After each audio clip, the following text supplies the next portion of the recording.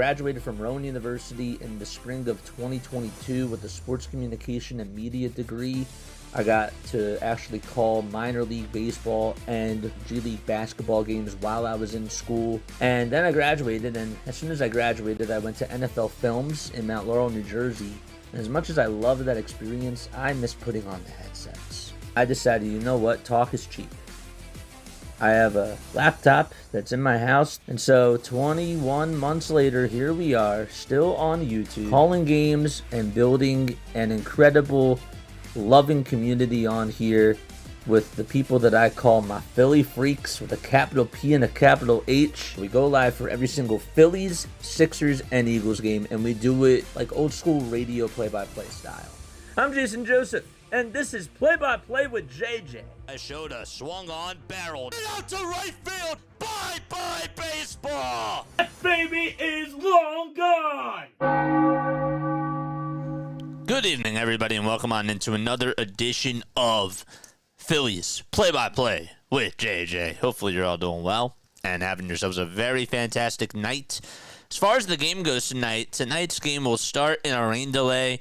According to Matt Gale, but the tarp is not even out there on the field. But they say that inclement weather is what's pushing this game back. And so, obviously, we will keep you updated on what we hear from people that cover the Phillies in regards to when the game will start. But it is going to be in a rain delay. So, that is the first order of business. And honestly, I think it kind of works out that way because I think that we can open up discussions and we can actually talk more about some other big news. And that was when we were in the afternoon today, we heard that Aaron Nola is going to the IL. And he is going to be on the 15-day IL. He has an ankle injury. That is what they're calling it. Rob said that Nola was doing agility work this week in the outfield, and he just injured his ankle, and it did not look good. So Nola will have his first IL stint since since 2017. So this guy has been very durable, and he is going to be on the IL for the next week and a half, at the very least. Does this shock me? No. I'm not shocked about this at all whatsoever.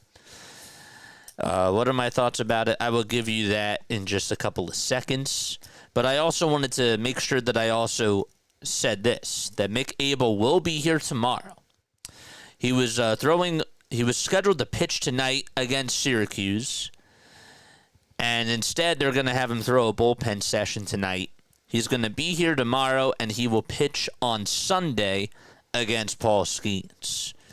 And Taijuan Walker is going to rejoin the rotation next week as well. So that is the news of what, I don't want to say ripple effect of the Nola injury, but that is sort of what comes after this this Aaron Nola injury. And so I want to know what your thoughts are. I want to know, how concerned are you about Aaron Nola going to the IL? I think that there's more to this. I processed it for a little bit of time today. I think that there's more to this. It's kind of interesting to me how we get a diagnosis now. I noticed that his velocity was down just a little bit. And when you think about injuries that pitchers deal with in regards to their velocity, you think more about the arm, the elbow, and the upper body parts. For this, I think it's a little bit weird how all of a sudden he's dealing with this ankle injury. I think it's kind of weird, and it doesn't make me feel good. I'm just wondering, if there was more to this, rather than just the ankle. It could be me. I don't know. But I'm curious to hear what your thoughts are down below.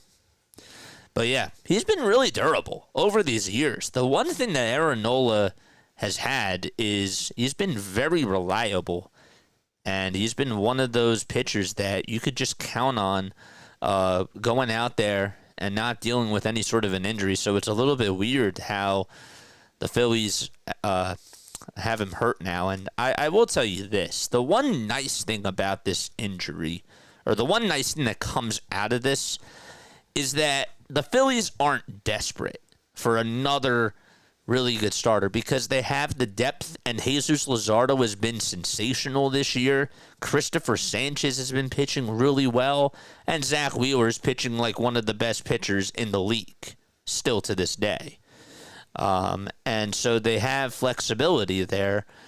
And Taijuan Walker, I mean, it's got to be a weird spot for him. This guy goes from being the most hated Philadelphia Philly last year, and he comes on into spring training. We're asking, well, why is he still here? And then he comes on into pitch, in the rotation, and actually becomes a fifth starting pitcher. A quality pitcher that could go out there and eat you innings. And then Ranger goes into the bullpen. Ranger comes back and Taijuan Walker heads to the bullpen. And now he's headed back into the rotation. I mean, that's got to feel a little bit weird. You know, that's got to be awkward. But I also find interesting how they're not bringing up Painter. And Painter did pitch yesterday. He went 5 innings. He also threw 71 pitches, gave up 2 runs, allowed 5 hits, and had 3 strikeouts. They're not trying to rush him up. But I find it interesting how they are not going with Painter here, and they're going to Mick Abel instead. I'm excited for Mick. I think that that's really cool that he's going to be pitching on Sunday. It'll be nice to see him make his big league debut, especially against Paul Skeens. That's going to be really cool, and that gives us something to look forward to. But I wonder if this is just more of an approach of taking Andrew Painter and the Tommy John surgery, you know, them being conservative about it and trying to be cautious, and, you know, they don't want to rush him back.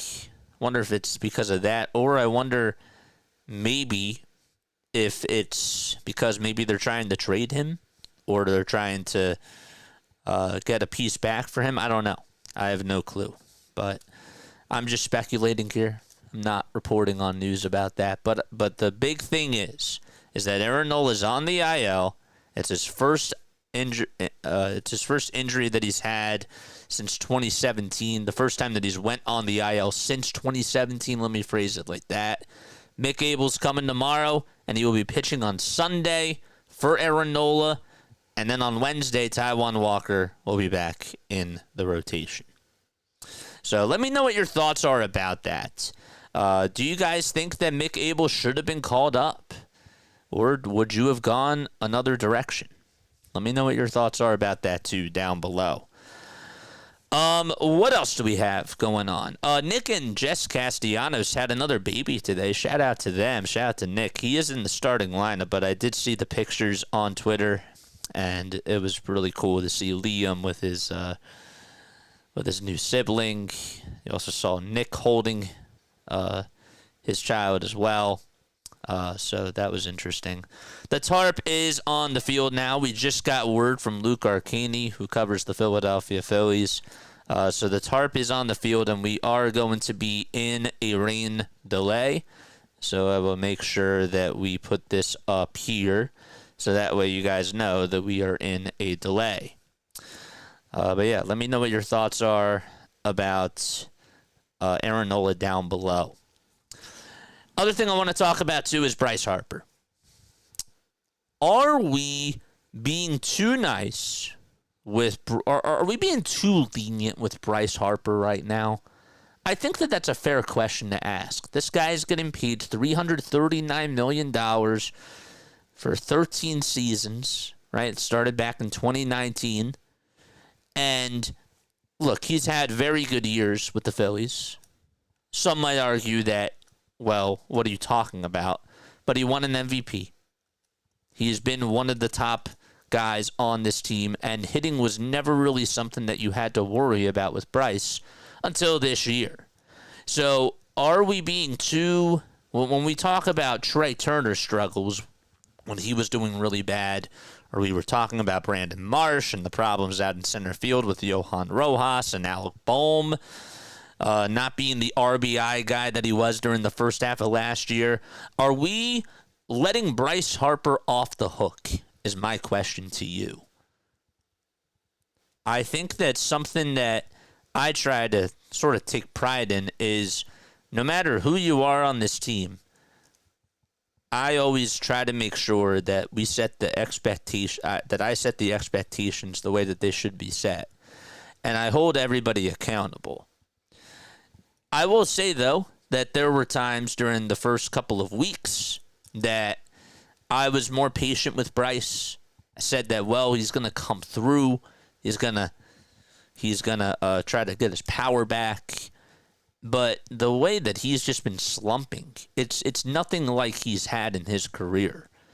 Are there outside factors with him and the new baby coming along? Are those things playing into a fact? Maybe they are. I'm sure that they are, but not trying to make excuses for the guy. But I just wonder if we as a fan base are not being as critical on Bryce as we should be. I think that there are people in the media that aren't really talking about that much, and they just more focus on JT. They focus more on Alec Bohm and Trey Turner and Aaron Nola, but they don't really talk about Bryce as much as they should. So I think that that's a fair question, and I wanted to ask you guys about that as well. So what are your thoughts on the Aaron Nola injury? I want you to talk to me about that down below. And I also want you to give me your thoughts on Bryce and if Philly is being lenient with him, or how you guys feel about his season so far. So, would like to hear your thoughts about that. Julie Foudy is out at ESPN after 20 years. Wow. Foudy and ESPN failed to reach an agreement on a contract renewal, sources told Front Office Sports. That's breaking news. That's wild and interesting as well. So, yeah, let me know what your thoughts are down below. So, again, we are in a rain delay. Just wanted to make sure that I said that. The tarp is on the field now. It wasn't on the field at first, but they are delaying the game, and we will keep you up to date as to what's going on with the Phillies game as we as the night goes on. All right, let's get into this live stream here. If you have not done so already, please make sure that you hit the like button. Please hit the subscribe button as well, and turn on the notification bell icons too, and that way you will know when we do go live. If you guys want to call into the show, you're more than welcome to do that. I will be taking phone calls right now. 610-314-0844 is the phone number if you guys want to get in a word and talk to me about Aaron Nola or talk about Bryce Harper. Those are the questions that I have for you today. And one last thing in regards to the Phillies. Okay, you look at their record, they're 25-18. Not bad. Not bad on paper at all whatsoever. 14-8 they are at home. And my other question to you is, does the record do this regular season justice so far? Does that tell the whole story? Because I don't think it does. When you look outside and you see 25-18, I think that when you get that outside perspective, you're like, wow, this team's doing really well. This team is a pretty good team. But I don't think that it tells the full story. And when you really dissect and when you zoom in and you look at how they did against the Cardinals, you go back to a couple of weeks ago against the Mets, and then when they played against the Nationals and they stole that first game, when they blew the lead in the top of the ninth and then walked it off, you know, I think that you gotta look at it like half glass full, half glass empty, where, yes, they won a nice series against the Chicago Cubs. They also won a good series against the Dodgers. And they've beaten up on some pretty good teams. But there have been flaws. There have been ups and there have been downs. There have been peaks and valleys. And so give me your thoughts on the Phillies record, and if you think that with where they stand in the standings, if that does the season justice as of right now. All right, let's get the scoreboards up over here. And again, I am taking phone calls. If you guys want to call into the show, 610-314-0844. We are in a rain delay, so you're more than welcome to come on and give me your thoughts. I will also be reading some of your messages on here too. So you can also do that as well. Let's put Bluetooth on here, and let's make sure that this is connected to that. Okay. There it is. It's connected to the Rodecaster Pro, and the volume is down right here. Okay. Where's the box score? There it is. So, yeah, there was a tornado warning in Baltimore. Looks like the rain delay is preventative, as the system will pass through fairly quick. Then it'll be over. Chance of lightning. Look at our meteorologist with the line of storms, so I think that they don't want to shuffle the people in and out of their seats. Why is McAble pitching on Sunday and not Sanchez, says David? That's a good question. Sanchez last pitched. Let me make sure I say this correctly. Sanchez pitched in the first game of the doubleheader, didn't he?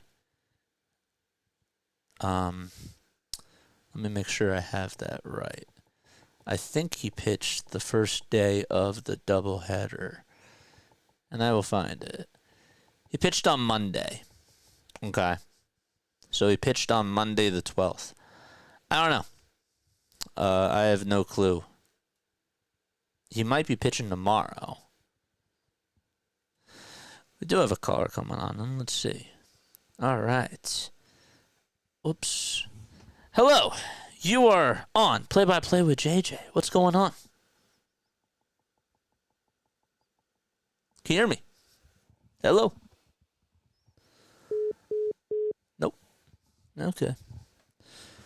Well, we had one caller. We tried. We did try. It's okay. If you want to call on into the show, you're more than welcome to. Give me your thoughts about this Phillies team.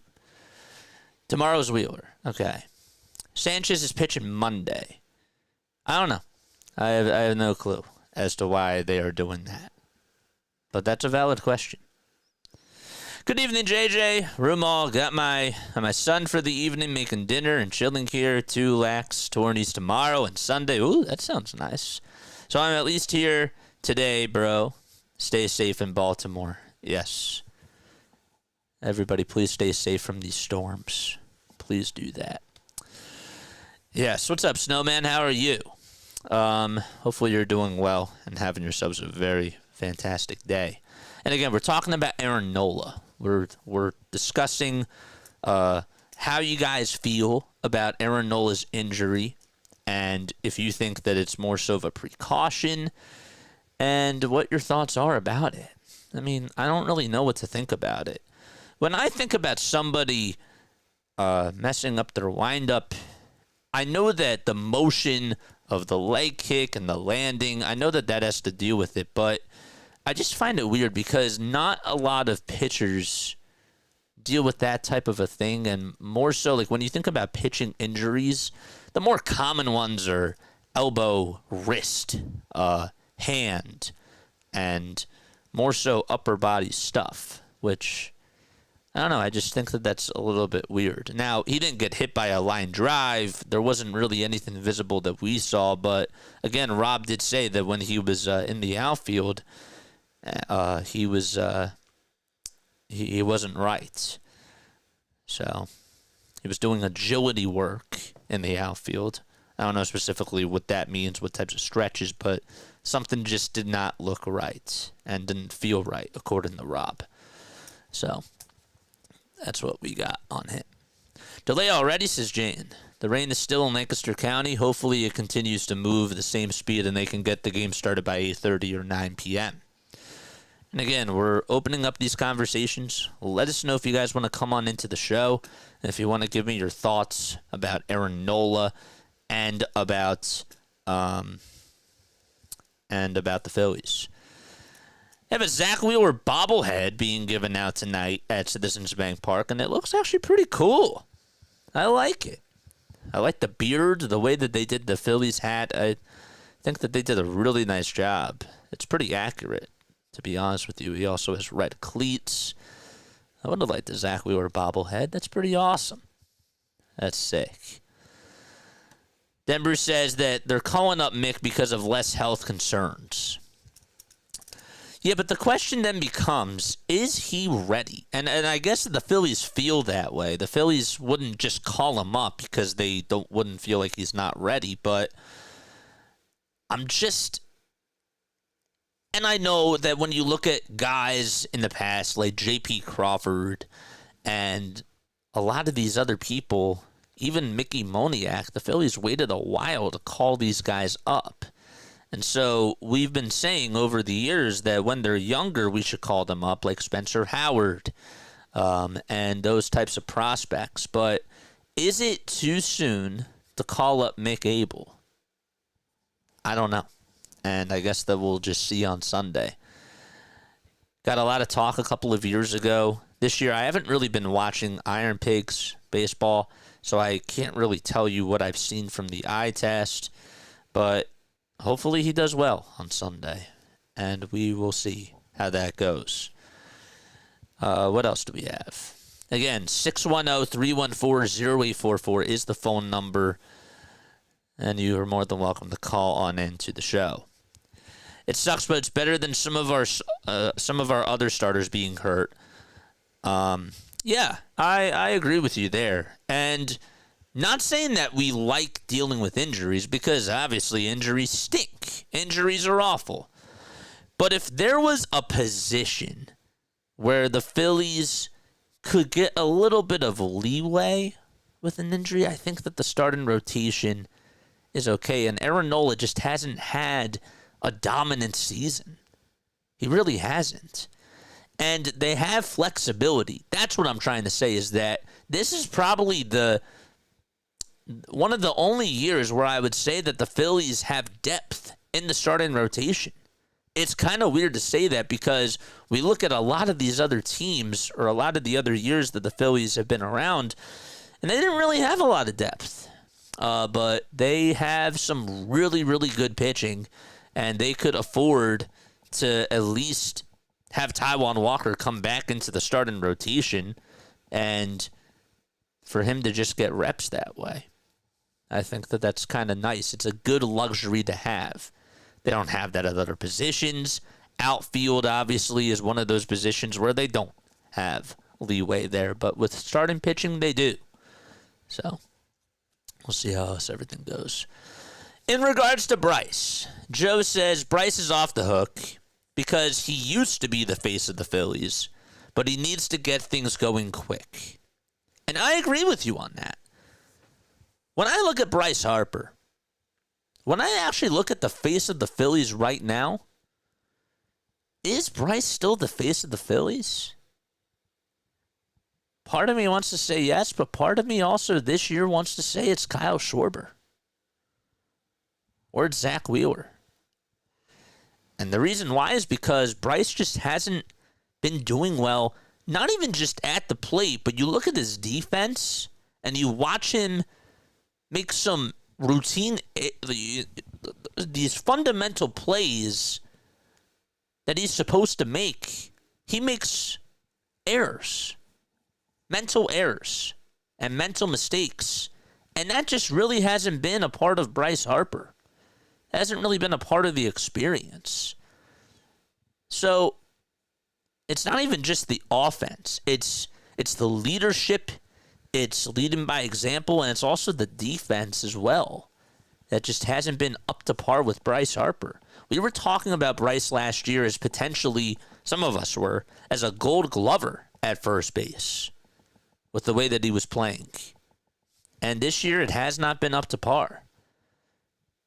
Not even just for a $339 million player. I'm just saying for an average first baseman as well. So, yeah. What else do we have? What other comments? At least it would be nice and cool for the players and the fans. Yeah. Part of me, going back to the Mick Abel talk, Here's a guy who's making his major league debut on Sunday. Bright lights against Paul Skeens. You're being called up to a team that is supposed to be contending for a World Series championship right now. I wonder if they're doing this to build his confidence as well. Because that is a bar, right? You're being put into the spotlight. Now, you're not on Sunday Night Baseball, but again, you're going up against arguably the best pitcher in all of baseball, and you're replacing a guy who has been an all-star, who has been in a World Series, and has been one of the top pitchers in this franchise over the last 9 years. So that's big shoes to fill.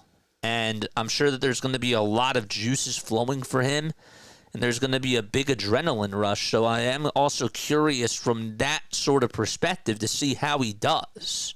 Remember how we had Tyler Phillips last year, and when he came up, it was a really great story. A guy from Philly comes on in, pitches at home, gets a complete game, and ever since that complete game, he just fell apart. I'm not saying that Mick Abel's going to go there, but he did with the juices flowing and with all the outside noise. I thought that he did really well, and I'm hoping that Mick Abel does that too, because that would be awesome. And we need to know, A, what we can get if we want to make a trade for a nice bullpen arm, or B, see what we have for the future. Because he's a part of the future. For now, at the very least. JJ, we are stuck with Taijuan Walker until the end of the 2026 season. We are. And again, it's been just a roller coaster of a season for Walker.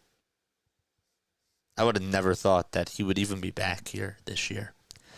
And again, 610-314-0844 is how you can join into the conversation. Thoughts about Aaron Nola and him going to the IL. And also, do you guys think that we're being too nice to Bryce? JJ, does the voicemail line get people live with you, or do they have to have Discord? No, they don't have to have Discord. If you want to call in, you just call the phone number. That's it. That's it. Larry says, I expected them to pull him on the IL. It's not a real injury, just time to get his act together. Yeah, part of me feels that way. But also, just because of the track record of this franchise,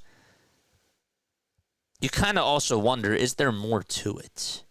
Because the medical staff, and even sometimes Rob, and other people have been underplaying injuries.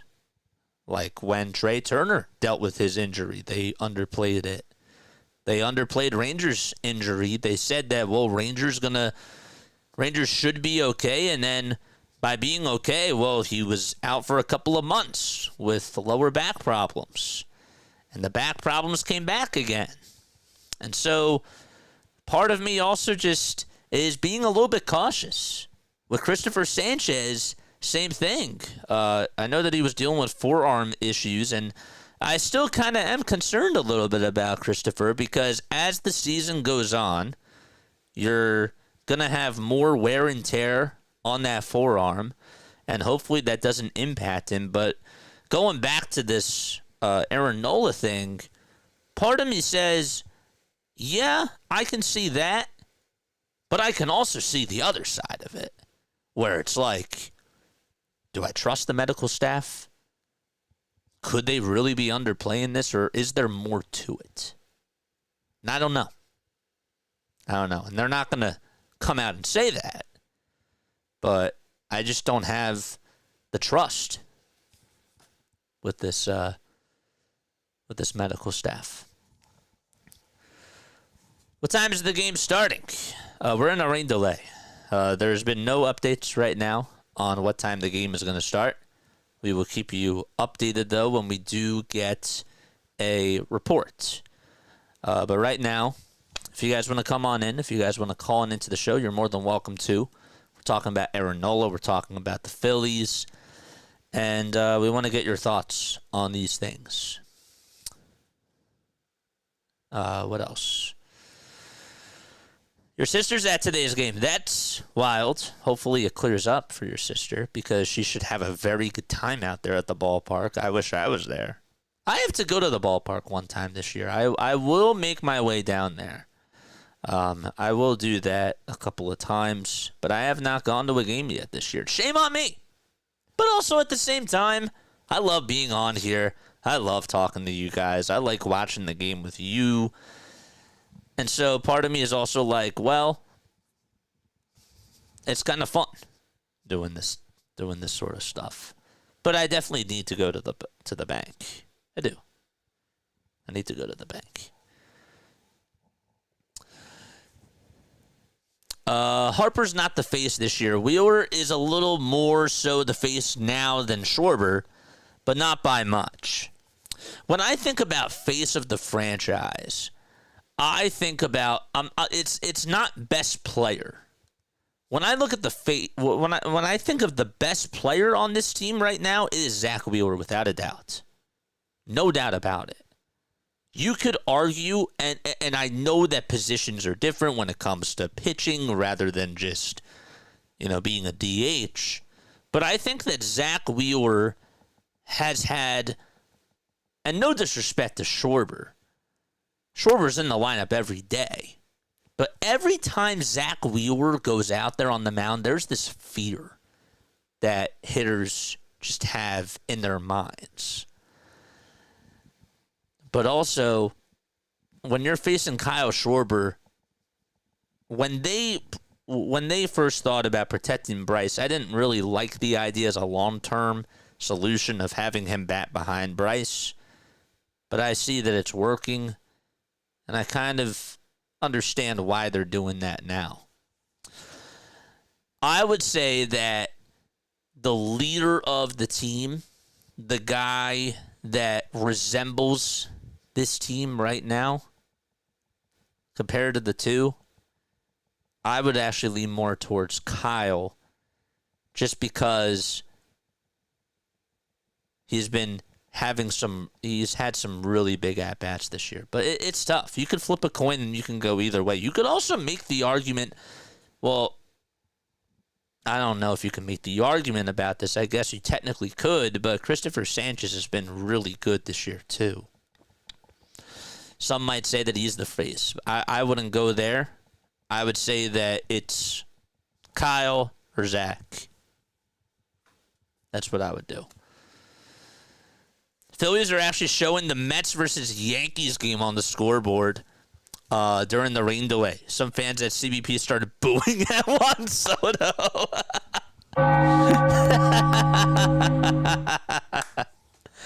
That's funny. Luke Arcadia, shout out to you for that report. That's funny. I started booing at Juan Soto when he came up to bat.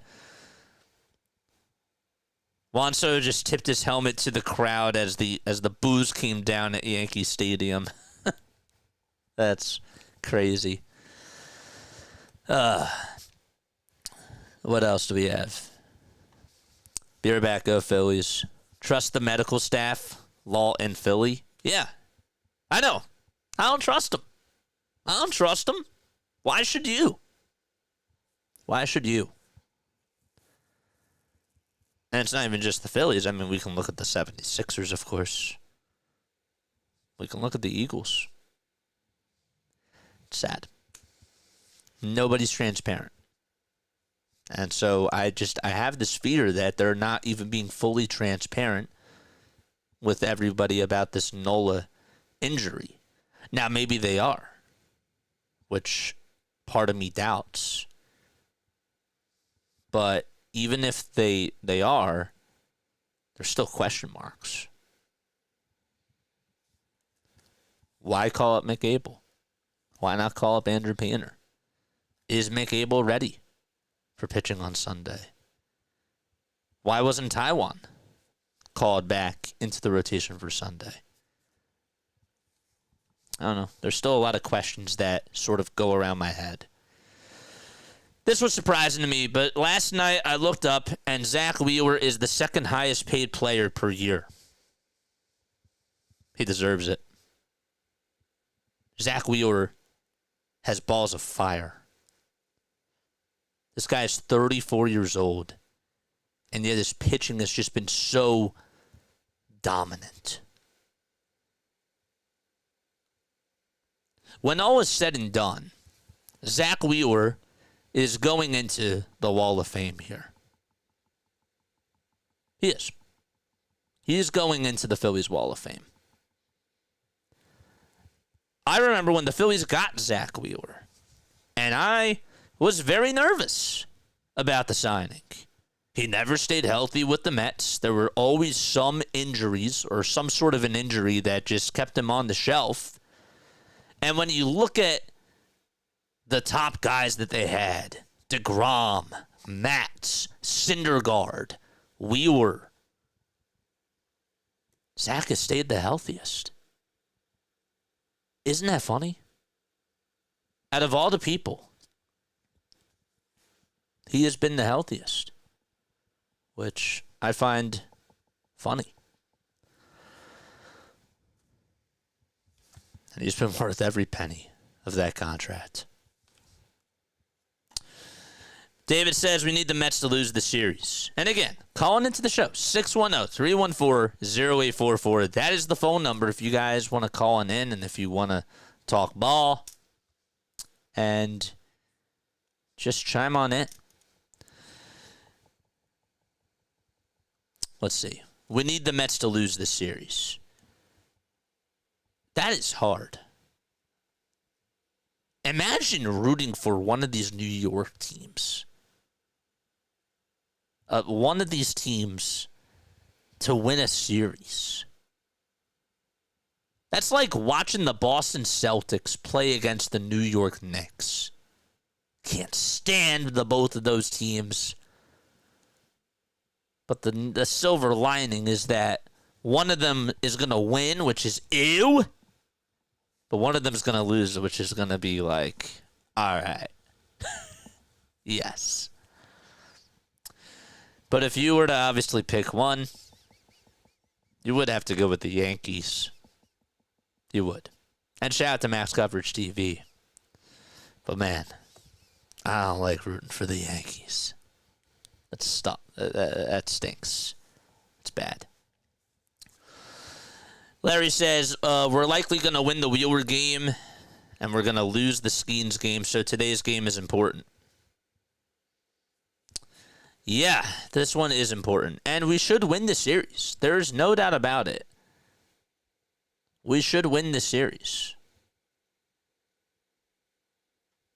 If they don't win the series, that's a failure.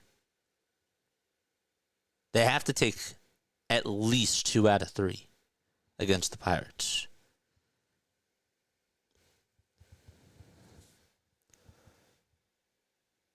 Exactly, man. Let every game go 18 innings, says Ryan. Hey, I love baseball. I do. I could talk ball any time of day. Baseball, I actually think that out of all the sports talk,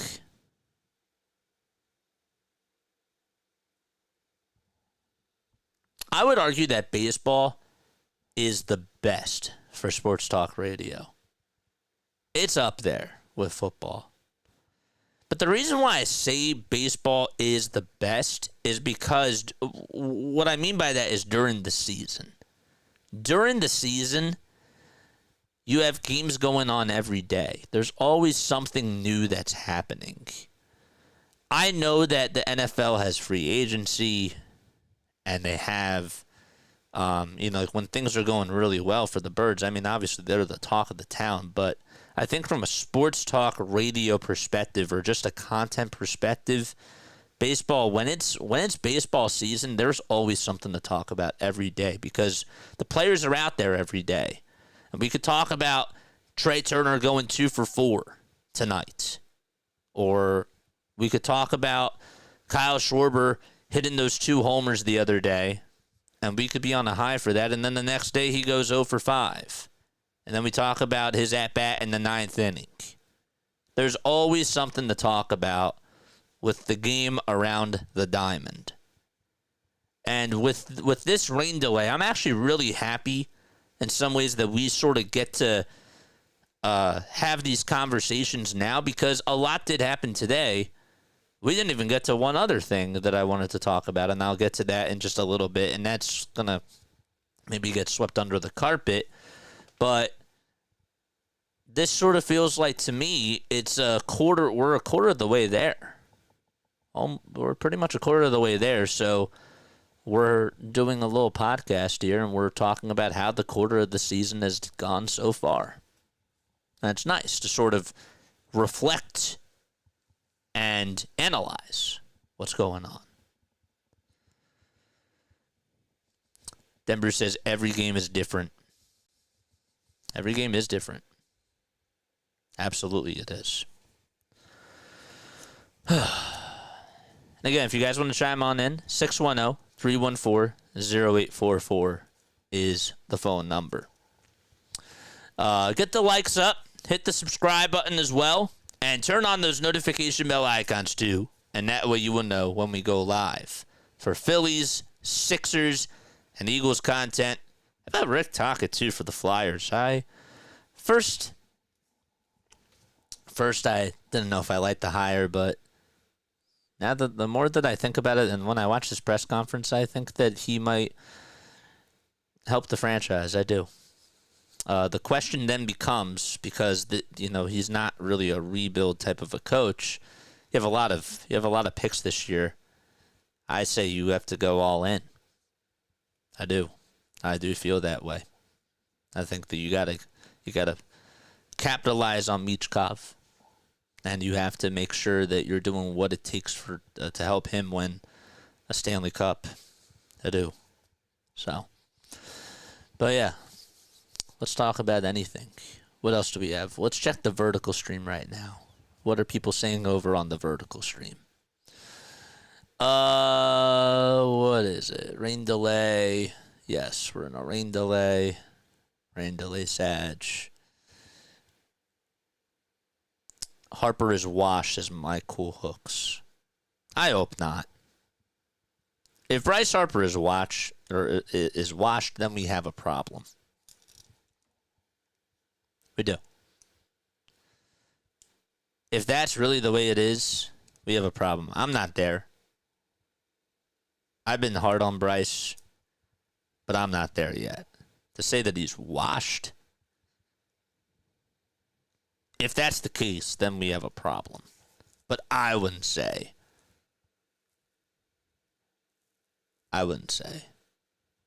that we're there. Sergio wants to know, do you think that they're going to play today? Yeah, I do. I think that the Phillies will play today. Will they get in the full game? Yeah, I think so. Shitpoke says, as a Celtics fan, don't make me downvote this stream, JJ. Don't make me do it. I had to give you my honest opinion, man. I did. I had to keep it real. But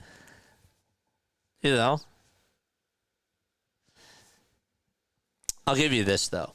I don't know if you saw those Red Sox City Connect jerseys. I think that they're the best City Connect jerseys. And what does that correlate with? How does that correlate with the Boston Celtics? Because the green gives you Boston vibes, and I don't like watching the green, at the Garden and seeing those types of colors, but it fits the city. It's and also Fenway Park color with the big green monster. They're fire uniforms. They are. Wish the Phillies had better ones, but I got to give you that. And I am rooting for the Celtics over the Knicks. I am. Shapoke says, yes, it does. Thank you. hey, I respect Tatum, and obviously prayers out to him.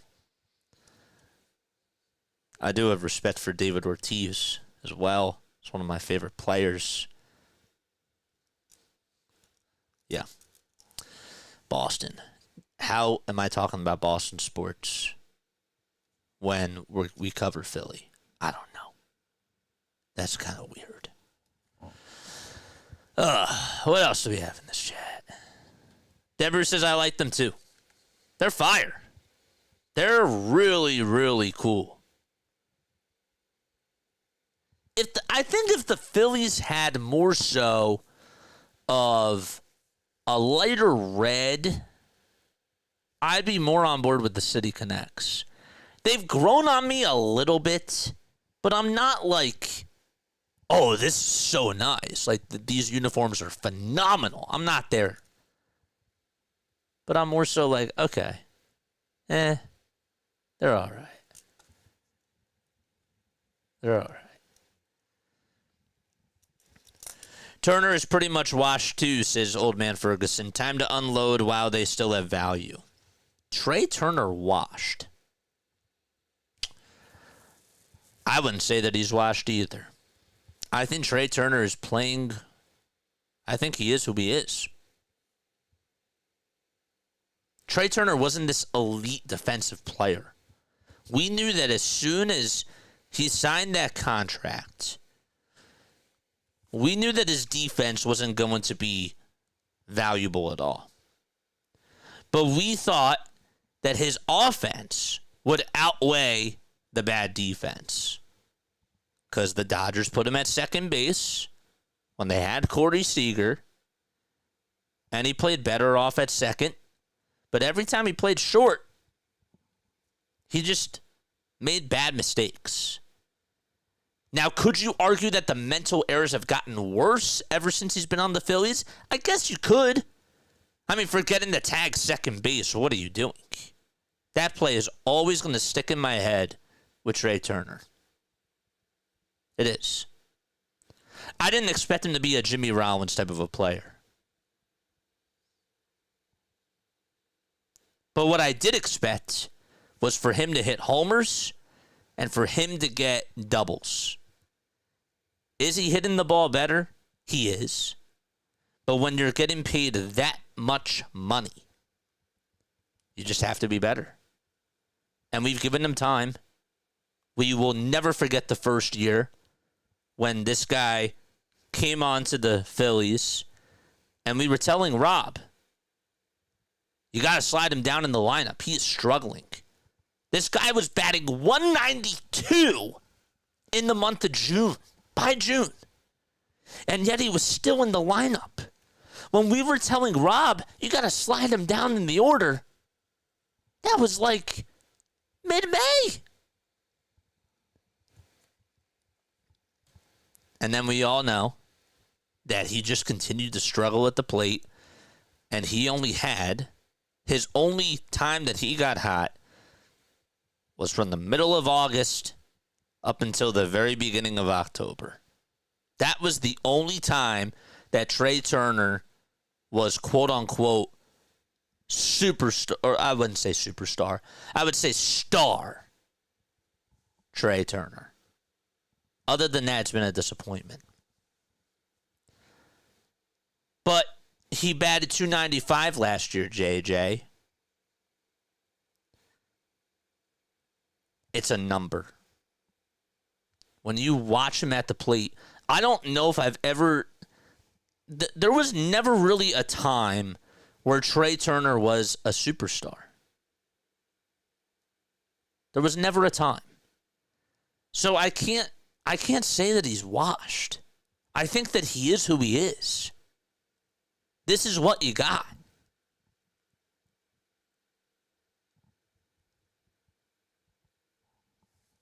That's how I feel. Ryan says we have to keep everyone on the spectrum and focus on what's at hand. And again, if you guys want to call in, I mean, the phone lines are open.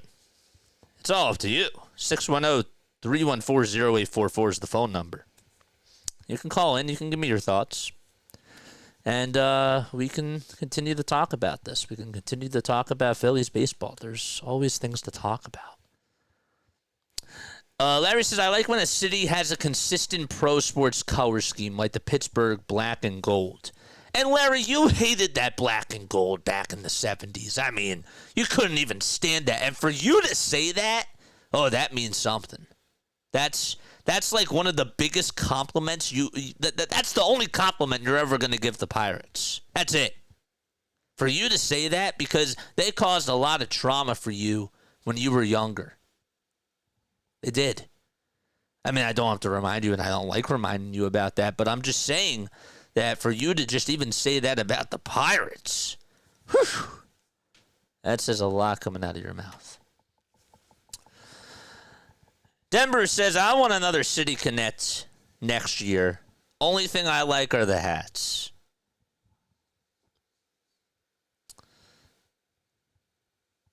Tickets are still available for our annual... What's this? I'm sorry, I got distracted by Twitter. Our annual fundraiser. They call it PHUNRAISER. At Citizens Bank Park on Friday. It's June 20th. As the Phillies host the Mets. Those that purchase will get invited to a pregame tailgate and receive a new look Bennett Strong ice cream helmet. Huh. That's kind of cool. It's from the Phillies Bell and Crossing Broad. That's pretty sick. I like that. Hit the like button. Hit the subscribe button. Again, we are in a rain delay. Phillies and Pirates have not gotten started yet. We're just having a conversation.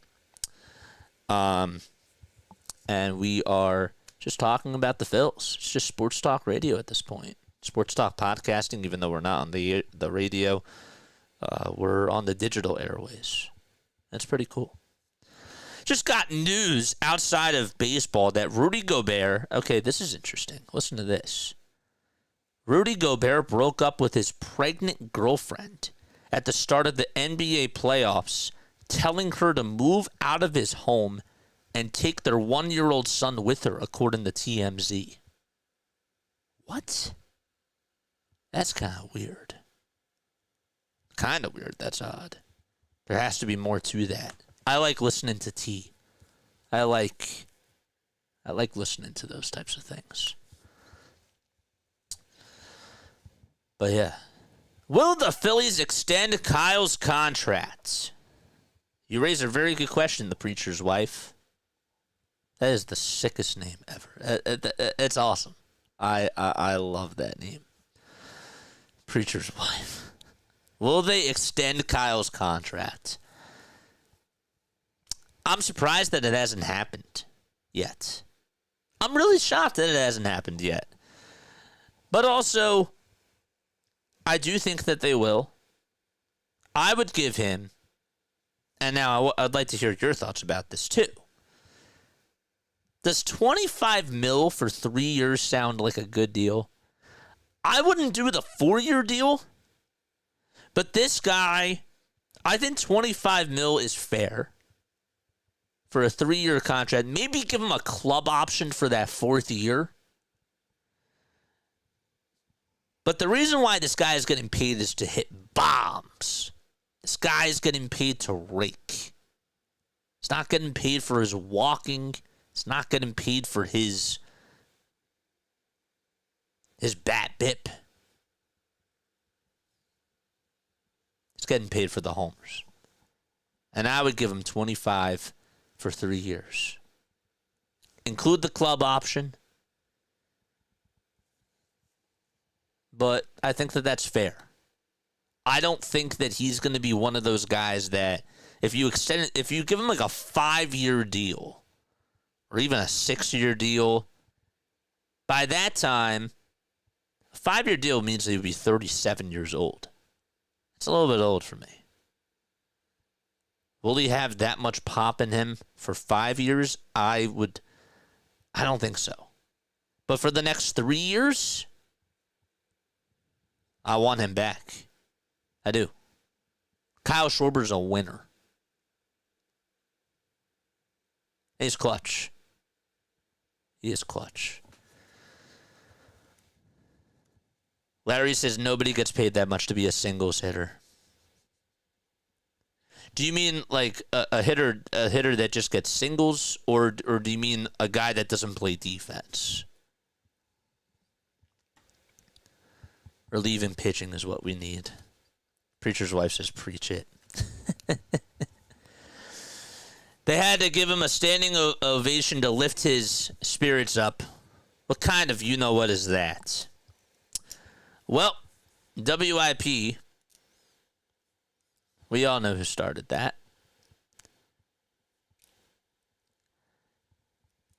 I was having this conversation today with Philly Halftime, too, by the way. And we were talking about that. And with Trey, looking back on it, I think if it was Bryce Harper, it would be different. Not saying that Trey doesn't have a good work ethic, but I do question that sometimes. I think that if you would have done that, like Bryce Harper right now, not saying that I would do this, but I wonder if you think it would be more acceptable to do it for Bryce because this guy's been here and this guy hasn't been hitting this bad for a while. Would you be more willing to do that with Bryce rather than Trey? Because I would. Not saying that it's right, and I get the message behind it. Look, I got your back. I understand that you're going through a slump, and you know we care about you. We love you, and that's why we're doing it. Which I do understand. Do I think that we should do that all the time, though? No.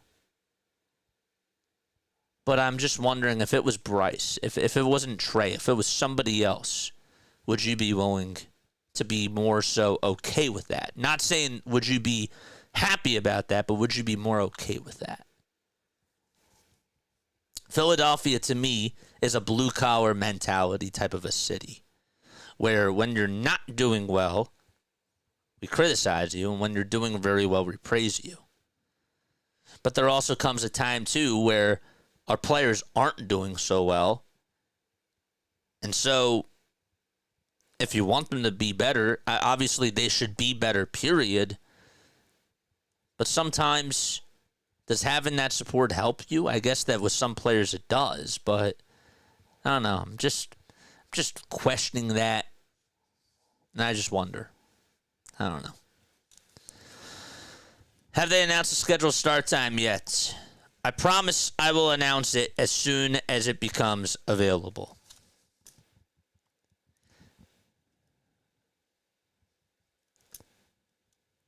I don't know. $75 million for 3 years. Larry says I'm on board. Yeah, there were talks about a 4-year, $100 million contract. I'm a little bit skeptical about the fourth year for paying him $25 million.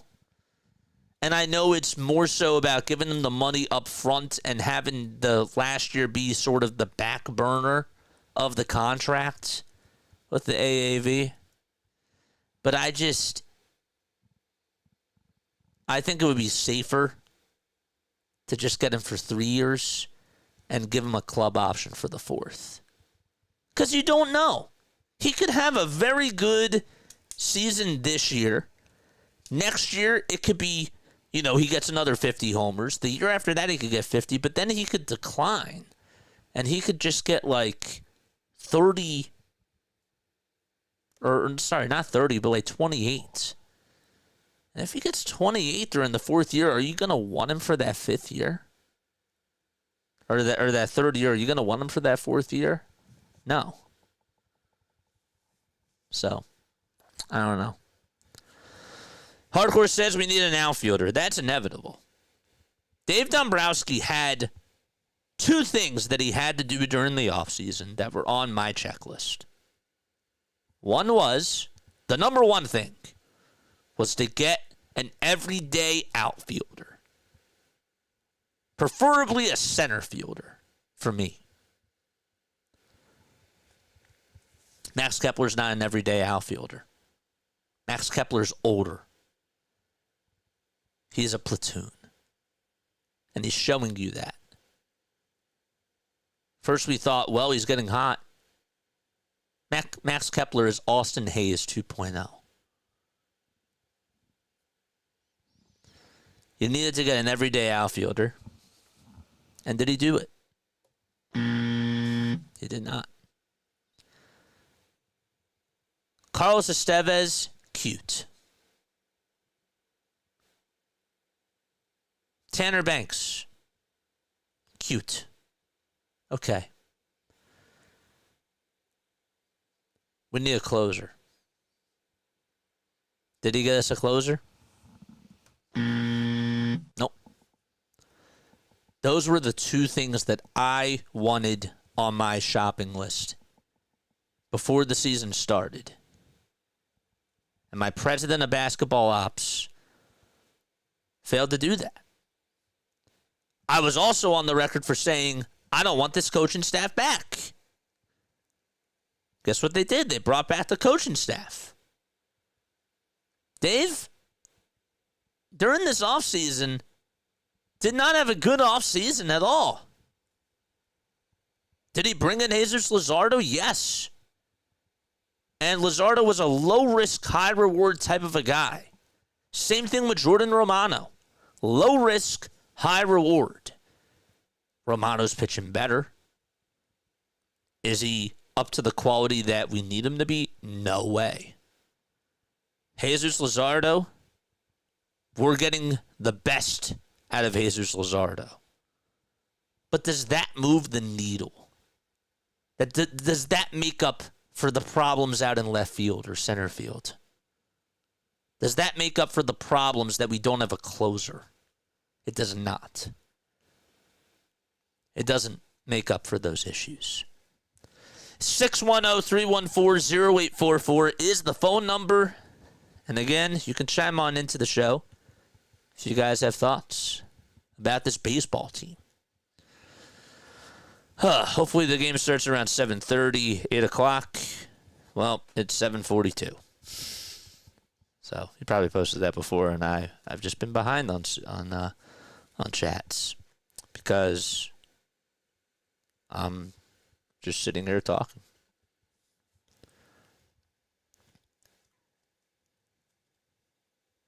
That's half this team at times slumping. I used to have, when I was in elementary school, there was this person, and I don't name names. That's not who I am. There was this person that I would see in the hallways, and sometimes he would give me a high five, and some days he wouldn't give me a high five. When he would give you the high five, he'd be like your best friend. And then when he didn't give you the high five, something was off. It wasn't cool. This was a person I knew in elementary school. Weird. The analogy I'm making here is that the Phillies, some days the offense will give you high fives and things look really cool and the Phillies are like, oh, damn. Oh, damn, I can rock with that.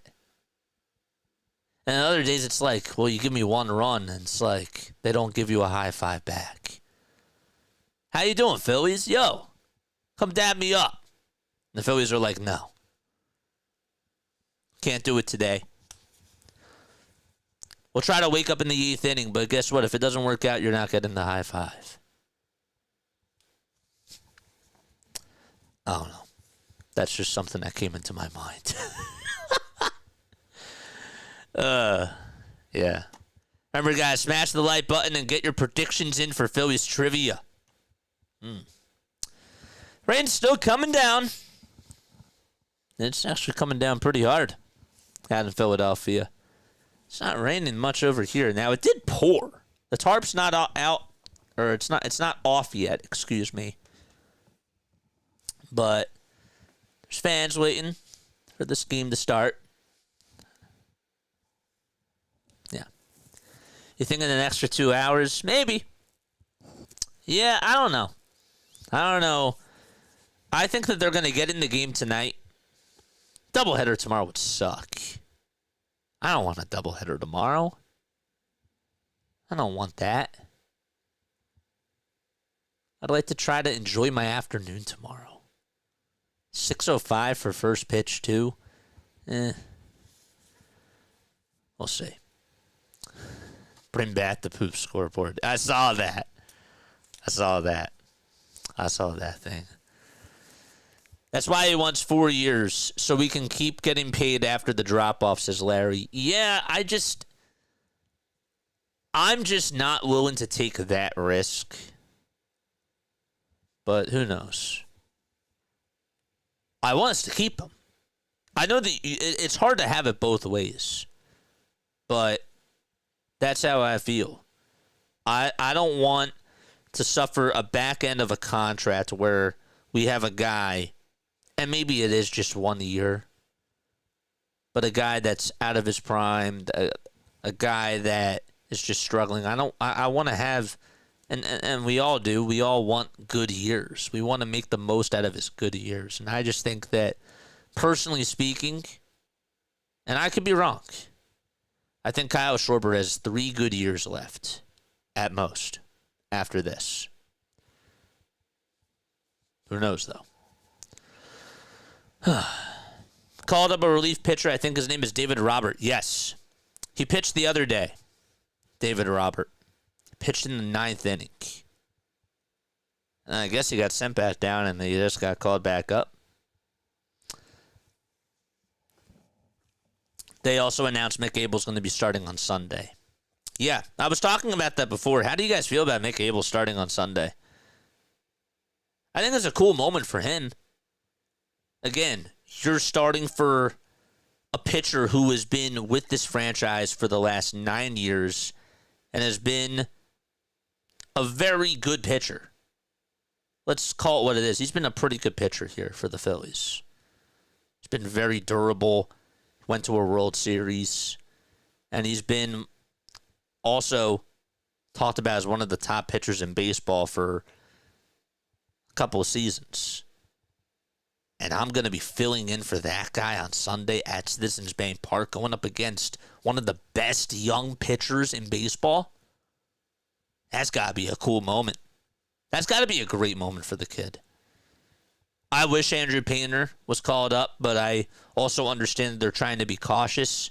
I want to see what Andrew Painter's made of, but for Mick, we're going to have a lot of eyes on him because this guy could, A, be a trade block.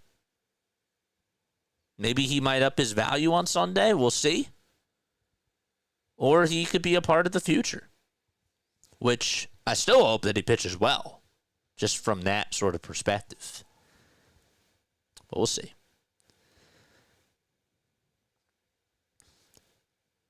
Yeah. What else do we got in the chat? Eric says, I'm going to go 7-4 Phillies. 7-4 is the final score for this game. Sounds interesting. 7-4. 7-4 Phillies. All right.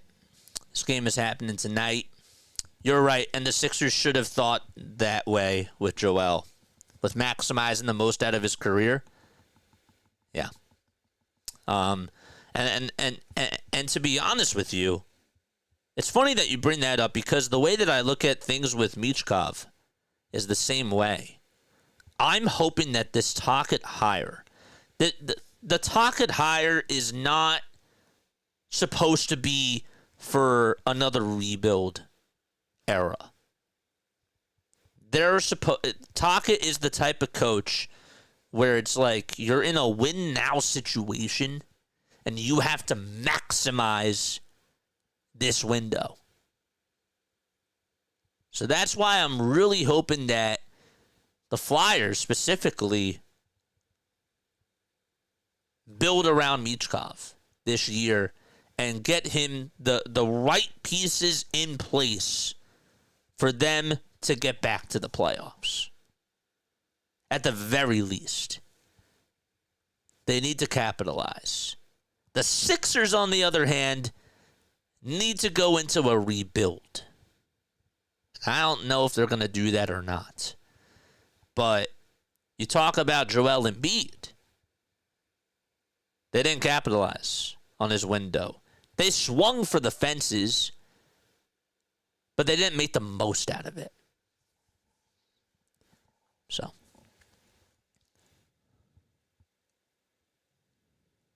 Who's done the most stuff for the Phillies? Larry Boa? Correct. Larry says, I'm excited to see Abel. Yeah. Again, I haven't really been watching Mick for the Iron Pigs. And look, I'm not watching Iron Pigs games a lot of the time. But let's see what he has. Okay? Let's see what he has. I've seen guys, and I'm not saying that he's been struggling this year because I really just don't know. But I've seen guys that started off really good a couple of years ago that sort of stumbled over the last couple of years, and then they get caught up to the majors, and it's like, well, they're fine. Trevor Story's one of those guys. I've seen that happen. J.P. Crawford was he wasn't one of those. But I'm trying to think of other guys. I know that there's other ones. I just can't think of any right now where they started off very, very strong, and then they go up to AA or AAA 2 years after that, and then they struggle. But then they find their groove, and then they go to the majors, and they're fine. Austin Riley is one of those guys. Austin Riley is actually a very good example. Riley was working his way up the system, and he was doing fine. And then he got to AAA, and he had to be demoted back to AA, I'm pretty sure. And then when he got to the majors, he started off hot because they were pitching him a lot of fastballs. And then they decided, you know what? We're going to throw you sliders. We're going to throw you more off-speed pitches.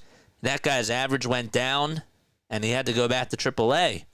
And to his credit, when he got back up to the majors, he was knocking sliders out of the park. He was doing really good, hitting more of the off-speed pitches and laying off some of them. He was chasing a lot. So I know that those are hitters, but even from a pitching perspective, that stuff can be done. 610-314-0844 is the phone number. How do you guys feel about the Phillies? Are you happy with where they are? Do you think that they need to be doing some things better? What concerns you? Let us know down below. I am going to take a step off, okay? But I will be back in just a little bit. And, yeah, on the other side, we'll talk more about Ranger Suarez and see what he has in store tonight if he does pitch. And we'll also talk some Eagles as well. All right, see you soon. Don't go anywhere.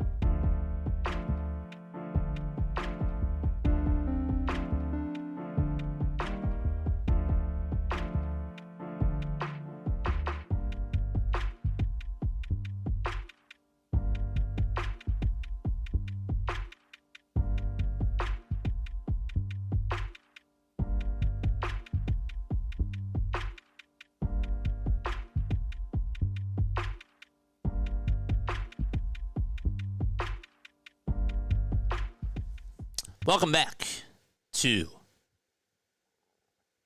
Phillies Rain Delay Cast with JJ. What's going on? Snowman, we saw that you rated us. Thanks so much for the raid, Snow. Appreciate you. And shout out to all the other raiders that came on here. Appreciate you guys. JJ, you're getting raided. Yeah, I didn't see it. I've been, in my groove. Like when I'm in my groove, I wanna make sure that I talk. But I do appreciate you for letting me know about that.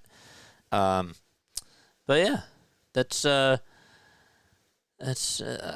man, the Phillies. Phillies have been, it's been a roller coaster of a season so far with this team. Again, if you guys want to chime on in, 610-314-0844 is the phone number. You know, you're getting more so, isn't this weird? You're getting more so talk show host JJ. And I gotta tell you, doing a talk show by yourself, it ain't easy. Used to having partners, like when I was doing stuff at the radio station for school, you know, you have, I filled in for DJs and I played music and I would do some, like 2-minute segments, but to just do it by yourself, it's a little bit different. I can imagine, the overnight talk show host doing this, and obviously it helps like when you have a producer and when you get other people to chime on in and you get phone calls and that type of stuff. But it's wild. It's kind of cool. It's nice to sort of get back into this. And I thought tonight would actually be a good night to have these types of conversations. Now, we could have done other things. I could have done an immaculate scoreboard. I could have done some more interactive stuff. But I thought, you know what? We're heading into this delay. Let's just get some sports talk in the way. Because especially now for Philadelphia, there's so much to talk about. There's so much to talk about. There's so much to dive on into. And it's great. Dave Mole joins us from Allentown. What's up, David? What's up, Dave? It says 6-4 Phillies. I'm Dave Mole from Allentown. Yes, you are. Shout out to Dave Mole. I didn't see this before, but Matvei Michkov, 6 hours ago from Flyers Nation, they just said that they said that he won his court case in Dubai after a so-called car rental LLC tried to extort him for $100,000 and seized his passport. This dispute followed a minor car accident, no injuries, with Michkov as a passenger. So thank goodness he's okay. His lawyer will now get his passport back after the court ruled in his favor. Google translated from Match TV, and they had a quote out there. The actions of the rental company were not only illegal, but also unreasonable. This ruling shows the UAE legal system opposes such violations. And they say if you're in Dubai, do not rent from Sokol Car Rental LLC. Interesting stuff. And Briere, they just tweeted that Briere talked to Michkov tonight and said that he's fine. But when I first saw that, I'm like, uh-oh, I hope he's okay. I hope he's all right, because car accidents suck. They really do. Yeah. So that's all I got on that. What's going on, chat? Ryan Sprague says, bro, you're on point. Hit that thumbs up button, guys. And again, Snow, thanks so much for the raid, man. Stay out of Dubai, Michkov. Yeah, seriously. Yeah. Ranger Suarez. We said that we were going to talk about him. Ranger, I love me some Ranger. I've been a Ranger fan. This guy is just that type of warrior that you want on your team. He gets Philadelphia. He is such a great athlete. And I did not want him in the starting rotation. I didn't want him in the starting rotation when he came back. When it was announced that he was coming back, I wanted him out of the bullpen. JJ, why did you want him out of the bullpen? He had a great first half last year, JJ. Back spasms are not fun when you are a starting pitcher. And for you to just get thrown back into the fire And it's not like he's dealt with this before. He's dealt with this a couple of times. And again, they downplayed that injury, the medical staff, for a little bit of time. And I thought, it would be fine if they could ease him back into the starting rotation. If they wanted to, ease him back into that rotation and have him build up stamina. Have him build up reps. You know, when you start working out again, you know, you go back to the gym, you're not going to like go hardcore on everything because it takes time to build up that muscle, and you got to mentally get yourself back into, okay, I want to get into shape. You know, it's not just like a 1, 2, 3 type of a thing and poof, you're back. You got to get reps. You got to build that up.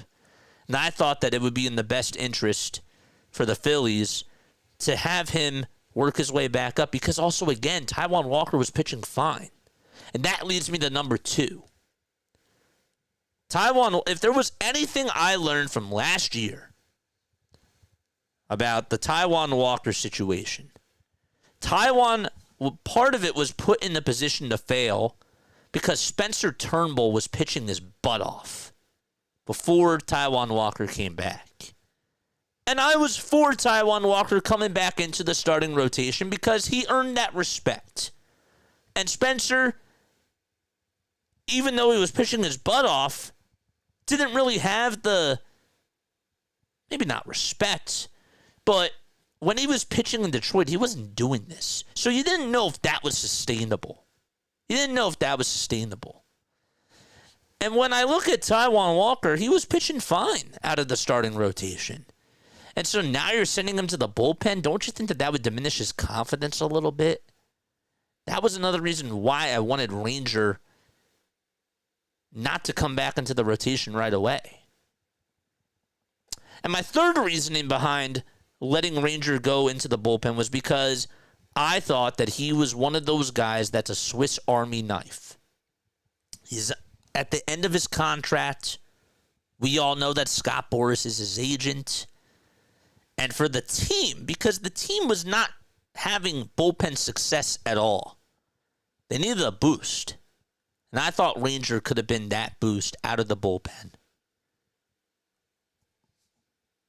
to pitch in like the 8th and the 9th inning.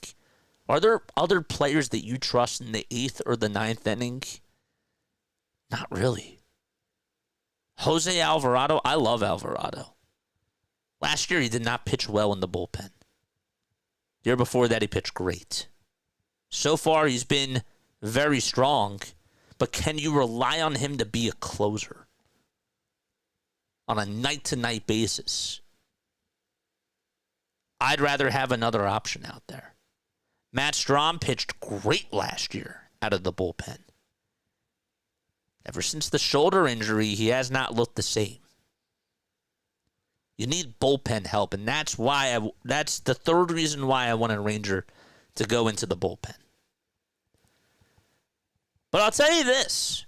Ever since he's come back, and by the way, we got a start time of the Phillies. They'll begin at possibly 8:30. Approximately 8:30. So the Phillies are starting back at approximately 8:30 p.m. Eastern Time. That's just breaking news. 8:30. Ranger didn't look good in his first outing, but he looked a lot better in that second outing. 7 innings, 3 hits against the Guardians. He was mowing down hitters and just dominating that strike zone. It was great. And let's see if he has that in him tonight. We'll see. But that's my thoughts about Ranger. Do you guys still think that he should be coming out of the bullpen? Because I still do. I loved what Taijuan Walker did in his first bullpen start. His first bullpen appearance, I should say. Not start. You don't start in the bullpen. No. In his first bullpen appearance, I liked what he did. And I thought, maybe there is something to this. And I think Rob was thinking that too. And then Rob left him in too long the other night and wasn't looking at body language. That came back and bit you. But I still would prefer a Ranger in the bullpen. And that's me. That's how I feel. But how do you feel? JJW NBA starts tonight. Page's first game's on right now. Caitlin Clark versus Angel tomorrow at 3 p.m. Cinema, Lou. What's up? What's up, Lou? Man, WNBA. Ooh. Oh, it's great. It is great. Us old people deal with the pain first. I think it's a good practice to bring them back slowly through the pen. Yeah. There's a saying, and I can't think of, I can't really think of a good analogy there. But you got to work your way up. You know, when you ride a bicycle, you don't just ride right away. You take the pedals off, and then you put the pedals on. Like, once you master balance.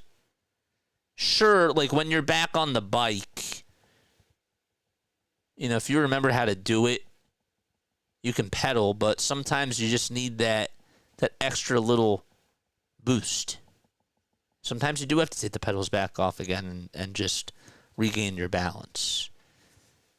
You know, just because you did it before doesn't mean that you can do it again, but sometimes that also is how things work.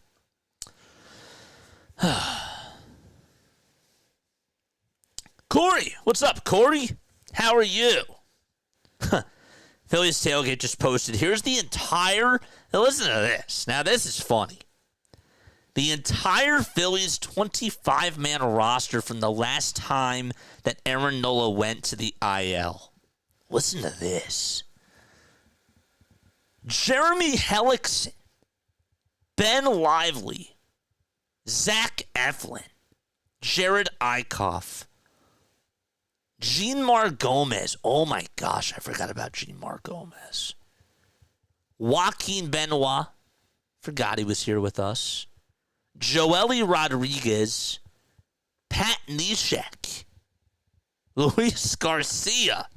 Who's still in the league. He's still in the league. Mark Leiter Jr. and Eduberry Ramos. That's just pitching. And, of course, Vinny V. The other guys, Daniel Nava, Andrew Knapp, Cameron Rupp, Tommy Joseph from the Giants, Brock Stacy, Cesar Hernandez, Freddie Galvis, Mike Franco, Michael Saunders. Remember, we had him for that 1 year. We thought that maybe he could get us 30 home runs. Odubel Herrera, Aaron Altair, and Ty Kelly. What a squad. What a squad. We had we had Joely Rodriguez and Pat Neshek. Those were our 8th and 9th inning guys, along with Hector Neris. Hector Neris was the 9th inning, but that is wild. April 21st of 2017. Boy, if times have changed.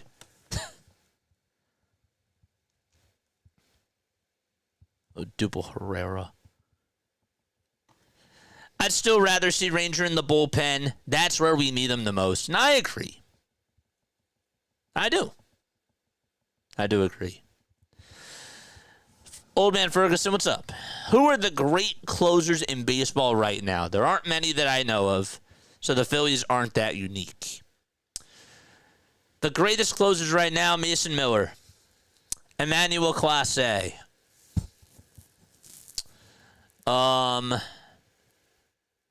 Devin Williams. I wouldn't say Devin Williams. Joely Rodriguez, maybe. Tanner Scott for the Dodgers. Ryan Presley has not been doing good for the Cubs, so that sucked. Chapman is still a very good closer for Boston. Felix Bautista for Baltimore. Yeah, they're still good ones. Carlos Estevez is having an okay year for Kansas City, but I wouldn't say he's dominant. Raisel Iglesias is still very good for the Atlanta Braves. They're still good ones. And, of course, you have the St. Louis closer, too, Helsley. Helsley's been very good. So, yeah, they're still good ones. 8:30 is the start time, folks. 8:30. Here's one forgotten. Grady Sizemore. He's like an assistant now, I'm pretty sure. Grady Sizemore. Larry says, I don't think it's necessary to have a reliever dedicated to just the ninth inning. And I don't either. I think that also that's more so of an old school mindset to have your best pitcher pitch in the ninth inning. But I want my best pitcher to pitch in the highest leverage spot. And actually, when you think about that more, that decision more so goes on the manager now. It's more so with the way the analytics have gone and have evolved in this game. Your manager has more of a say in what matchups you're going to go to and what decisions are going to be made and when you pull the trigger. It's not so easy anymore. Getting rid of the DH, I actually think, has changed that. That's been part of it. But the bigger bases and the more stats have come out, the more that they've relied on it. Managers used to make the starting lineups. They don't do that anymore. Managers rely on the people in the analytics department to come up with the starting lineups. It's more so of a numbers game. Not saying that's better or worse. It's just different. And I'm even listening to Bryson Stott talk today. And Bryson Stott even said on WIP, I was chasing too much. Like, my chase rate was really high. That's a number. It's a number.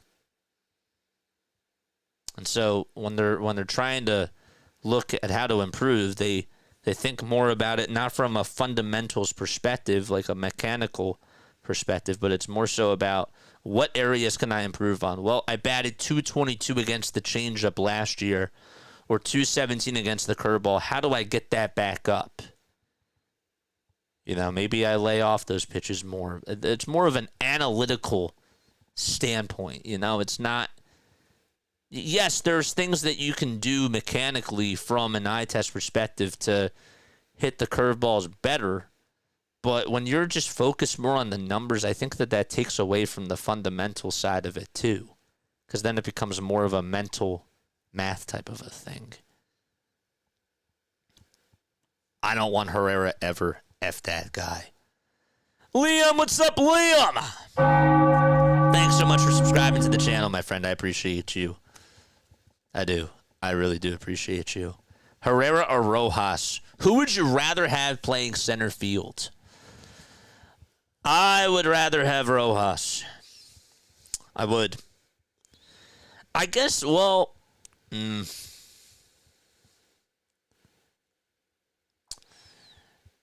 maybe I would take Herrera. It's bad.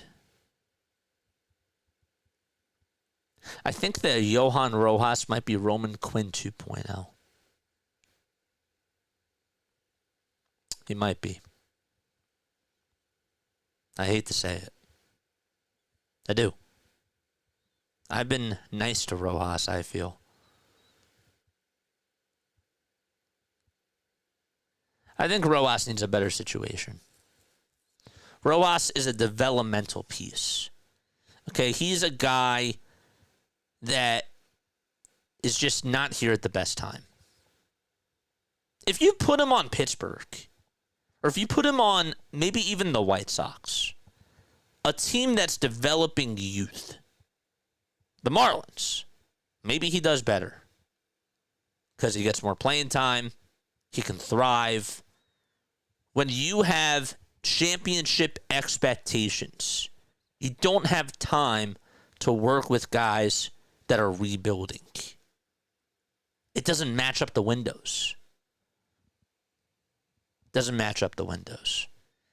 8:30 p.m. is the expected start time. It is still raining out in Philly. And so we're keeping our eyes on the weather. Did they take the tarp off the field? I think that they did. No, they did not. So they did not take the tarp off the field yet. So it's definitely going to be pushed back even further. 8:30 was the expected start time. I don't even see the ground crew out there. So even after they take the tarp off, they're going to have to warm up the pitchers. They're going to have to get everybody else warmed up and activated. And again, if you want to call in into the show, 610-314-0844. That is the phone number. You're more than welcome to come on and talk to us, folks. I don't want Herrera.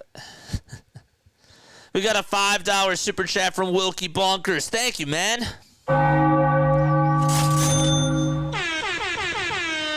Appreciate you. I do. Mozzie filmed it. Says thank you. I'm not going to read that one. Rojas tries so hard. Just no consistency at the plate. And it's tough. Yeah, I could never say that Rojas is a bad work ethic. I couldn't say that at all. I do wonder, though. Sometimes you wonder when he'll make these ridiculous catches, and when he's in his head, and when he lets one get by him, or he doesn't make the play on which he should have made the catch on.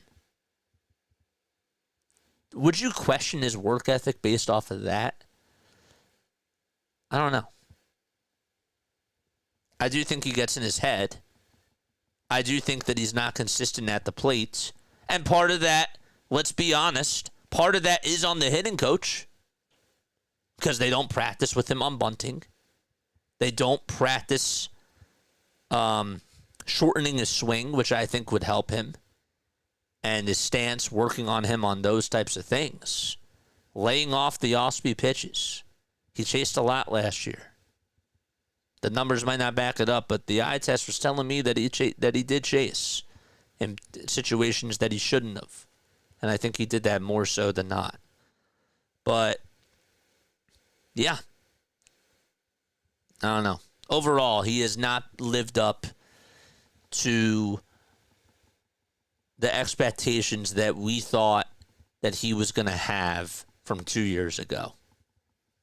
If that makes sense. Rojas would fit during a full rebuild. If you put Johan Rojas, I'll put it to you this way. If you put him on the roster, on that 2017 roster, I think he would have thrived. You put him out in center field, you have an outfield of maybe Aaron Altair, Odubel Herrera, and him, I think he would have done better. I do. I think that would have been the nice team or a perfect team for him to go out there and thrive. I think we also had Nick Williams that year too. Maybe not.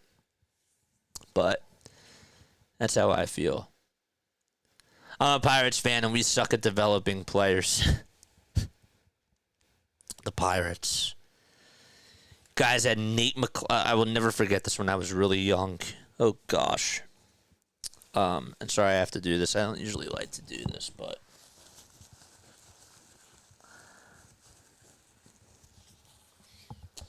I remember when you guys had Nate McLouth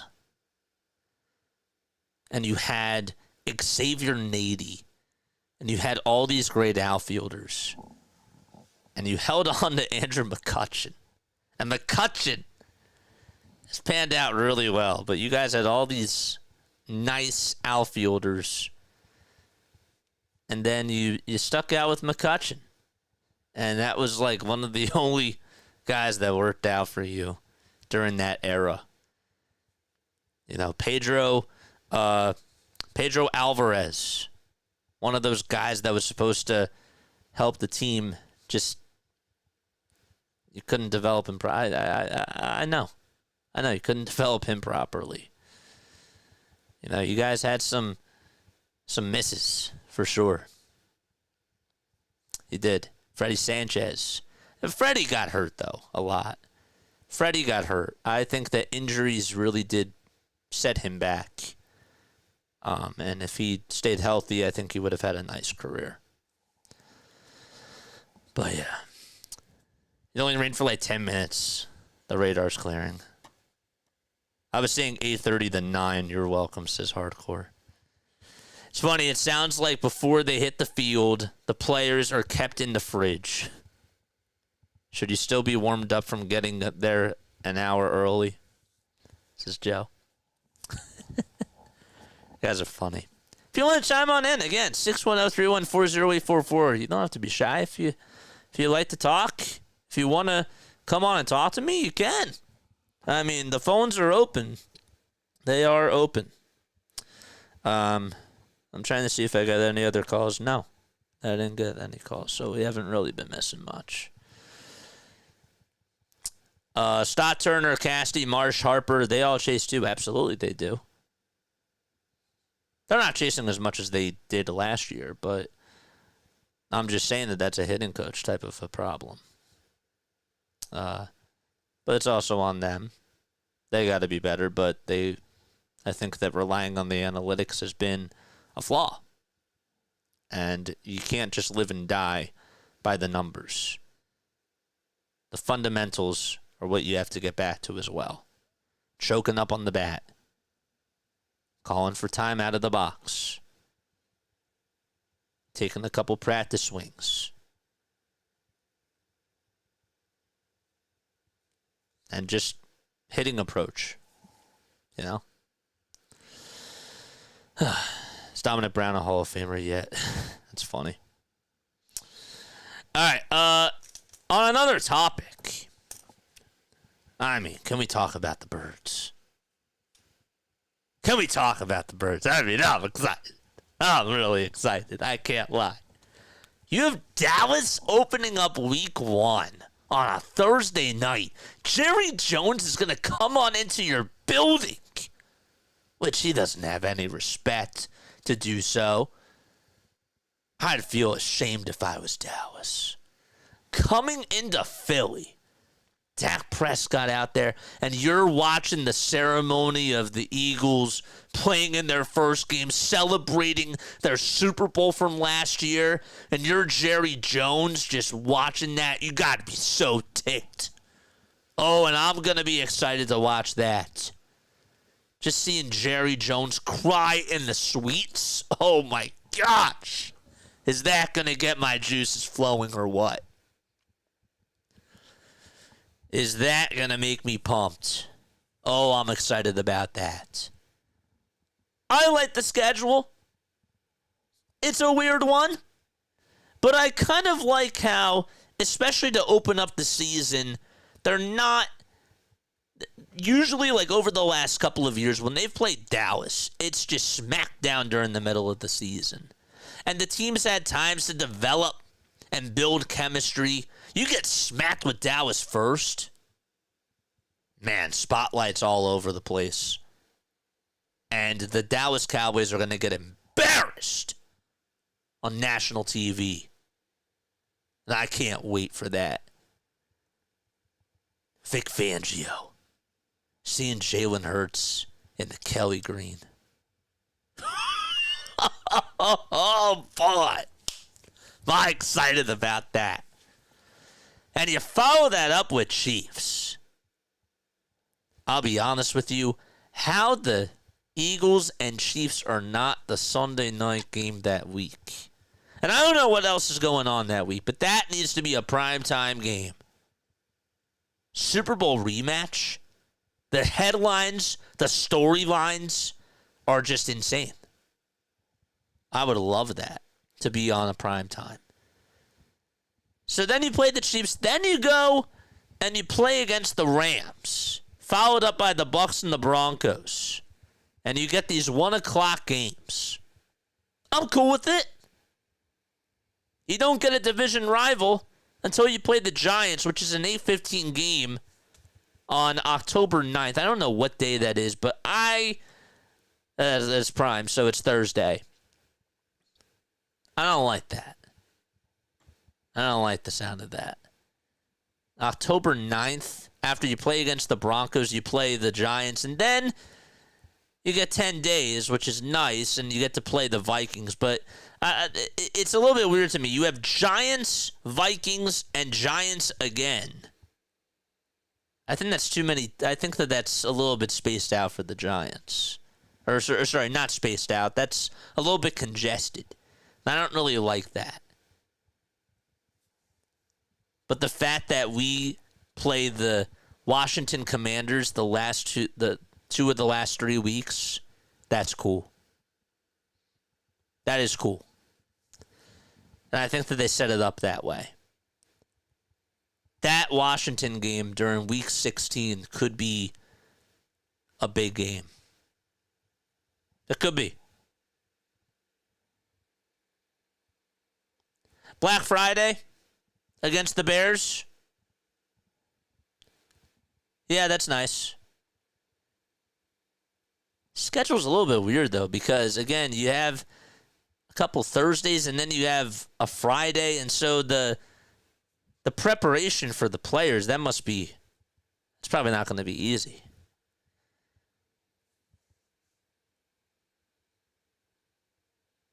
But yeah, Packers, Lions, Cowboys, and Bears during the month of November. You're in Green Bay. It's not an easy schedule. It's really not. I have them going 13-5. And again, that's if everybody stays healthy. But I want this to be a challenge. I do. I want them to be challenged. And they should be. I have them going during the first 9 weeks, at the very least 7-2. I feel like you should have the expectation for this team is to get back and win the whole thing. They have the roster to do it. That's my thoughts, though, on it. 7-2 is the bar during the first 9 games. But I'm excited. That Raiders game might be interesting. It's going to be a weird one. You play the Chargers after the Bears, and then you are back home against the Raiders. It's a weird schedule. It's a weird one. But I'm up for the challenge. I do like how a lot of these games aren't at 1. They have a lot of primetime games. And rightfully so. They deserve it. They certainly deserve that.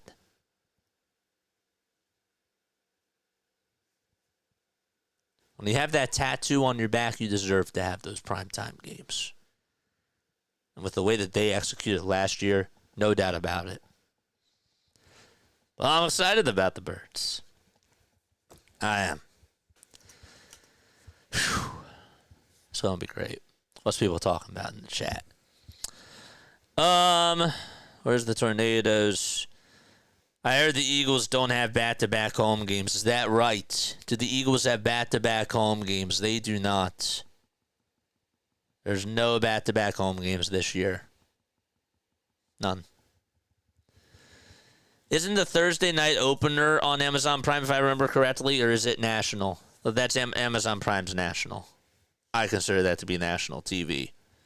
If it's on a streaming service, that's a primetime game. That's the way that I look at it, though. But yes. But you're saying, is it going to be on cable? No. All right. We're ready to get back into the swing of things. The tarp is off the field. They took the tarp off. Okay. Umpires are gathering together. Whoops. Where is it? Ranger Suarez did his warm-up tosses according to T-Mac. Nobody out there on the field just yet, though.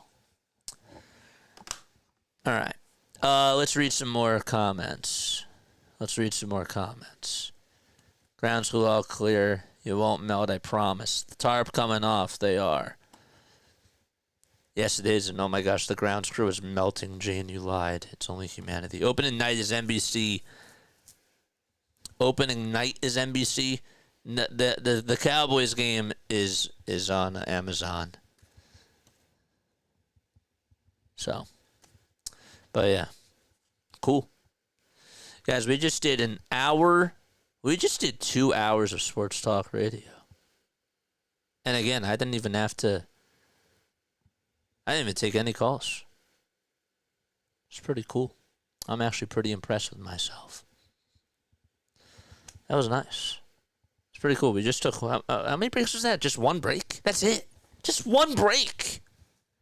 Oh, that's awesome.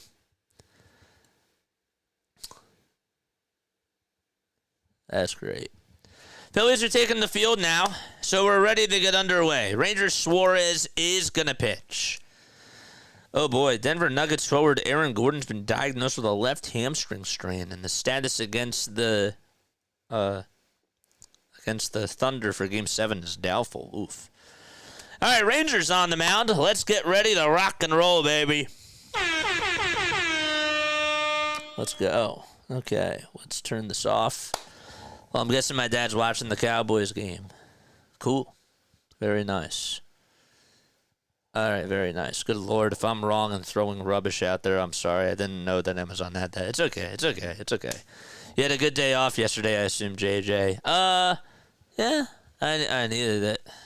I like that, you know. Do I feel refreshed? In a way, I do. But I just wanted to, I don't know. I just felt like I had a lot to share, you know. Pirates starting lineup. Let's get into it. Isaiah Kiner-Falefa is going to be starting it off for Pittsburgh. Then it's Andrew McCutchen, Joey Bart, Ke'Bryan Hayes, Alexander Canario, Nick Solak, who just got called up today, Tommy Pham, Matt Gorski, and Jared Triolo are in the starting lineup for the Pittsburgh Pirates.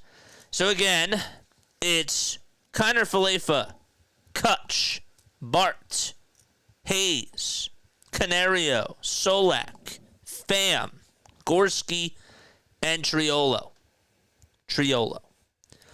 And they will be facing Ranger Suarez. And the defense for Ranger, it'll be this. Rangers defense will be Harper over at first. Catching is JT. Over at second base, it's Sosa. At short, it's Trey. And the third baseman is Bohm. In left field, you got Wes. Then you got Rojas in center. And Castellanos out in right field. New TV for me today. The old TV, it had to go. It did. It's a small TV. It was nice while it lasted. It was actually my great aunt's. But it just stopped working yesterday. So we had to get another one. The pitch is inside for ball one as we are underway. Yes, we are underway. First pitch was supposed to be at 6:45. That was almost a 2-hour delay. Here's the pitch. It's a ground ball, back up the middle, and the second baseman Sosa has it, picks it up, throws it over to first. It's in time for out number 1. And that'll bring up Andrew McCutchen. Ranger Suarez, we said in his last outing against the Guardians, he went 7 innings and he pitched very well. A bounce-back performance from him compared to his first start. His ERA is at a 5.73. Again, he gave up just 3 hits in that outing. No runs, 1 walk, and 5 strikeouts. And he fires a strike. It's at the knees. It's in there. And he's facing Andrew McCutchen. Phillies are 2.5 games behind the New York Mets. And they are 3.5 above the Atlanta Braves in the NL East. The next pitch should have been called a strike, but it's called a ball anyways. What's going on? 15-2 back-to-back World Championship banner and parade. Philadelphia Eagles. Let's go. Opening game 38-17. I love that. and 8-1 for the until the bye week, says Daryl. Shout out to Daryl. Daryl Ferguson, not Daryl Morey. That's a different Daryl. 2-1 pitch. It's inside and low for ball 3. Haven't been really happy with Daryl Morey. Let's not bring up bad vibes here. 3 balls, 1 strike. McCutchen in the box. And here's the 3-1 pitch. It's grounded foul over towards the third base side. And out of play. Jane says, I hate Amazon. But I might do the free trial again since we have a new bank card. Ooh. Ooh, Jane. Joe eyeballing that Amazon. Ooh. 3 balls, 2 strikes. Suarez kicks, fires, the payoff pitch. In there for strike 3 at the knees. Cha-ching. Wow. I would like Amazon if their Prime subscription wasn't so ridiculously high. I'm with you there. Just going to trick them with a new card and free trial like I did the last time, says Joe. That's the Philly way to go, just like SEPTA. Here's the pitch to Joey Bart. There's a fly ball hit out over to left field, and that's going to be caught by Wes Wilson. Doesn't even have to flinch. And 1, 2, 3, go the Pirates. We're going to the bottom of the first. Philadelphia's up at the plate. They're coming up to bat. Wilson's in left, and Sosa's at second. No Brandon Marsh, no Bryson Stott. But there's JJ. JJ's always here. JJ's in the lineup every day. You don't have to worry about JJ taking a day off. Because even when we do have a day off, we got other people to sub on in for us. Hit the like button. Hit the subscribe button as well. And turn on those notification bell icons too. And that way you will know when we go live for Phillies, Sixers, and Eagles games. That's what we do on this channel. All right, the lineup for the Phillies. It'll be Trey Turner batting in the leadoff spot. Bryce Harper batting second. Kyle Schwarber third. Fourth will be Nick Castellanos. Fifth is JT Realmuto. Alec Bohm is batting sixth. And then it's Edmundo Sosa seventh. Weston Wilson eighth. And Johan Rojas ninth. So again, it's Turner, Harper, Schwarber, Castellanos, Realmuto, Bohm, Sosa, Wilson, and Rojas in the lineup for the Phillies. And who will they be facing, JJ? Good question. It'll be Andrew Heaney. Andrew Heaney, now 33 years old, started off his career with the Miami Marlins and then went to the Halos and played with them from 2015 to 2021. Long time Halo, for sure. And then was traded to the Yankees, then went to the Dodgers. He spent 2 seasons with the Texas Rangers, won a World Series with the Rangers, and also was on the Pittsburgh Pirates this year. Is on the Pittsburgh Pirates this year. And was and still is. Okay. His ERA this year is at a 3.15. Last year was at a 4.28. And he's the type of guy that, on a really good team, he's more so of a quality pitcher, right? He can eat you innings, and that's really how it's been this year for him.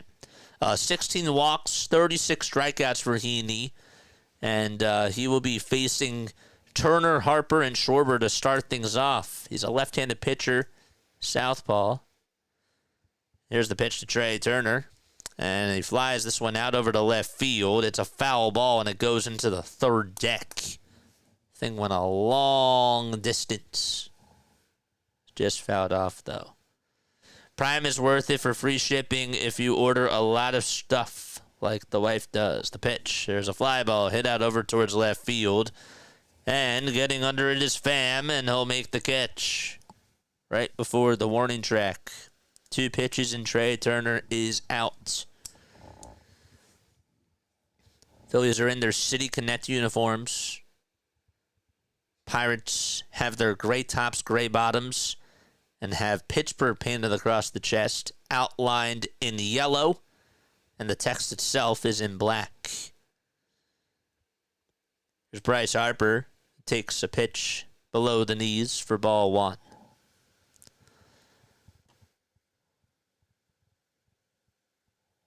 One ball, no strikes to Bryce. And here's the pitch. It's a slider that's in the dirt. And he swings and misses at it.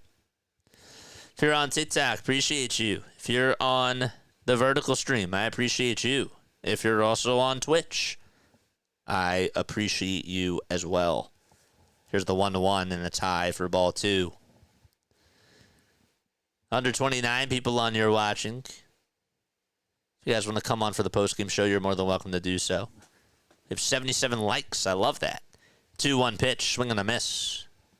Got a four-seamer at 91. And he goes from 91 to 93 on the four-seamers. 2 balls, 2 strikes to Bryce Harper. The leg kick and the pitch. And Harper fouls it off of Andrew Heaney as it goes out of play.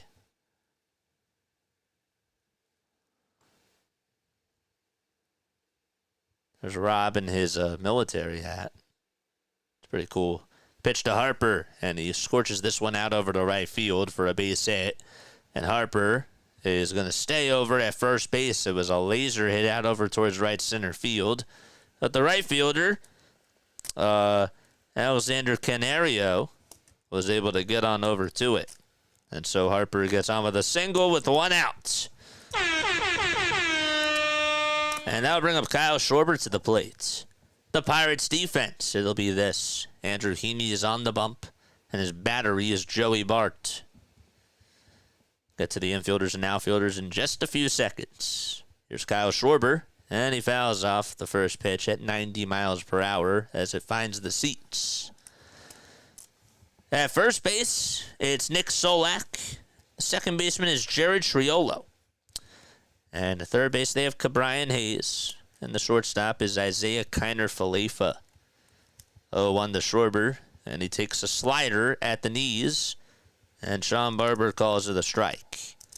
In left field, it's Tommy Pham. Matt Gorski is in center. And the right fielder is Alexander Canario. DHing is Andrew McCutchen. The ball is 2 strikes to Schwarber. Here's the windup, the pitch. It's taken in the dirt for a ball. It's 1 ball, 2 strikes. Money line for the Phillies is at minus 280. And for Pittsburgh, it's at plus 200. So the Phillies are picked to win. The over-under for the runs is at 8.5. Heaney looks back at first. Now back to the plate. And fires. And Schwarber chops it foul towards the first base side. Thank goodness that was fouled. Watched all the Thursday night games on Twitch last year, says old man Ferguson. Well, you don't have to do that anymore when the Eagles are on Thursday night football because we'll be doing that. 1 ball, 2 strikes to Schwarber. Harper leads off at first, and the 1-2 pitch is a slider that's outside and low, and Schwarber holds his horses. We're in the bottom of the first, no score. Phillies were in a rain delay that almost lasted 2 hours. Well, there's a late start, JJ. Well, that's why. 2 balls, 2 strikes. Heaney looks back at the plate, and here's the 2-2, and Schwarber again fouls it off. 6 pitches to Kyle Schwarber in this at-bat so far. Braves and Red Sox are already in the top of the 7th. This is rivalry weekend. Now, you're wondering, why are the Braves and the Red Sox considered a rivalry? That's a good question. Because I don't think they have anybody. There's no other teams within both of their states. 2 balls, 2 strikes to Schwarber, and the pitch. He pops this one out over towards third. And it's caught by Hayes, who played over at the shortstop position. Then he caught it for the second out. Some good matchups, though. You got Baltimore taking on the Nationals. Tigers are playing the Blue Jays. But another cool interstate rival is Tampa Bay and Miami. Miami actually is winning 5-4. The Battle of Texas with Houston and the Rangers. Minnesota taking on the Milwaukee Brewers. Tonight, you got Angels and Dodgers. You got the Subway Series with the Mets and the Yankees. The Battle of Chicago occurred earlier, 13-3. The Cubs did beat the White Sox. And the Reds also won against the Cleveland Guardians. Terry Francona coaching against his former team. Here's Castellanos. First pitch was in there for a strike. He actually fouled it off. There's the 0-1. Swing and a miss on a curveball. That's in the dirt. Congratulations to Nick for getting his newest angel today. Had another baby. Could see him holding the baby. That was really cute. The ball is 2 strikes to Castellanos. And the 0-2 pitch, swing and a miss. Got a slow curve at 76 miles per hour. Didn't even know that was a pitch. They call it a slow curve. And so we're going to the top of the second. Good morning, good afternoon, and good night to Castellanos. No score out at Citizens Bank Park. If you're dealing with sliders, you're going to have to swing for something outside of the zone sooner or later, says Joe. Speaking of sooner or later, you guys should absolutely subscribe sooner rather than later. Because guess what? Once it gets later, you're going to forget. You're going to forget to subscribe to Play by Play with JJ. I know you. I know how the brain works. So if I tell you to subscribe now, you're going to forget to do it later. Unless I remind you. But I'd rather have you guys do that sooner rather than later. And not just hit the subscribe button. The guy cannot speak today. But also hit the like button too. Hit that thumbs up button. Pittsburgh's catcher's a big guy. His name is Joey Bart. He was a top prospect with the Giants. He's like 6'5", I think. Let's see if I am correct about that. How tall is Joey Bart? 6'3". That's 2 inches short. If that was basketball, that'd be terrible. That'd be way off. But yeah. The Battle of Kentucky and the Tornadoes. The Tornadoes are winning. Oh, gosh. JJ, did you see the guy that made the 3D print of the Pirates Phillies? No, I did not. I did not see that. Guys, hit the thumbs up button and subscribe to the channel if you have not done so already. But yeah, 160 people tuning on in, 77 likes. Let's get those thumbs ups up. Let's get the thumbs up. Keep getting those thumbs up. Up, up, and away. Up is a great movie. We're in the top of the second. Bucks are back up. Got Brian Hayes, Alexander Canario, and Nick Solak due up in the order. And Ranger kicks, delivers, and throws a 90-mile-per-hour strike right down the middle. That's in there for strike one. 0-1 pitch. It's a changeup that misses outside. 1 ball, 1 strike. And Suarez kicks, fires, swing and a miss. Good changeup there. Cardinals lead a 3-0 against the Royals. Marlins have a 5-4 lead in the bottom of the 5th against the Rays. Braves are up 2-0 against the Boston Red Sox in the top of the 7th. Here's the 1-2 pitch from Ranger. Strike 3 called, the second backwards K today for Ranger. Oof. So he struck out Kutch. And he also strikes out Hayes. Ooh. The windup and the pitch from Ranger throws a cutter for the first time tonight, and it misses inside. Texas took a 2-0 lead against the Astros. The windup and the next pitch is inside for ball 2. Jonah Heim had a 2-run single. 2 balls, no strikes. And here's the pitch. It's a line drive back up the middle for a base hit. It gets right on by a Ranger. And Rojas fields it and throws it back over to second base. And there's the first hit of the ball game for Pittsburgh. And it's a single up the middle from Canario.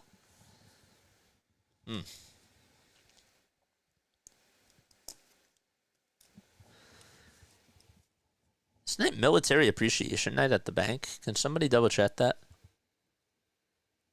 Here's Solak. Nick Solak. Right-handed hitter. Takes the first pitch outside for ball 1.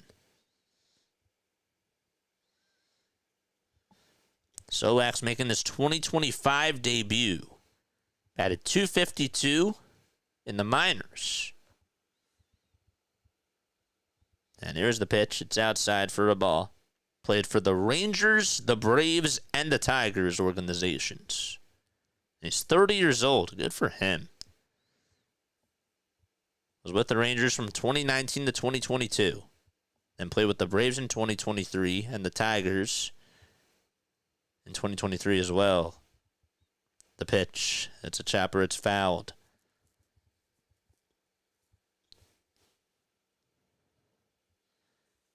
Made his major league debut for the Rangers in August of 2019 and was voted the team's rookie of the year that season.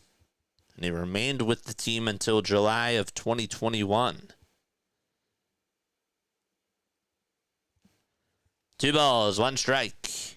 Ranger looks back at first. And the 2-1 pitch. Ground ball off the glove of Trey Turner out to left field. And stopping at second is Canario. Turner tried to dive, and it bounced off his glove. Wasn't even a full dive from Trey. And just bad defense from Turner. And they're going to probably call it a single. It was just knocked off the glove. Tried to get the glove on it, and it just hit the tip of the glove, and he sort of deflected it.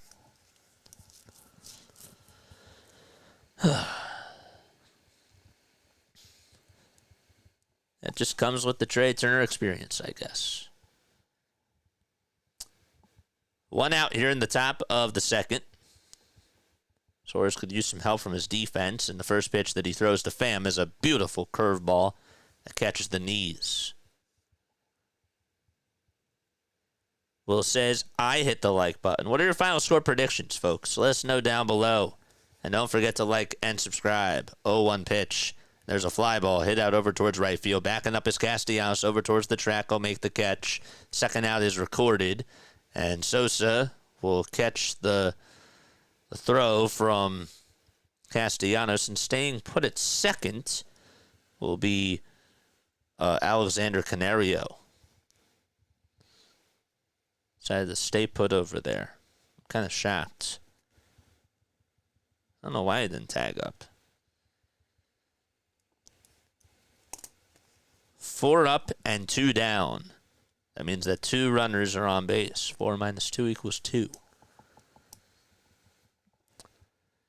This is Matt Gorski who's up to bat. Look at JJ doing math. JJ has been doing a lot during this cast. First pitch is down for a ball. Talked about the Boston sports, which didn't think that would come up. Now he's talking about math. Also talked about school earlier as well. 1-0 pitch. There's a high fly ball hit out over towards deep right field. But Castellanos backs up and waits for it, makes the grab, and catches the can of corn for out number 3. So no runs, 2 men left. And we're heading to the bottom of the second. No score at Citizens Bank Park.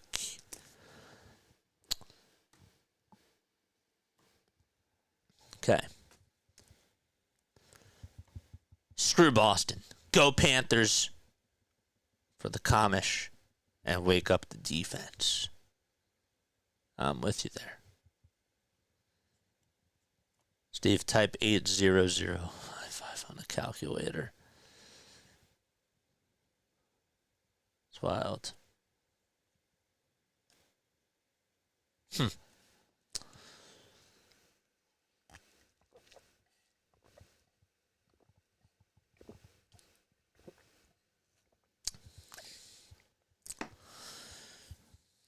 That cup of water is brought to you by Play by Play with JJ. All right. My poll question that I had for you all. And again, it's just a poll question. How worried are you about Aaron Nola's ankle? 44% of you say somewhat concerned. I'm kind of shocked. 20% of you said very worried. And 36% of you say not worried at all. I'm shocked by this. I thought that we would get more people that were very worried. Because I know how these fans are. These fans are really tough on Aaron Nola. I kind of figured that we would have more people who were very worried. I thought it was going to go like 50% very worried, 30% somewhat concerned, and maybe 20% not worried at all. Something along those lines. But you guys shocked me. It's good. I like it when you surprise me. Well, there's a difference between surprised and shocked, but that is surprising. The pitch to JT. It's outside for ball one. JT batting .250. Has a .327 on-base percentage and a .409 slugging percentage. Here's the 1-0 pitch. It's taken in there for strike one from Andrew Heaney. I like the stash. It's good. He can rock the stash. 1 ball, 1 strike, and the pitch is inside for ball 2. I like Skeens' stash as well. Tell you, the baseball mustache is awesome. 2 balls, 1 strike, and here's the pitch. It's grounded over towards shortstop, and the throw over to first is in time. Nice play there from Isaiah Kiner Falefa as he records the first out of the inning. Who is the best baseball mustache of all time? Best stash in Major League history goes to blank. 1 out, bottom of the second, and here's Alec Bohm, who takes low for a ball. Bohm this year batting .258 in 40 games with 2 homers and 13 RBI. 1 ball, no strikes, and the pitch is inside for ball 2. Yes, I knew you guys were going to say that. Fingers. Yeah, I figured you were going to say that. Yep. His was pretty good. Gossage. Yeah, he could rock that thing as well. 2-0 pitch. It's in there for a strike at the knees. Bohm batting .357 in the month of May. Just hit .213 though in the month of April and 94 at-bats. 2-1 offering, and that was a big swing and a miss from Bohm. Another slow curve thrown from Heaney. Catfish Hunter, yeah. There's some good ones. There's some good mustaches. There really are. That's a vibe. 2-2 pitch. That's inside for ball 3. Jason Worth's mustache. That was more of a beard. He didn't really have a stash. You know, like George Sherrill had a very good mustache. 3-2 pitch, and that's inside for a ball. I mean, the best beard. I'm sorry. Best beard is Brian Wilson. But worst beard is good. Marsh is a nice beard. I'll give him that. But I wouldn't say Worth had a stash. He had a beard. Leadoff walk, a 1-out walk from Alec Bohm. Here's Edmundo Sosa. He's going to line this one out over to center field. It's going to drop in for a base hit. Rounding second and staying put at second is Bohm, and rightfully so.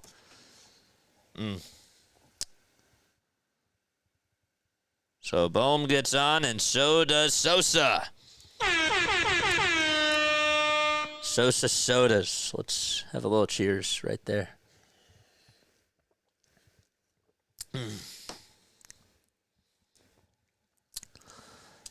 Nice.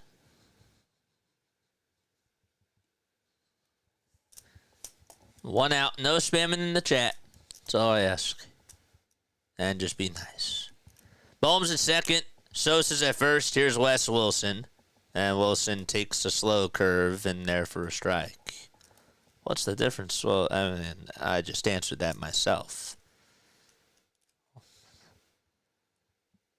Wilson batting .308 in 7 games. Started off the season on the IL. And the 0-1 delivery is low for a ball.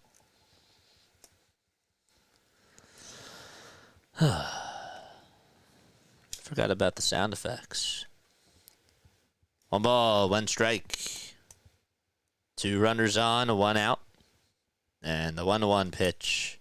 It's in there for strike 2.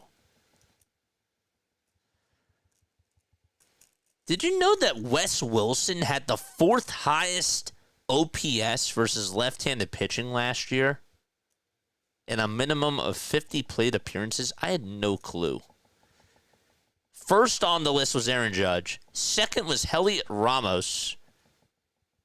I didn't see who they said was third. 1-2. That's inside for ball 2.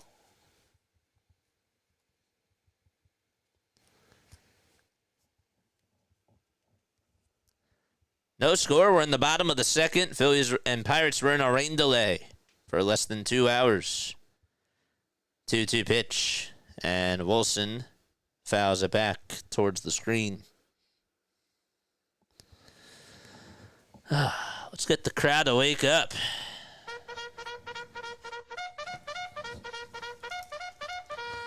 Charge! Holmes at second. And Sosa's at first. Heaney looks back at second. Now back to the plate. And here's the windup in the pitch. Swinging a miss. And Weston Wilson is down on strikes. It's the second strikeout victim for Andrew Heaney. Pulled the string. And was able to get Wilson to chase after it.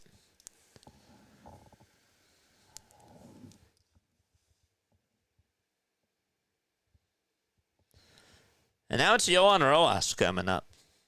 And Rojas dodges out of the way of the slider as it's inside and low.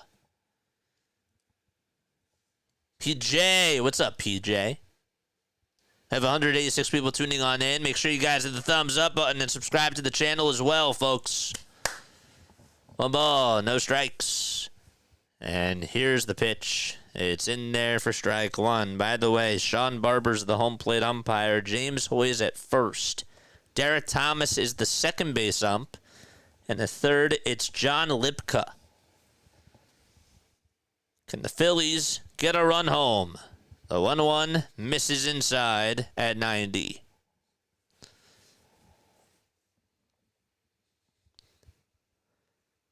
Rojas is 8 for 19 with runners in scoring position this season. And he has driven in 10 runs. The 2-1 offering to Rojas. And it just catches the inner plaque of the dish.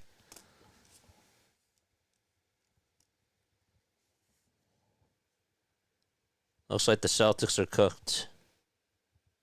Well, the Phillies aren't cooked yet. 2-2, and it's low for ball 3.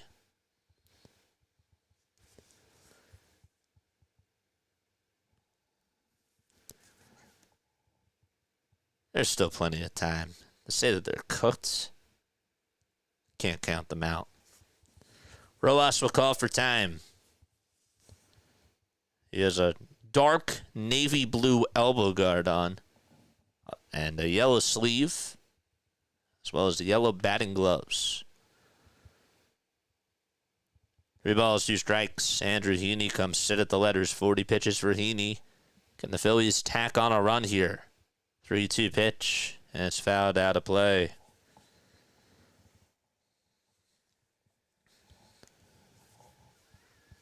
.41 pitches, 26 strikes thrown from Andrew Heaney. Again, a guy who's not really going to get you with high velocity. He'll get the signs from Joey Bart. And time is called. The pitch clock was winding down. And Bart was like, yep, let me call a timeout. The Florida Panthers are on right now, excuse me. Oof, that was bad. Excuse me again. Playing against the Toronto Maple Leafs. Florida's winning the series 3-2.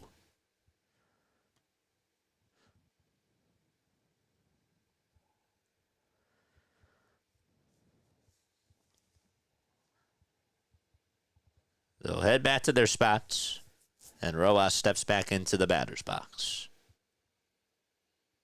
Bohm at second, Sosa at first, 2 outs, bottom of the second, no score. And Heaney comes set and fires, and Rojas gets a piece of it again. And the mask of Joey Bart came off.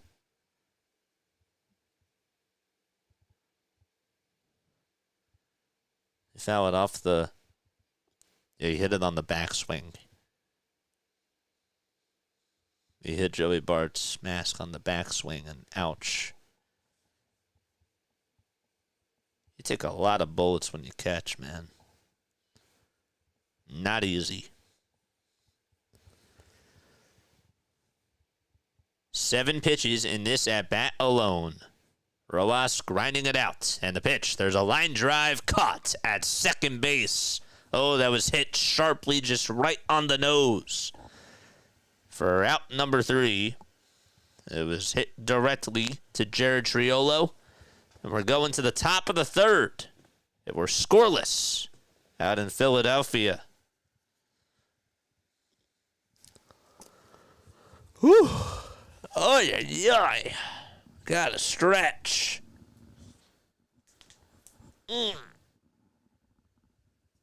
Oh, that's better. How many of y'all are rocking with me in the chat? What's going on, chat? Who's here? Who is here? Larry says bunt. Larry's not happy about Rojas not bunting.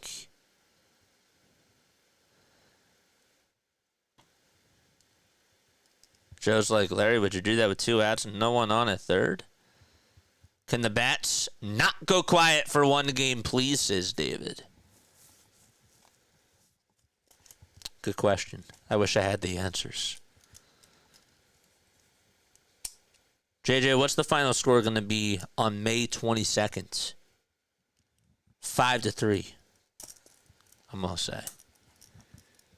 I have all the answers. JJ, what is the final score of this year's World Series going to be?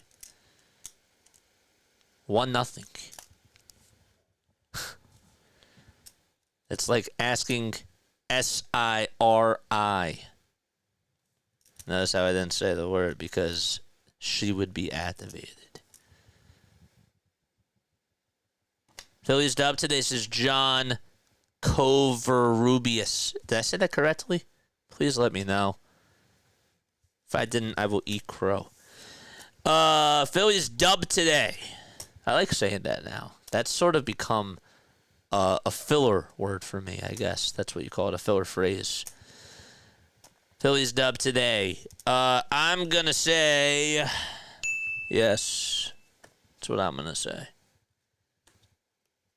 Yes.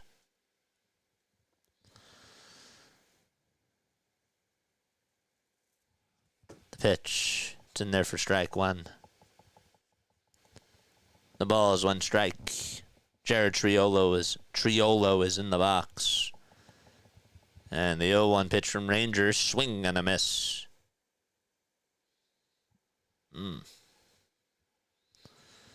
Yeah, well, that's close to how you say my last name. Close? I wanna get it right. I don't want close. It sounds about right. No, I want to get it right. I'm a perfectionist. 0-2, it's outside for a ball. Please get the bats going. Why is the theme of this team stranding base runners?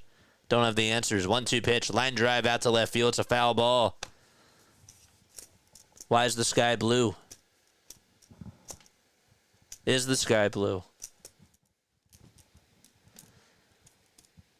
JJ, are you on drugs today? No. I promise I'm not.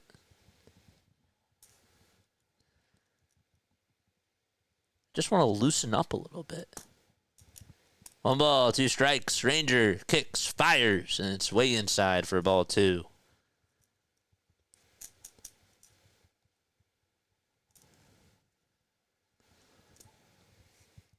Suarez has 29 pitches.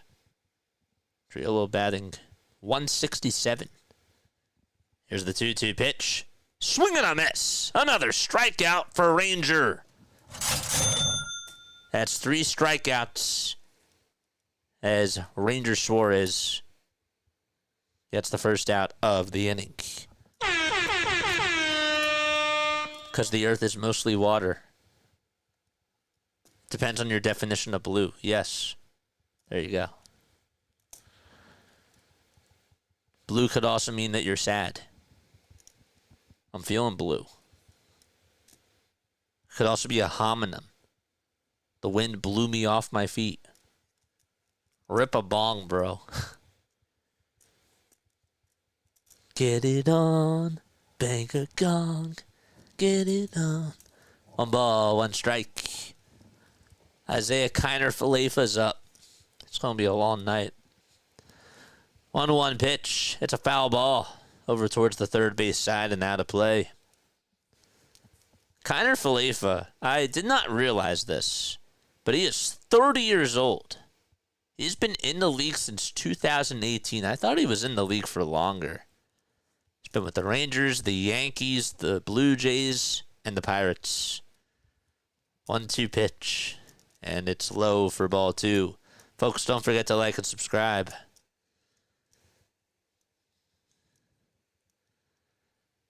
Two balls, 2 strikes. And Ranger kicks, delivers again, and just misses inside. Not by much. Just wanted to get the call, did not get the call. Chewed the whistle. That's basketball. That's not baseball. Chewed the gum. Do umpires still chew gum? 3-2 pitch, and it's bounced foul. Do umpires still chew gum?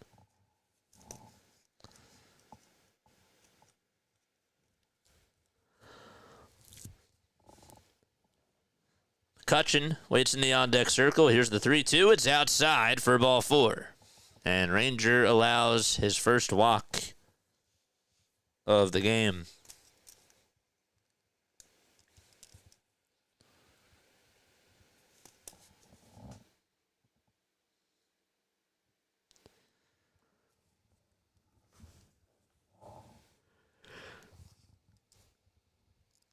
Now we'll face McCutchen here. And Suarez delivers. And it's inside. That too.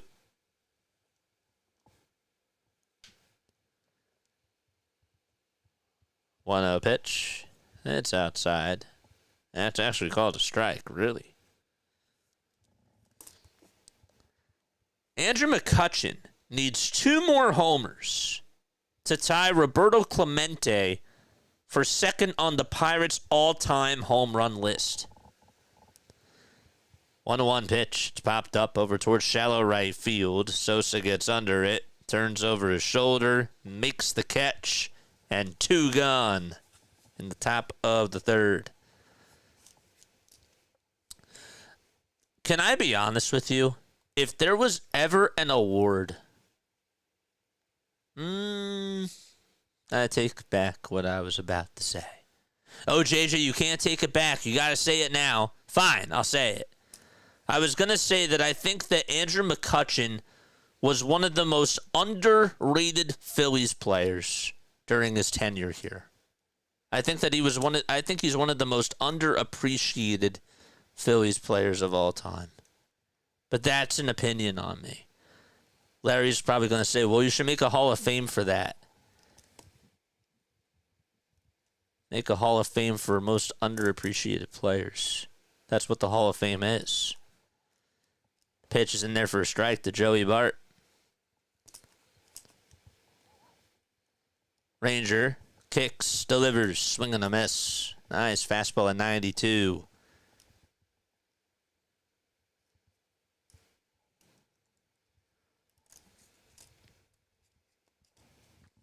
No balls, 2 strikes. And the pitch. It's low for a ball. Phillies fans appreciated him. I don't think he got enough love. I will live and die on that boat. Tracy says no. It's okay.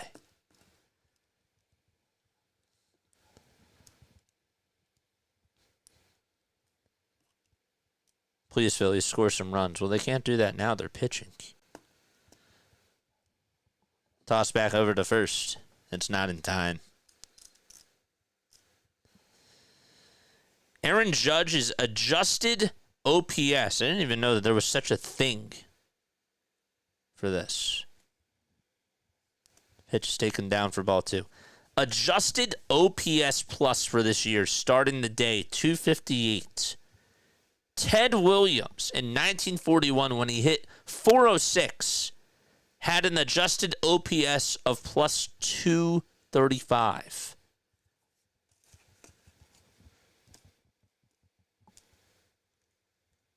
That is very analytical. That's very advanced.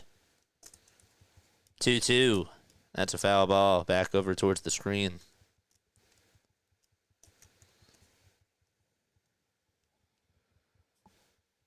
Ranger has 45 pitches.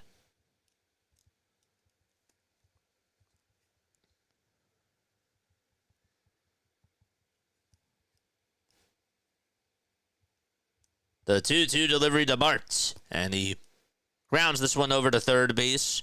Bohm backhands it on a bounce and gets set to throw over to first. And he fires it. And it's in plenty of time to get Joey Bart out. And we're heading to the bottom of the third inning. No runs for either team so far. We're only in the bottom of the third. Feels like we should be in the bottom of the eighth. I got a postgame show after this, too. We've been on the air for 2 hours and 44 minutes. Nice. Very cool. Joe Ryan has struck out 6 consecutive batters after stranding 2 runners in the first. Twins have a 3-0 lead after 3 innings in Milwaukee.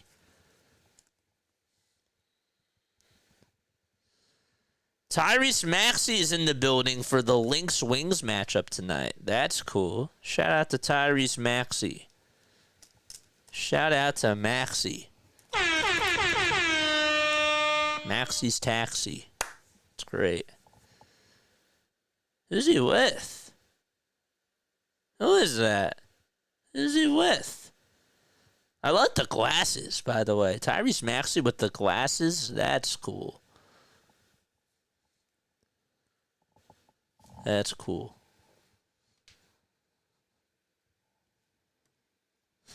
Everybody's laughing at Phillies, Pittsburgh, 0-0. It is funny. It is funny. People order our patties. Last night's game was so long. Last night's game for Pittsburgh? Did Pittsburgh play last night? Phillies didn't play last night. Pittsburgh didn't play last night. It may have felt like it was last night, but it wasn't.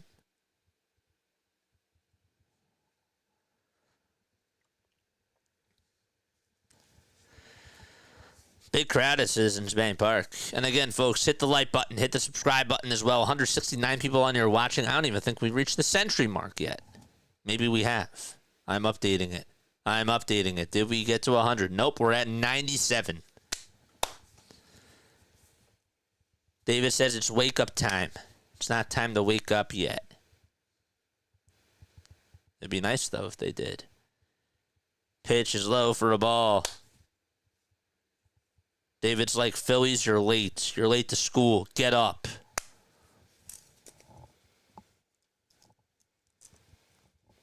One ball, no strikes.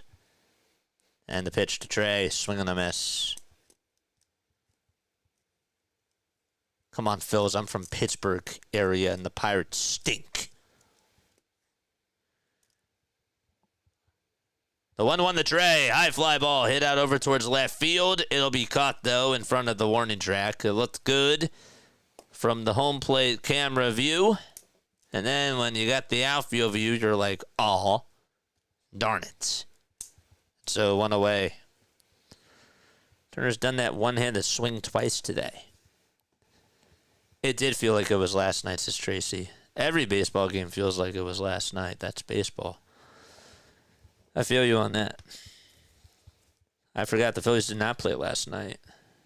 The pitch to Bryce, and it's a little bit low, even though it looked like it was a strike at the knees. So Harper today singled in the first. He has raised his average to 241. Has 7 long balls and 23 RBI. And he chases after the 1-0 pitch. It's inside. Thrown from Andrew Heaney. Let's get to a hundo. 100 likes. Come on, folks. The 1-1 pitch to Harper. Swing and a miss. We got to the century mark. Let's go. Let's go. 1 ball, 2 strikes. If you want Harper to homer, hit the like button. Third baseline wide open. And the 1-2 to Harper. He fouls it off. Tracy says word. I'm just going to call you Tracy. Is that okay, Tracy? It says Tracy Icart, so I'll just say Tracy. 1-2 pitch to Bryce. He grounds this one over towards first base, and it's gobbled up by the first baseman, Nick Solak, and he takes it to the bag for out number 2.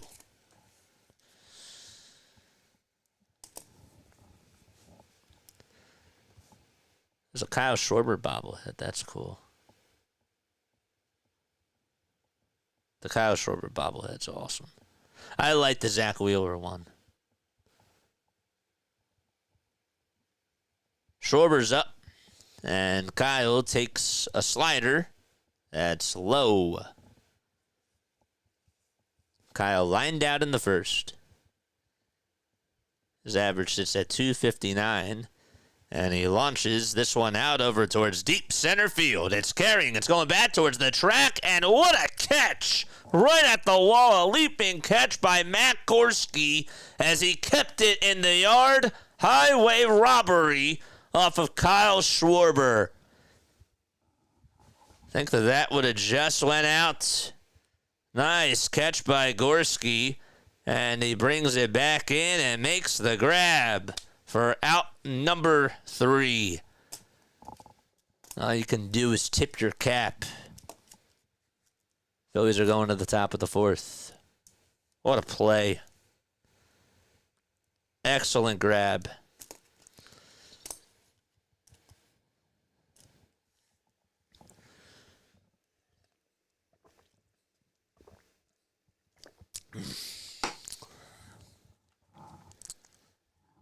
Kyle got robbed on home run number 300.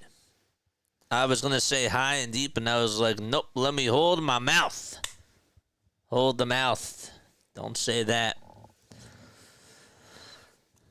That's the one thing, too, about not being at the ballpark is that I can't say certain words because I'm not saying, I don't mean curse words, but I'm saying there's certain things that I can't say because I can't fully know.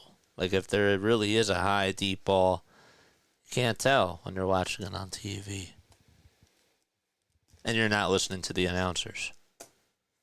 It's hard. Hit the like button, folks. Hit that subscribe button as well. Let's get to 200 likes, baby. Let's go. My name is Jason Joseph. This is Play-by-Play with JJ. We go on for Phillies, Sixers, and Eagles games. We give you all the coverage in the world on Philadelphia sports every single day. What are you doing with your lives? Don't make sure that you like and subscribe because we're the best. It is. It's awesome. We're on the top of the 4th. Each team has a pair of hits. And up to bat will be Brian Hayes, excuse me. And here's the pitch. It's in there for a strike. 271 more subs, still 6,000, baby. You're right. Good math there. You did the meth. The man, the meth, and the legend. That's interesting. Huh. Thanks so much, Ryan. 0-1 is the count, and there's the pitch. And that's a foul ball. I still think the ball should be neon orange or yellow. I actually think they should be purple. Because purple's my favorite color. Pitch is taken for a ball. But yellow's good. But see, if they had neon, that'd be like a softball color. You know what I'm saying? Like, that's different. If it was yellow or neon green, it's more softball. You know? I don't want that to be confused. 2 balls, 2 strikes, and here's the pitch from Rangers. Swing and a miss. The 4 strikeouts. 4 Ks for Ranger. Jane says for visibility. I like the purple ones. It makes sense. I get what you're saying. Astarky says purple's my favorite color too. Yeah, I don't know why I like purple, but I've always liked it. I always thought it was pretty. The pitch is inside for a ball. I don't like pink, though. Neon orange, then I'll settle. Sounds good. 1 ball, no strikes. And Suarez kicks, delivers, swing and a miss. Nice changeup from Ranger. Building up a sweat. Tracy says no neon, but I love the purple. Purple rain.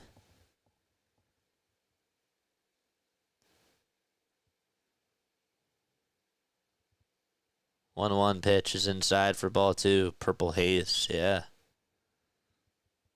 That's true. Larry says pink is a stupid color. I don't know if there's ever such thing as a stupid color, but it's just not my cup of tea. 2 balls, 1 strike. And the pitch, swing and a miss. Is pink a stupid color, folks? Is there such a thing as that? 2-2. And Suarez throws a changeup, and Canario gets on top of it and fouls it away. Thanks for the sub. Whoever just subscribed.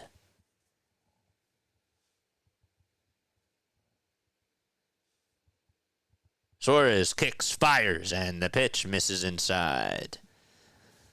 Pink stands out too much, says Ryan. Hot pink, especially in such a dark environment. Yeah, it's true. We don't wear pink on Wednesdays. 3-2 pitch. It's on the outside corner for a cold strike 3, and Rangers Suarez. He has been striking out batters left and right. That's his 5th one in 3 2/3.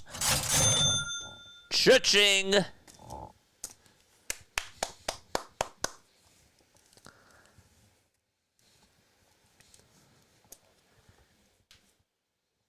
They need to play a lights-out game, glow-in-the-dark ball, gloves, and bat and bases. That'd be really cool. But that would probably also cause injuries. 2 outs. Here's the pitch. There's a ground ball hit over towards shortstop. Turner plays on the bounce. Fires it over to first. It's in time. And another 1-2-3 inning for Ranger Suarez. He is in the groove. And we are going to the bottom of the 4th, which means it's time now for On This Day in Phillies History.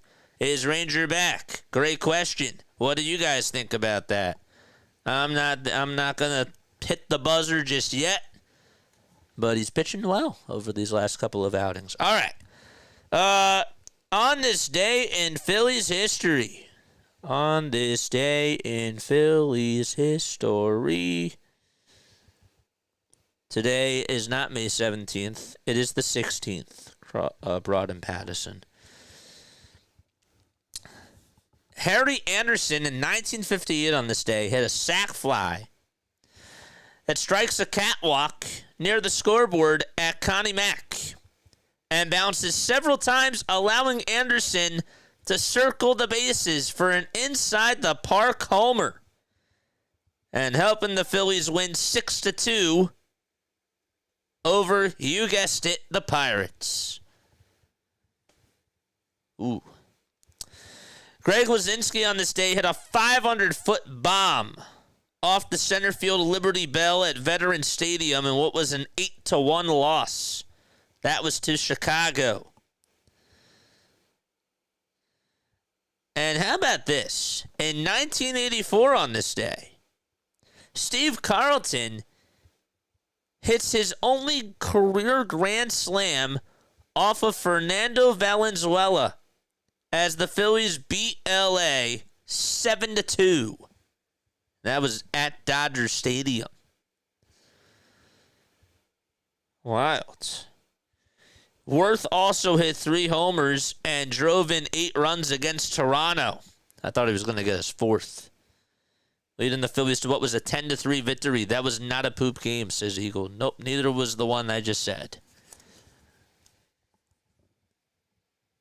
The pitch is inside for a ball. And down. Go Pirates, says Anthony. What's up, Anthony? How are you, my friend? 1 ball, no strikes, and the pitch is outside and low for ball 2. Ranger Suarez has given up a couple of hard hits, but he's also induced a ton of weak contact in 4 innings. 2-0 pitch to Nick, and he grounds a foul. Once again, congratulations to Nick and his wife. Big Mo DB says loved Fernando.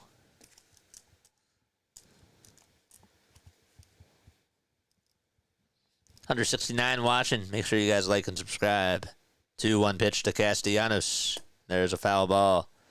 Anthony says, I'm okay. How are you doing? I'm doing swell.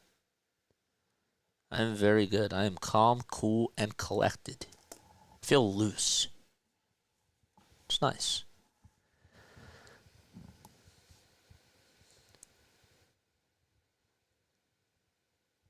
I give you that. That was funny, Eagle. 2-2 pitch to Castellanos. There's a fly ball hit out over towards shallow right field. Can the right fielder get there? He does. And he'll make the catch over towards the right field line. Canario had to hustle. And he went over towards that right field track. We destroyed the Rats. Why couldn't we beat up the Pirates? I like that. That was funny.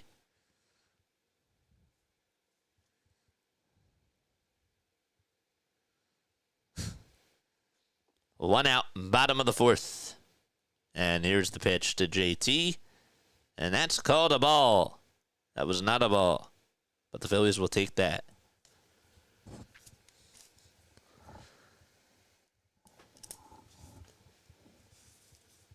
Give me a thumbs up if you guys are enjoying this cast. Jeff and Cheyenne, thanks for the subs. The 1-0 pitch, it's in the dirt for ball 2.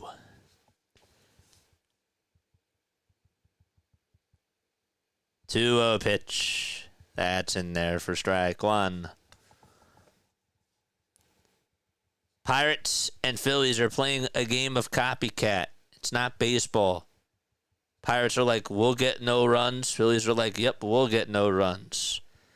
Pirates are also like, we'll get 2 hits. The Phillies will also get 2 hits. We'll have no errors, says Pittsburgh, and Philadelphia responds with no errors so far.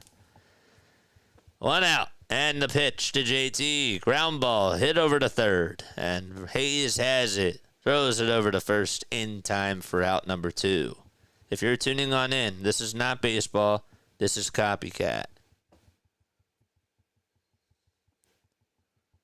The cast is fine. The team is a bore. Fine. Fine. Pitch to Bohm. There's a foul ball. What can I do to make it more than fine? I don't like fine. I want to settle for something bigger.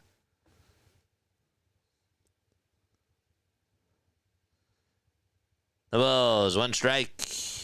And the pitch is on the inside corner for strike 2 to Alec Bohm. I can't just settle for fine. Panthers 1-0 or 2-1 ending. Neither matters. Just go Cats. Screw Canada since 1993. The pitch on the way. Ground ball hit over to second base. It's scooped up in the throw over to first in time by Triolo. And so we're going to the top of the fifth. No score in Philadelphia. Speaking of score, Tracy, you just scored a bell. You became a member. Let's go. Congratulations to Tracy. That's the best thing that's happened tonight.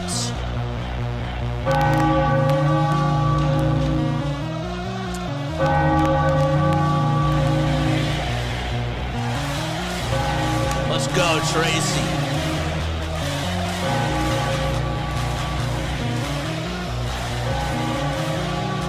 I will take that. I will take that.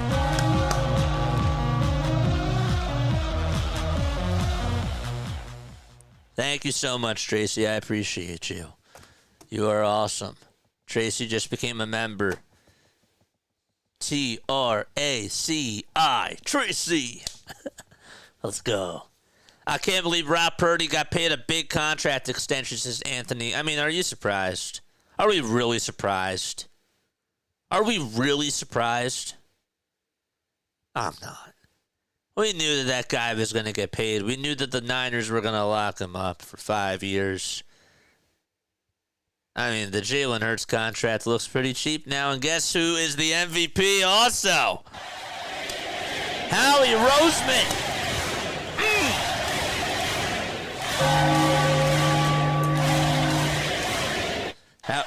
Howie got a dub today, for sure. What's the difference between the colored memberships? If you have a green one, I think that means that you've been a member for the longest. And the darker it is, I think or maybe it's the opposite. The more recent you are, the lighter it is, I think. I got gold. I thought that was the top. You're almost there. I think you are, maybe. I have to double check. Pitch is in there for a strike. Howie got a W today.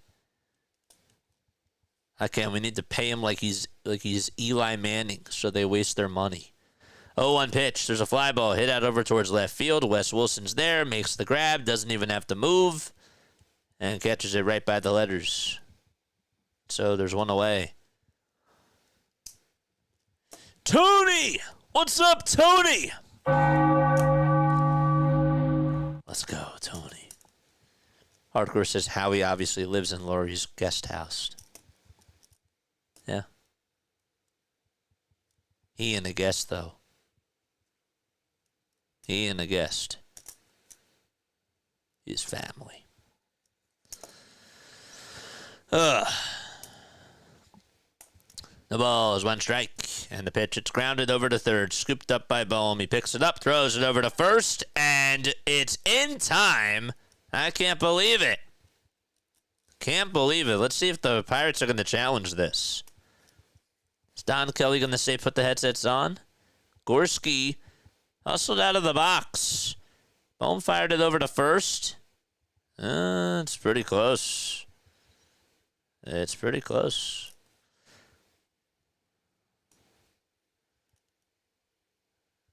I think Harper just got it.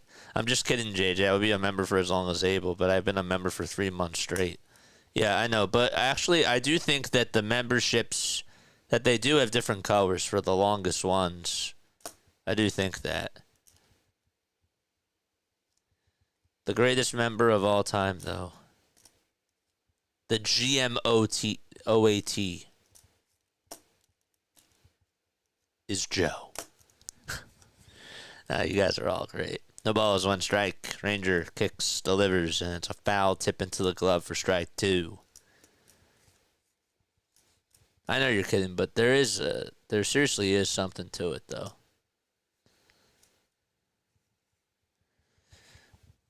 The ball is 2 strikes. Ranger not even sweating. He's working hard, though. 0-2. And it's a check swing foul ball towards the first base line.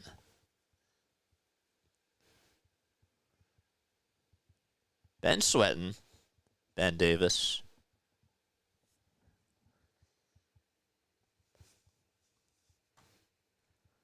162 people on here watching. Like and subscribe. 0-2 pitch. It's outside and low for a ball. After the game, calling into the show, 610-314-0844. 867-5309 is the extension. Just kidding, don't dial that. Seriously, don't do that. 1-2, and it's outside and low for a ball. I hope the Pirates keep losing. I want to get the first overall pick. Says Anthony. Sounds like you're like the Sixers. 2-2 pitch. It's popped up over towards straightaway center field. Rojas is there, makes the catch. And so we are going to the bottom of the fifth. What's the score, JJ? Nada to nada. Because I was a member before end renewed, says Tracy. Oh. Gold and purple, 4 to 12 months. Red and orange is over a year. Thank you. I appreciate that. I do appreciate that. Paying a good QB like an elite QB is a mistake. Oh, he's not Mr. Irrelevant anymore, is he? 49ers have the easiest schedule in the league this year.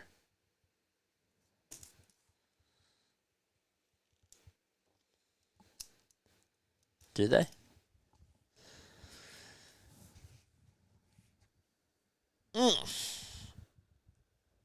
Larry, do you think that the Vikings had the easiest schedule last year? Be honest with me. Did the Vikings have the easiest schedule last year? Be honest.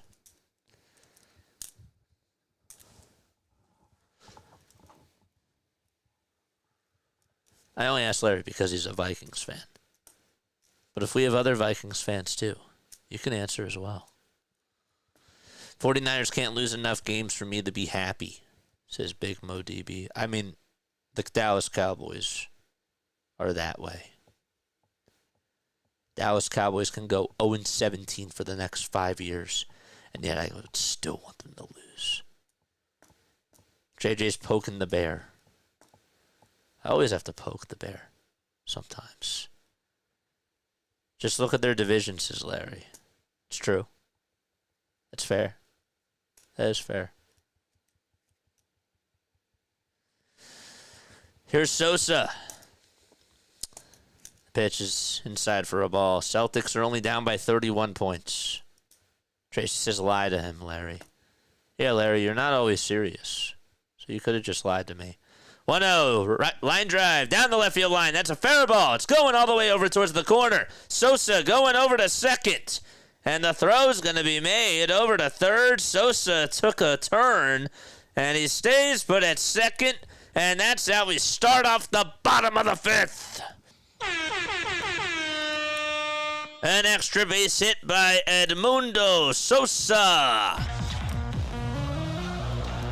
Let's go. That just got on by Brian Hayes. Couldn't even dive for it. A leadoff double by Sosa, and Wes Wilson is up. Here's Wes, the first pitch. Swing and a miss. Got a slider that was inside and low. Reel him in. We're catching fish. The ball's one strike to Wes Wilson. Here's the 0-1, and that is called a strike. Oh, boy, just at the knees.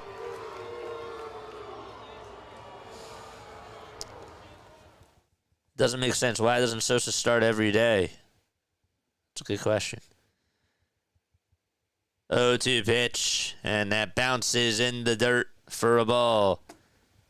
Play Sosa every game. Play Sosa every game. J.P. Crawford just led off the Vetter Cup with a home run. That's what they call it, the Padres-Mariners rivalry. 1 ball, 2 strikes. Heaney kicks, delivers, and it's inside for ball 2. How did we get here, JJ? Well, it's no score. No team has put up a run. That's how we got here.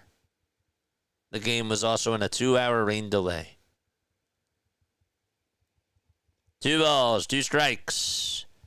The windup, the pitch, and that's going to bounce in the dirt. It bounces away from the catcher, and no throw is going to be made over to third. It's a wild pitch, and Sosa's 90 feet away from scoring. The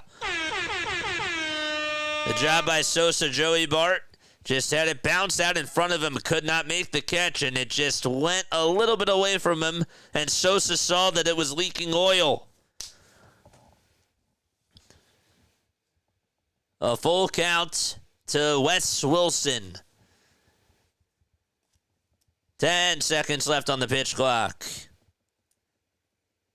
The 3-2 pitch to Wes. It's chopped foul towards the IBX sign. We're winning by 1 hit. Yep. Oops, they didn't say what Simon says.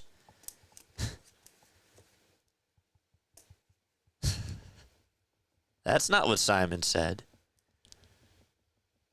3-2 pitch inside and low for ball 4, and that's going to put runners on at the corners.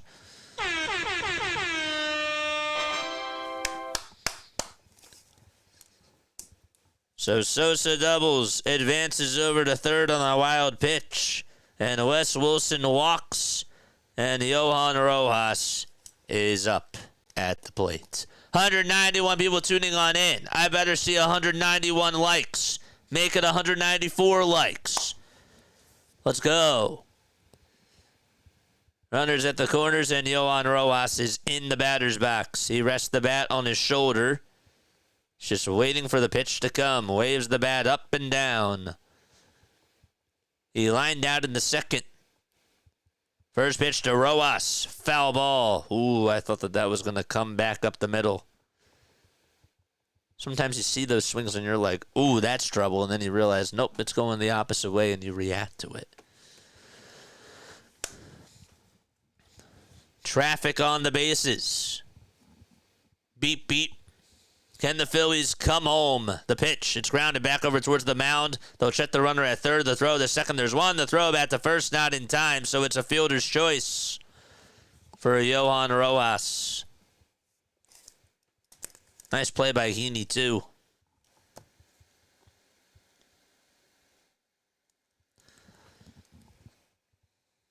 Double, walk, fielder's choice. That was a nice play. It's a 500 type of a night. It would be great. Speaking of 500, shout out to Philly 500. Philly 500's the man. I just thought about that. Philly Take with RB is the man. DJ Eastwood's the man. So are all the other Philadelphia content creators. Including Halftime and Mitch. Subscribe to them all. The pitch is outside for a ball. Larry, you got to eat a shoe.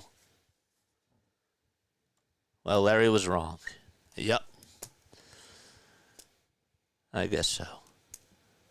Here's the 1-0 to Trey Turner. Swing and a miss. Got a curveball.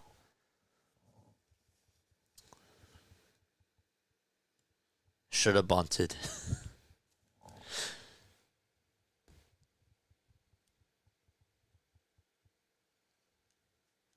One ball, 1 strike to Trey. The pitch to Turner. There's a fly ball hit out over to left field. It's foul. He's doing a lot of one-handed swings tonight. Andrew Heaney, what does this say?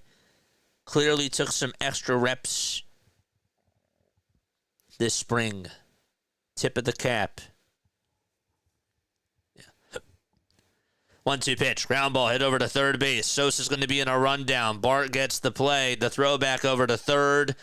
And now the throw to home plate, and the pitcher tags out Sosa. So some bad base running, and that'll put runners at second and third. Rojas is at third. Sorry, Trey's over at first.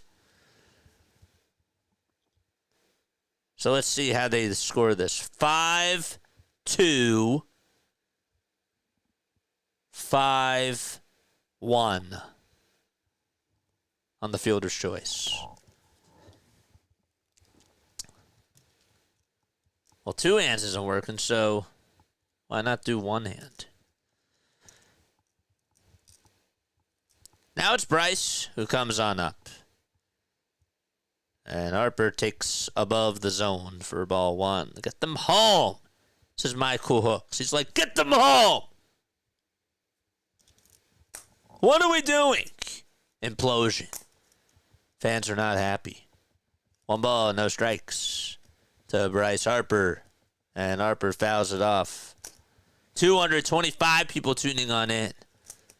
Better all be happy that we're doing this. What are we doing? We're doing a game. What are the Phillies doing? I don't know. 1 ball, 1 strike. And Heaney steps off the rubber for a second. I hope I'm at least making some of y'all laugh.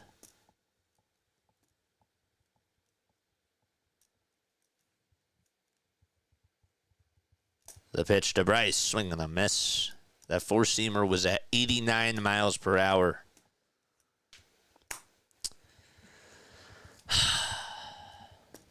All right.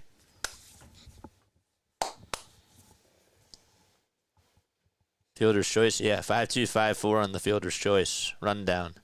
Or 5-2, 5-1. 5-2, 5-4. That would make sense. The next pitch is high for a ball.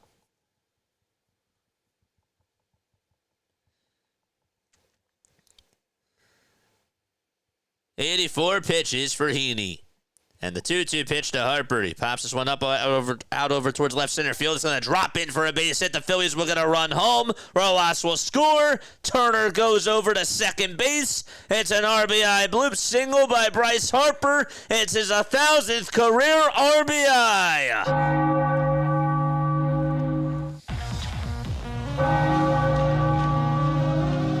Number 1,000 for Bryce Harper.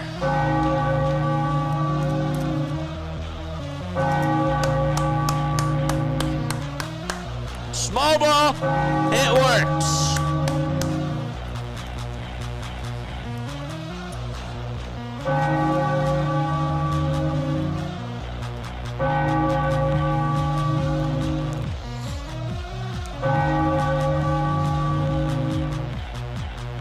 Here's Kyle Schwarber at the plate, and it's down for a ball. Now, can we see Kyle Schwarber reach his milestone with the homers?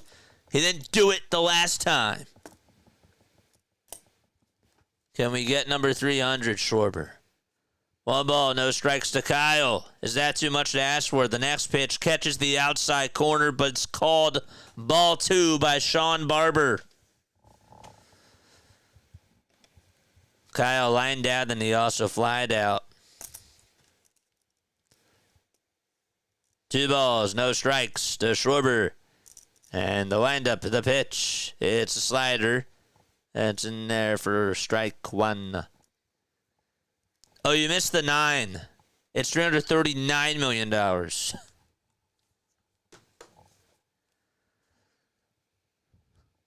Colin Holderman is warming up. 2-1 pitch. Check swing. He did not go, says the third base umpire. Harper's the 306th player in MLB history to have 1,000 RBI in his career. And Schwarber went around. Maybe he did just hold up. I don't know. Harper is now at second, and Turner is at third. They did a double steal. 3-1 pitch, swing and a miss. Scoreboard froze. Oh, I can't do anything about it. There we go. 339. Yes, thanks. Got to make it worse, right? That's just $9 million in difference. It's just 9 mil.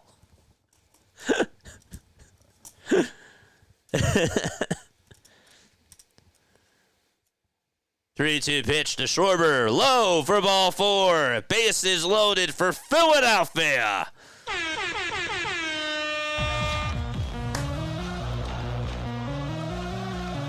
Wake up, bats. Come on. Set the alarms in the chat. Put up the alarm clocks. It's time to wake up. It's 9:55. But that's okay. It's 10 a.m. somewhere. Time to wake up. I wanted the homer there. I did too. I'm greedy. Wake up, baby.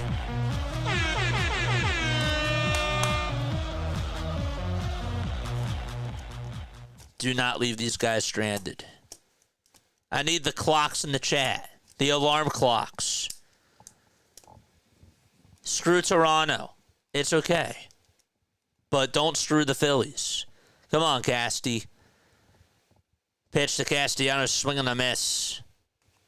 Dude, you just had a baby today. It's time for you to homer. Come on. You just had a kid today. It's time for you to hit a home run. The ball is 1 strike. Casty had a grand slam against the Dodgers this year. 0-1 pitch, and that's smacked foul.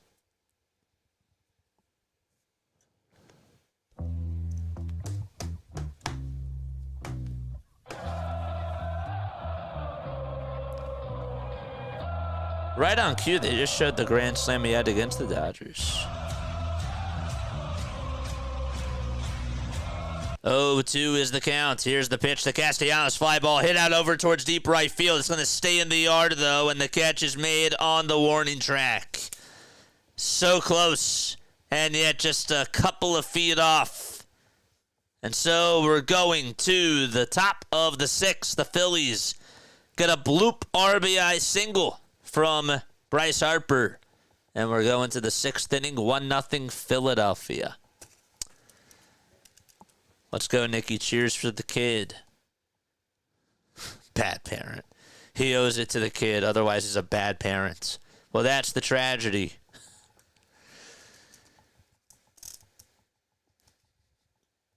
The Braves are the 5th team to move above 500 after losing 7+ consecutive games to begin a season. Oh, boy. As a Philadelphia fan...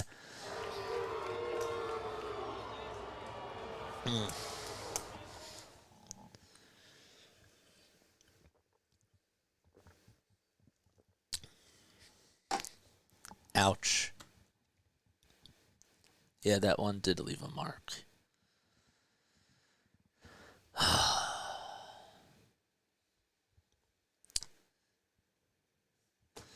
All right, Joe, you're up. Get that stance ready.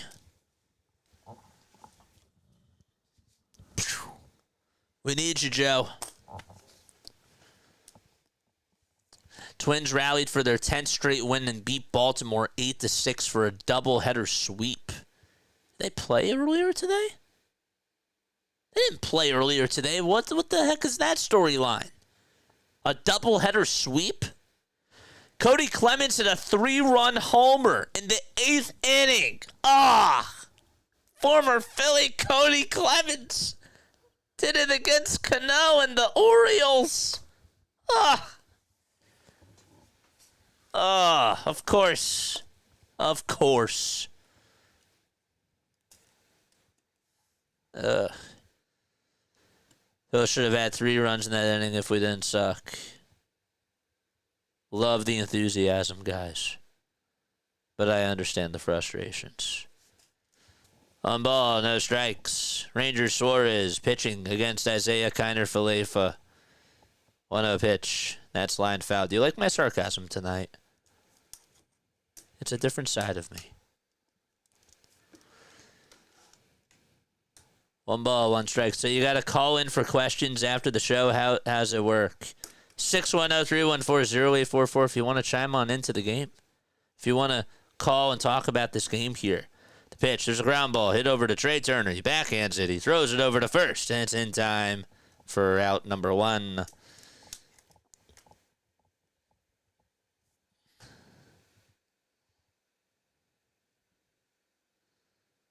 Now I'm getting... Why am I getting calls now? That's crazy. That's wild.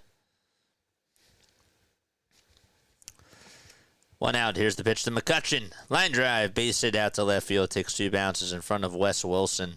And McCutchen gets on with a 1-out single.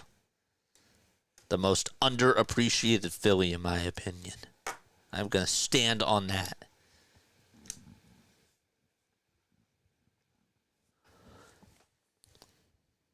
Oh, wait, that was Wednesday. That was Wednesday. The Cody Clemens home run thing. Orioles and Nationals are tied. What am I doing? Why did it go to Wednesday? I didn't press Wednesday. Today's Friday, the 16th. Sorry. Here's the pitch to Joey Bart. It's in there for strike one.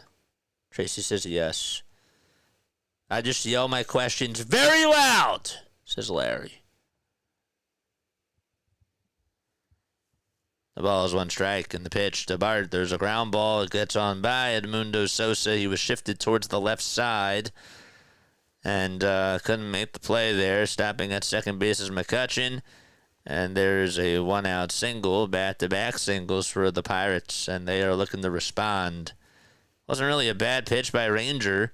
Sosa was more shifted towards second base and didn't even dive. And it was just out of reach. Tracy says you're feeling better than when we started. I wasn't feeling bad when we started. Was I feeling bad? I didn't think I was feeling bad.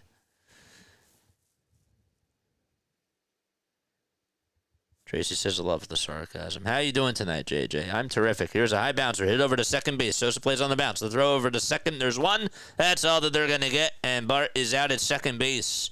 Doesn't really have a lot of speed over there. And McCutchen dances and shares some smiles with Alec Bohm. He's like, you trying to be a savvy vet over there? He's like, yeah, I am. Because Philadelphia didn't appreciate me enough. Just kidding. What's up, Scott? Yeah, let's give that run back, says Larry. Good job, boys. Alexander Canario's up. He singled in the second. He's 1 for 2. He's batting .219 on the season. First pitch, swinging a miss at 93 miles per hour on the gun.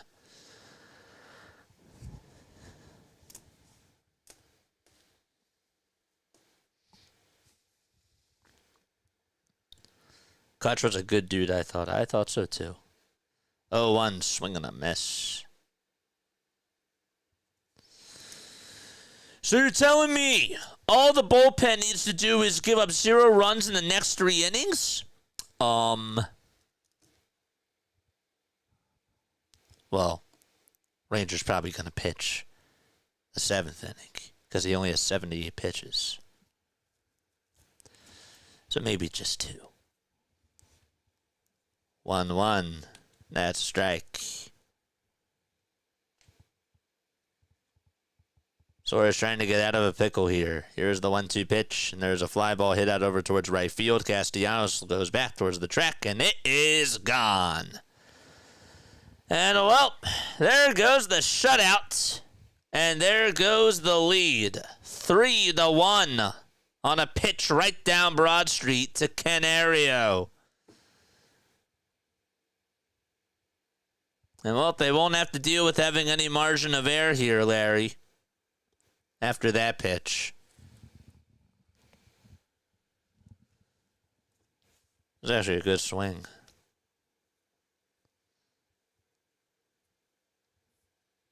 It was a good swing. 3-1 Pittsburgh. Here's the pitch.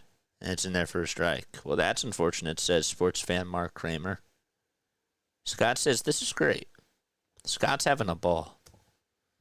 Steve says, what the heck? 0-1, swing and a miss. Scott's having a fun time. I'm having fun. The ball is 2 strikes, and the pitch is fouled off by Solak.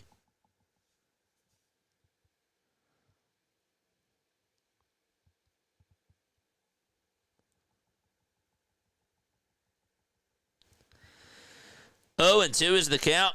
And the pitch, swing and a miss. Cha-ching. We're going to the bottom of the 6th. Yankees are up 6-2 against the Mets. That's sort of good news. But it'd be even better news if the Phillies were winning. It'd be even better news if the Phillies were hitting. It'd be even better news if Ranger had the lead. It would be even better news if they could pull out a W. You know what else would be really good news? If you guys hit the thumbs up button and you subscribe to the channel. That's probably the best news that we're going to get today. 200 likes. That would be the greatest news of all time. Hit the like button, subscribe to the channel, and hit that notification bell icon too. And that way you will know when we go live. Knicks are absolutely spanking the Celtics 92-55.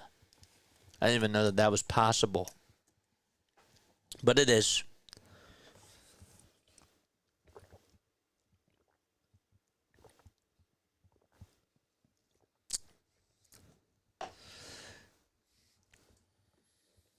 A lot of outs left.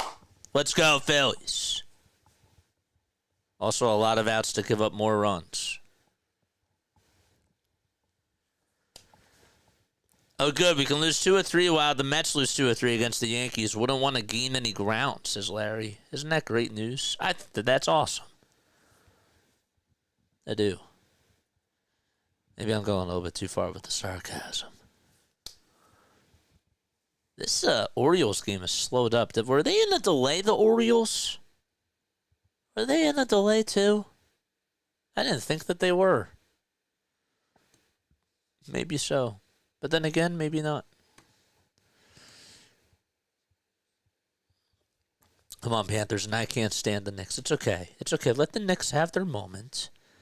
And then the Pacers are going to come. And they're going to get a reality check. Pacers again, by the way, in the Eastern Conference Finals with the Knicks. That's insane. I don't know who I hate worse, the Celtics or the Knicks. That's like Coke or Pepsi. I don't know which one I dislike more. I don't like either of them.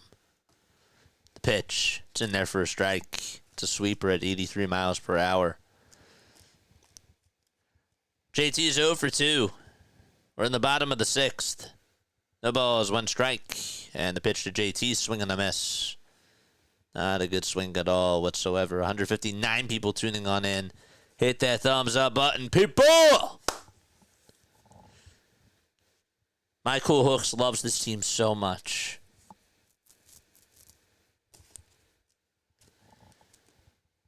The ball is 2 strikes. Holderman's pitching. And here's the 0-2 pitch. And a swing and a miss from JT on a pitch that was in the dirt. Rob's going to say good try.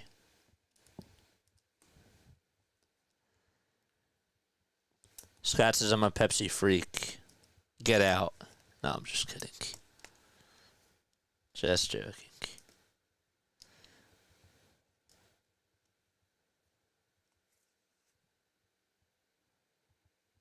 Here's Alec Bohm. Takes a pitch that's in there for a strike. I just got back from the bathroom and I see it's 3-1. What happened? The Pirates scored 3 runs. They had a 3-run homer. Pitch to Bohm, line drive, base hit out to center field. The tying run's going to come on up to the plate. There we go. Good.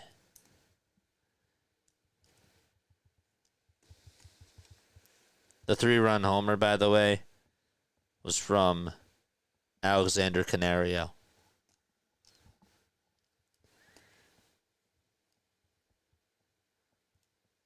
I love your energy tonight and your sarcasm. Thank you.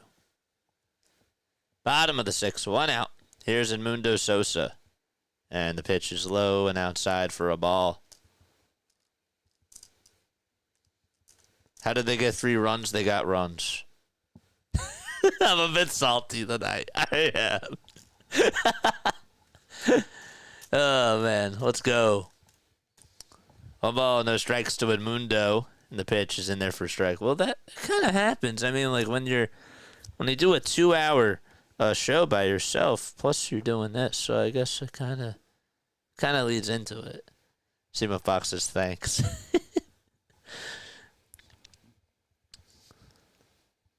1 ball, 1 strike, and the pitch to Sosa. He chops a foul.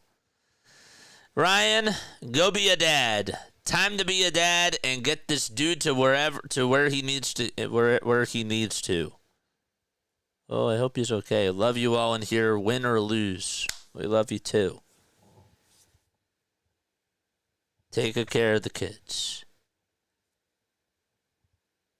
1-2 pitch, and Sosa fouls it off of his toe. Ouch. Oh, that's got to leave a mark. He's hobbling and trying to walk it off. Who hit the homer?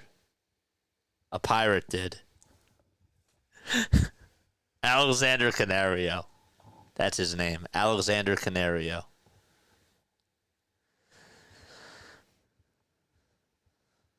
One ball, 2 strikes.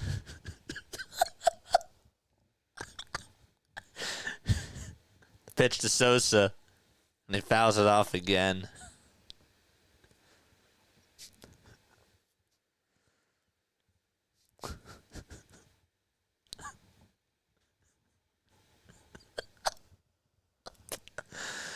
Come on, Sosa.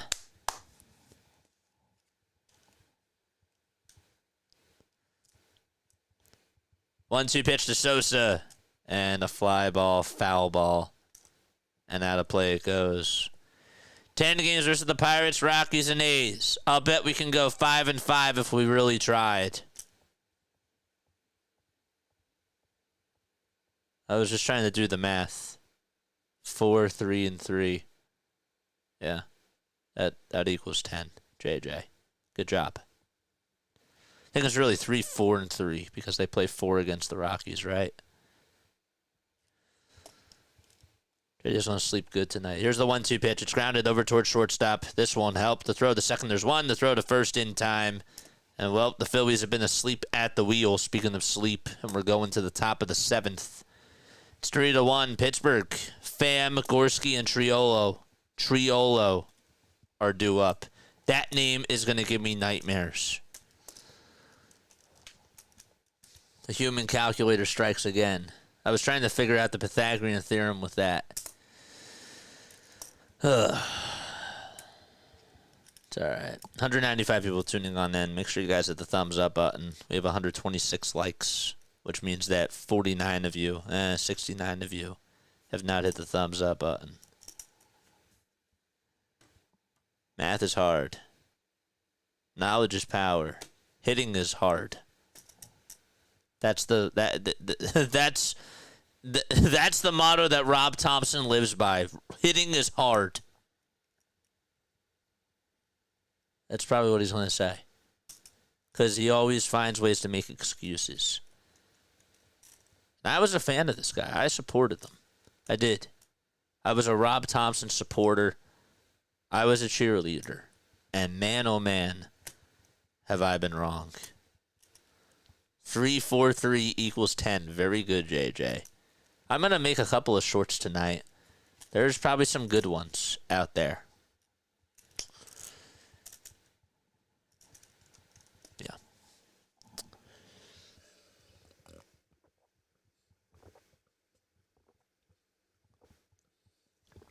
Oh, yeah. I forgot. We have trivia coming up.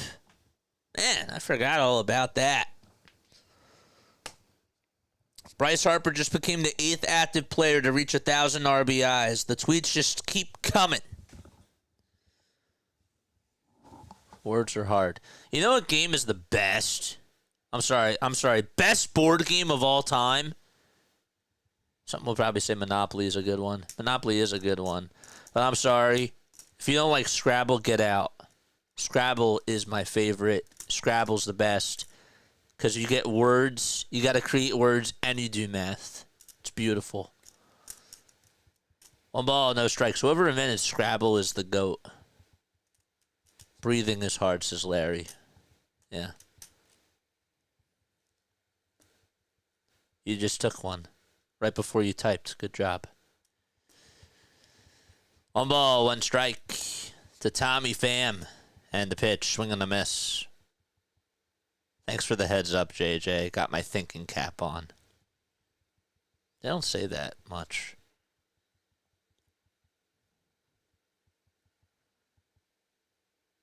One ball, 2 strikes. And the pitch is outside for ball 2. TMJ. What's up, TMJ?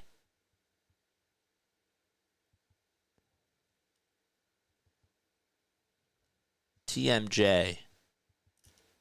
The Marvelous Joe.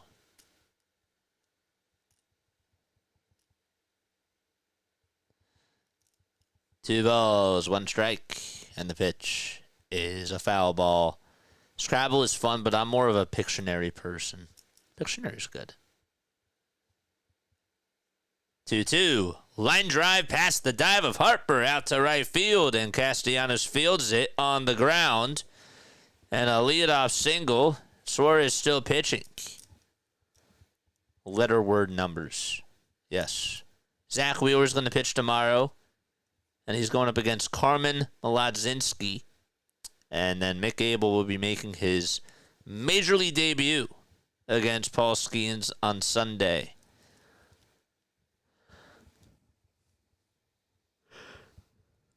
Cards Against Humanity is real. It's also pretty good. I got to give you that. Yank Suarez. You're out. 1 ball, no strikes. I just hurt my elbow doing that. 1-0 pitch. That's lined over to shortstop. Turner makes the catch. Imagine Rob just going out there and saying, like, not only is your night done, but then he just grabs him by the ear and pulls him back to the dugout. That's for giving up the 3-run homer.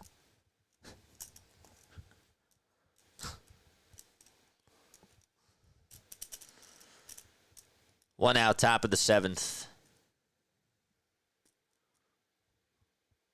Triolo is up. And he'll foul off the first pitch.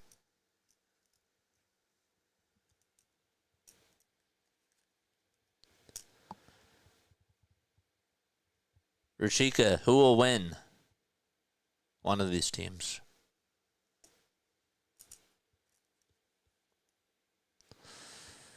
Oh, 1 pitch. It's looking like the Pirates are going to win now.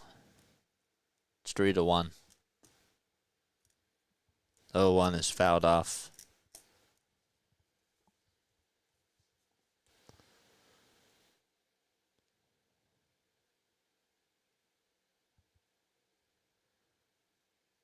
Oh, 2 pitch. And a foul ball. I assume that this is going to be Rangers' last inning. Rob calmly asks for the ball, then turns and kicks him really hard at the horse.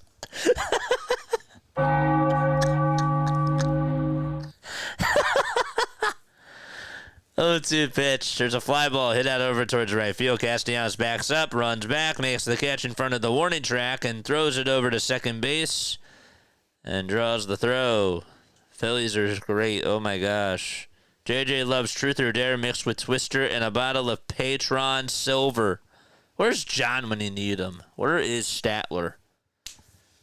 Tracy says, stop it, JJ. Phillies are losing this series. A lot of game left. There is a lot of game left. The pitch. It's in there for a strike.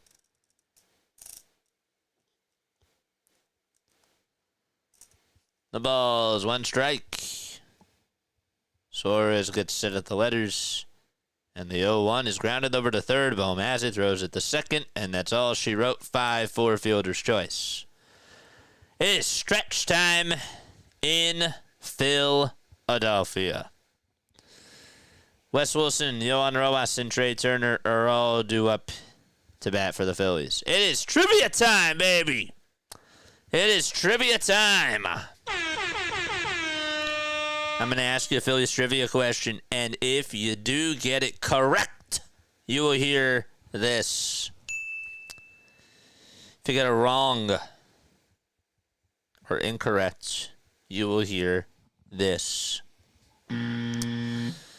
Okay.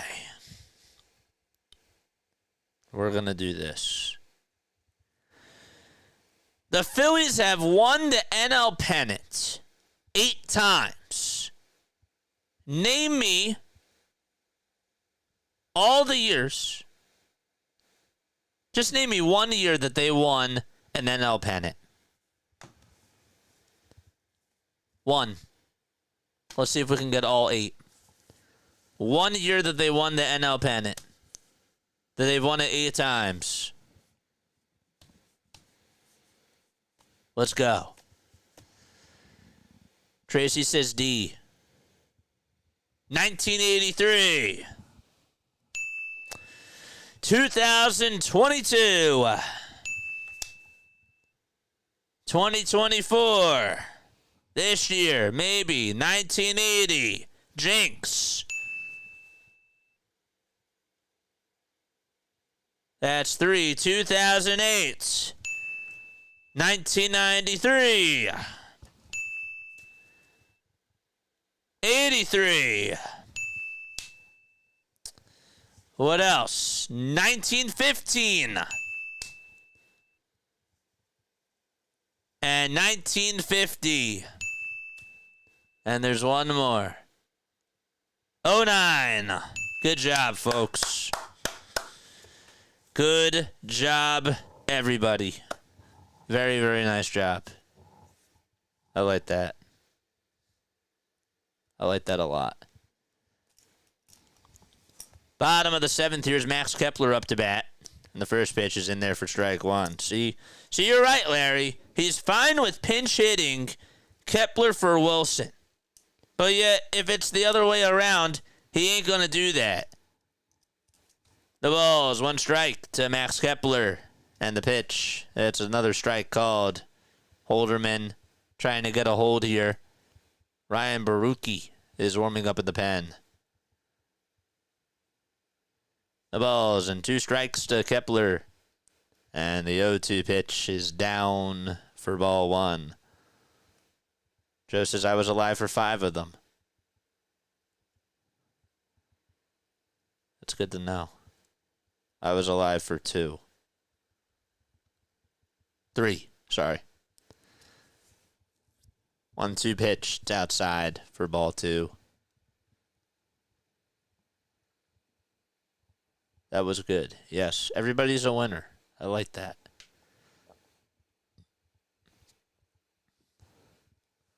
Holderman's pitching for the Pirates. Phillies had a 1-0 lead on an RBI bloop single by Harper. That was his 1,000th RBI. And then Ranger gave up the lead in the top of the 6th on a 3-run homer. Hit by Alexander Canario. 2-2 pitch, and Kepler fouls it away. Don't forget, we got a postgame show after this. There's a lot to talk about. If you guys want to come on and talk to me, you're more than welcome to.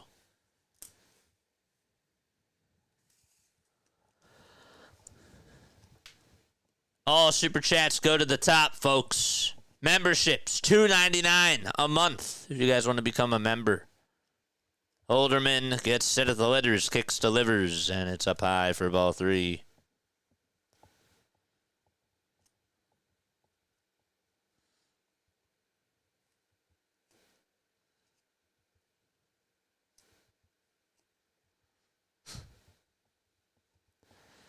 The payoff pitch to Max Kepler, and Kepler fouls it back towards the screen.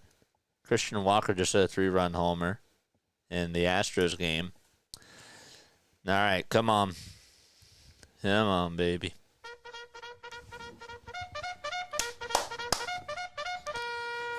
Charge!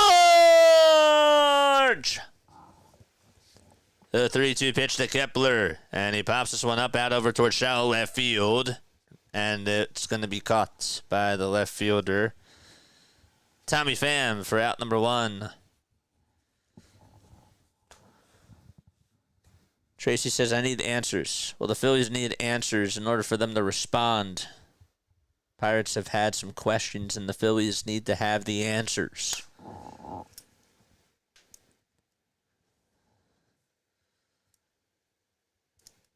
Favorite book growing up, How Dinosaurs Say Goodnight. Speaking of dinosaurs in the chat. I see that we're talking about dinosaurs.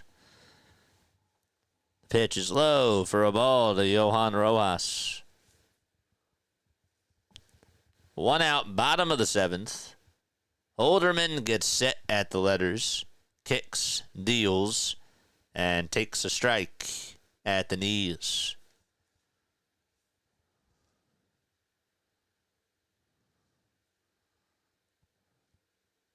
What was it like during the dinosaurs, Larry? Tell us. The Philadelphia questions. Quest is the key word. 1-1 pitch, swing and a miss.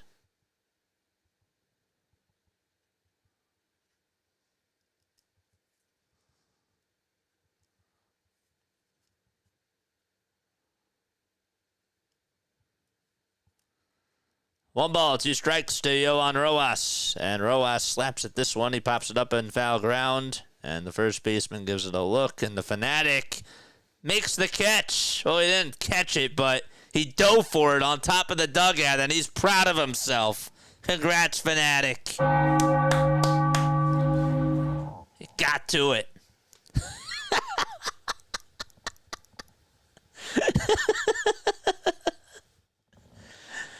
It's like, that's mine, baby. 1-2 pitch. And it's in the dirt for ball 2.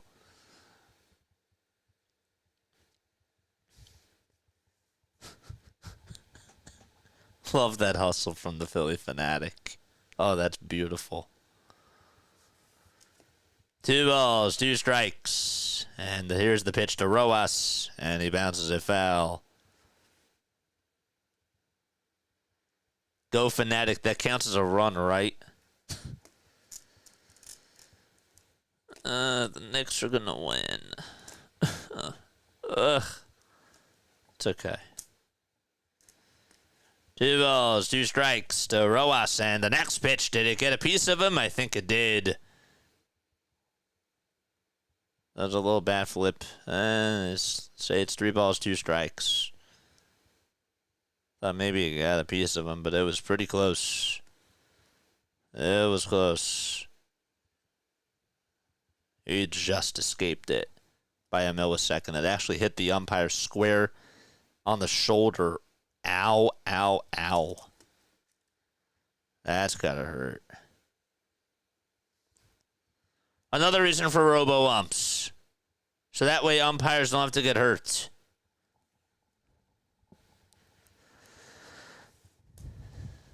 Three balls, 2 strikes.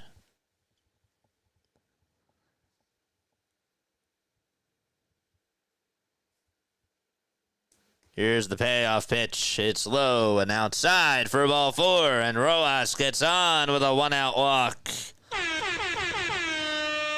Rojas is aboard, and Trey Turner is coming up to the plate. The clock is ticking. It's time. Tick-tock, baby. Trey Turner's on the clock. And a timeout called by the Pirates. That was a good at-bat from Rojas.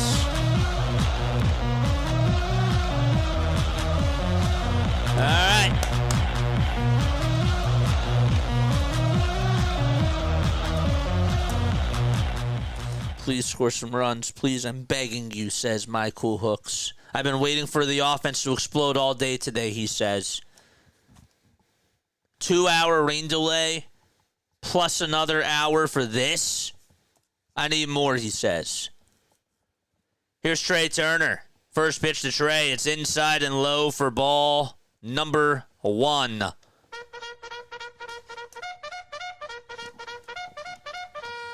Charge!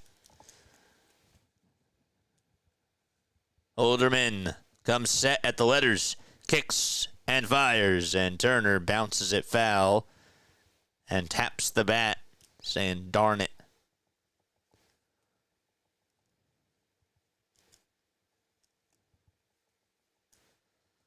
1 ball, 1 strike.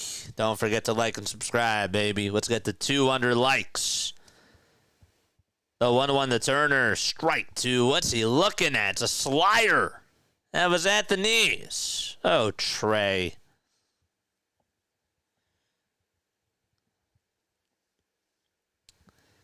Oh, Trey. Rojas leads off at first. He's going to go. The 1-2 pitch, and there's a fly ball hit out over towards shallow left field. And on the run and not being able to make the catch is the left fielder, Pham.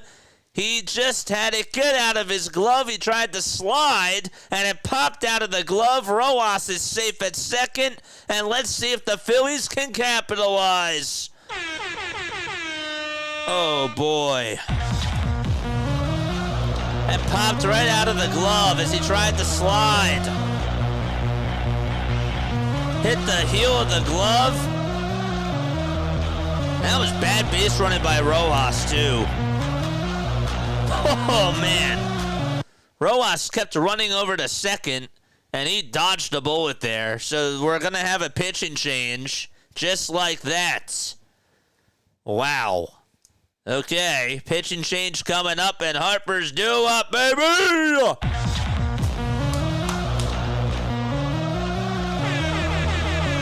Let's go! The table is set.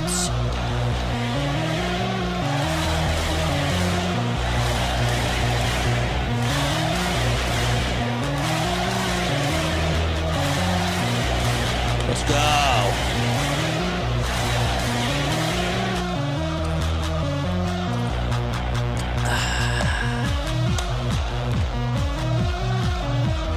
Come on, get me out of my seat. 4-hour stream. Wow. That was bad base running by Rojas, too. Like, you dodged a bullet there. If he catches that, you're doubled up. If he caught that, you're doubled up.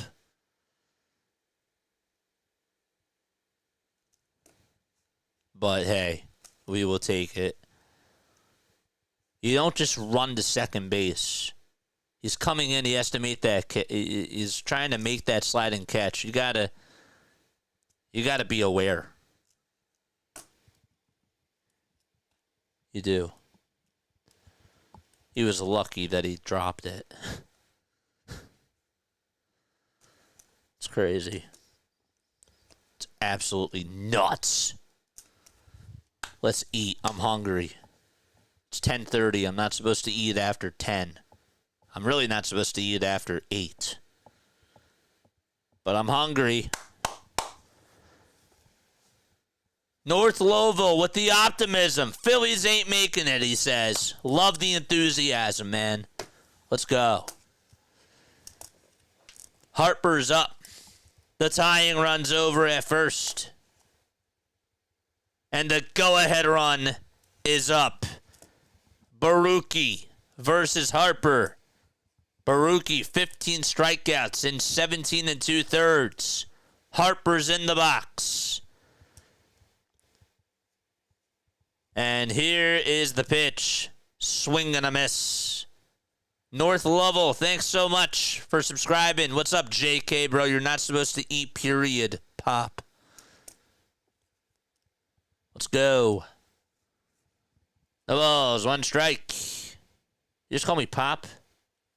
0-1. And that's a foul ball.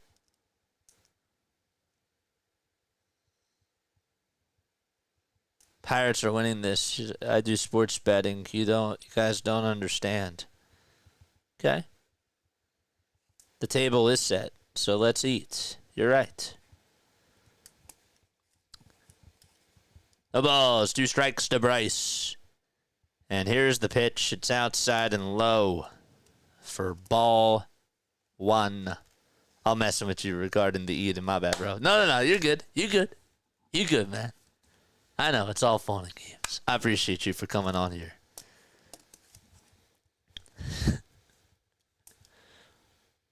I like to talk. 1-2 pitch. Way outside for ball 2. Yankees beat the Mets today, 6-2. The only time you root for the Yankees, if you're a Phillies fan, is when you do that.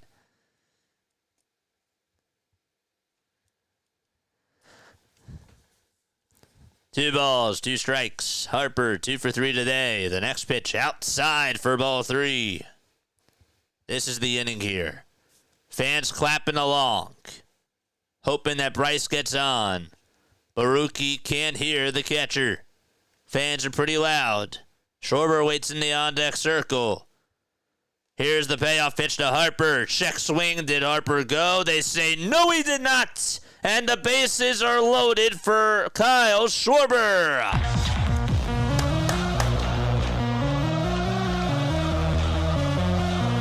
That was close. And Don Kelly is fuming.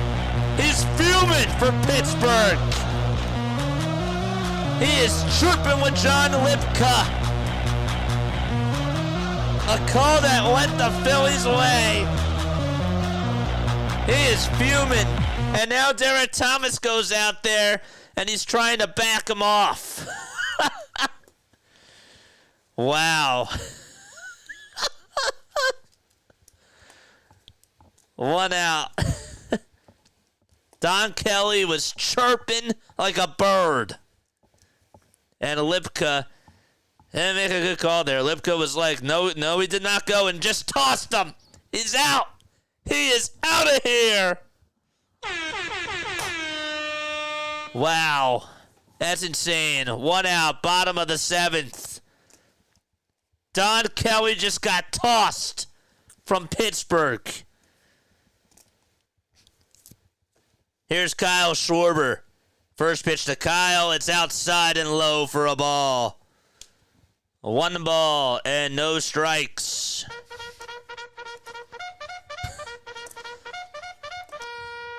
Charge!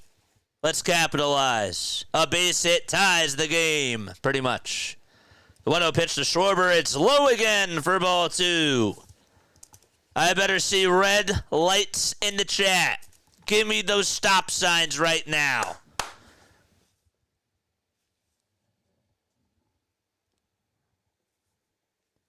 Hold him to 1 run, says JK. 2 balls, no strikes to Schwarber. The next pitch, it's on the outside corner for a strike. Oh, yeah. That was close. 2 balls, 1 strike to Kyle Schwarber. He's 0 for 2 on the evening. And the 2-1 pitch way inside. The helmet comes flying off from Schwarber. And it's 3-1. Dodgeball. And Schwarber steps out of the box. Let's go. He did. He got tossed. Big pitch here. 3 balls, 1 strike to Schwarber. Bottom of the 7th. And the pitch to Kyle. Outside and low for ball 4. And that's going to drive and a run. Rojas scores. Turner's at 3rd. Harper's at 2nd. And Schwarber with the RBI walk.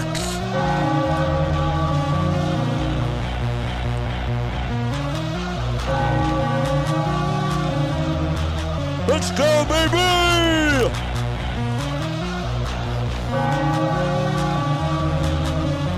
And time called by Baruki.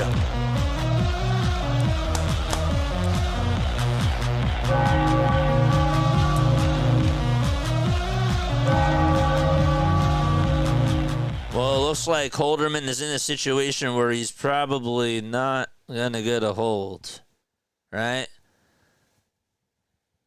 I mean, there's still a chance.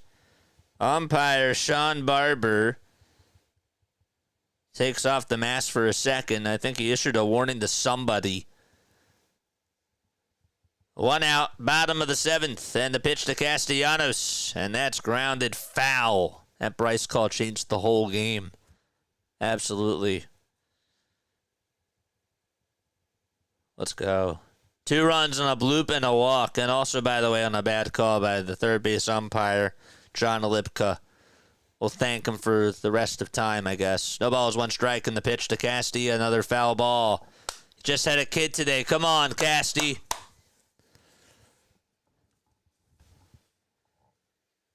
There's no reason to get another run here. No reason not to get another run here, he said. Yes. Rojas is massaging Ranger Suarez's shoulders. 0-2 pitch. It hits Castellanos. Tie game. That got him right on the foot. Bring him home, baby.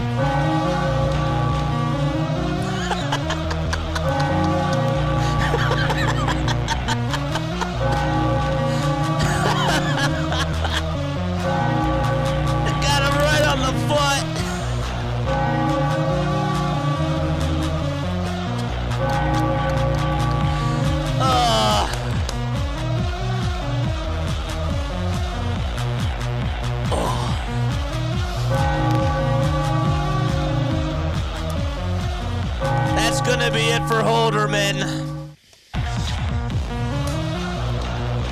The Pirates, they're choking.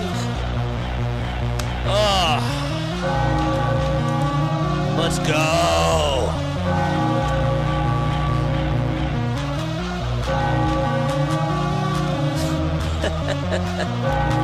It's insane.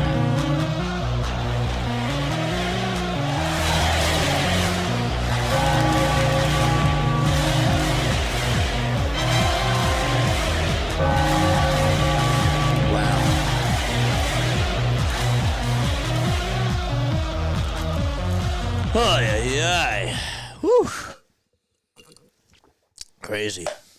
That's going to be it for Baruki, right? Or Holderman. That was Holderman, right? We got 308 people on here watching. If you are one of the 308 people on here, which you are, you should hit the like button. You should hit the like button and hit that subscribe button as well. Your laugh is contagious. Dude, that's insane. How are you ahead in the count 0-2 and you just hit him right on the foot? That Bryce call is unreal. I know all about sports betting. And the game still isn't over. But I just had to laugh. I bet you didn't think that Holderman was going to do that. JK's is already liked. I love you, man. Thanks so much. We got 286 people. We got 286 freaks on here. Ezekiel Caballero says, who will win? One of these teams will. But stay on and find out who will win. And yet you will get your prize at the end. Tanner Rainey's going to pitch. Yeah, watch it, JJ. Well, what a bum. Here's JT. Base is still loaded. 1 out. The pitch. It's in the dirt for a ball. Tanner Rainey is pitching. Congratulations on having a kid, Pops. Heard you say that before the walk to tie it up. What luck. Yes, sir. 1 ball, no strikes. And the pitch outside and low for ball 2. I got a lot of money on San Francisco and the Athletics under 7. Ooh. That's a good one. I don't think it's going to be a high-scoring game, so I think that you might be right about that. 2 balls, no strikes to JT. Base is still loaded. The 2-0 pitch, and JT swings at it and fouls it off. Now, why would you do that? I mean, I know that you fouled it off, but this guy just threw 2 pitches at you that were not even strikes, I mean, does it hurt to take a pitch? Come on. Come on. 2 balls, 1 strike to JT. And here's the next pitch. It's inside for ball 3. 1 more ball gives the Phillies the lead. Can't beat the umps in Philly. 3 balls, 1 strike. Heaney in a jam. The 3-1 pitch. It's outside and another run scores. 4-3 Philadelphia. Wow. 3 walks and a hit by pitch.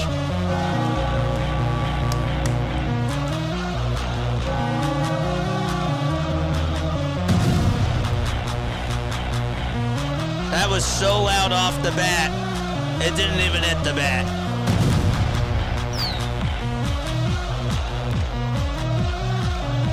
The first pitch to Bohm, swing and a miss. And it's an 0-1 count. Don't swing ever, says Larry. Bohm has a .340 average with bases loaded. 0-1 to Alec, line drive, hit out to center field. It's going to be caught. The throw to home plate as the runner tags up is not in time. 5-3 Phils as Schwarber slides on home.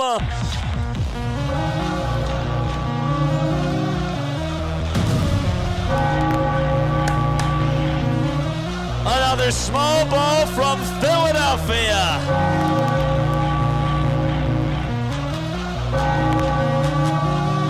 I can't believe Schwarber beat it out.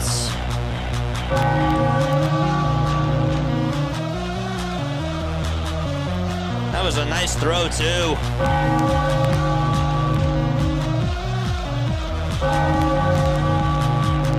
The speed demon Schwarber scored. Here's Edmundo Sosa. Runners at first and second. First pitch, swinging a miss on a pitch that wasn't even close to the strike zone. A sac fly by Alec Bohm. And the Phillies lead it 5-3. Charge! 0-1 to Sosa. There's a line drive. Played on the bounce by the third baseman. The throw to second, and that is going to do it. The inning is over. The Phillies get a parade of runs and lead it 5-3. And we go to the top of the 8th inning. Larry says, least exciting 4-run rally ever. You know, it's funny. Not a lot of action with it, but a lot of excitement on the call. I think it's kind of funny. Weird. Have we ever seen Schwarber and Usain Bolt in the same room? I got to tell you, Kyle Schwarber ran for his life on that line drive that Bohm hit out to center. You know, not the fastest guy at all, but for him to hustle the way that he did, I have to give him credit there. I have to give him credit. Chip says the Pirates are better. Well, they're playing better. They're down 5-3. So, how crazy do you think Xfinity is right now, says Steve? On a scale of 1 to 100, I would say it's at 1,000. They're probably going nuts. P35P. That sounds like it's code for something. Scoring 4 runs and still leaving the bases loaded is the most Philly thing. They didn't leave the bases loaded, but so good. They should have. 262 people on here watching. You guys should like and subscribe. Calling into the show after the game is done, too. A lot to talk about. We're going to the top of the 8th inning. 610-314-0844. And the extension is 867-5309. Don't type that in on the last part. 610-314-0844. That is the phone number.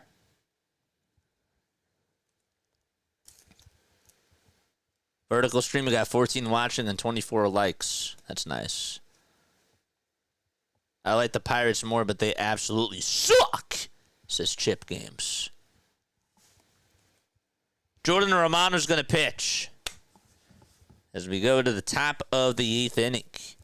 Romano has an 8.22 ERA in 15 1/3. Does that mean Rangers going to get the... Does that mean Rangers in line for the win?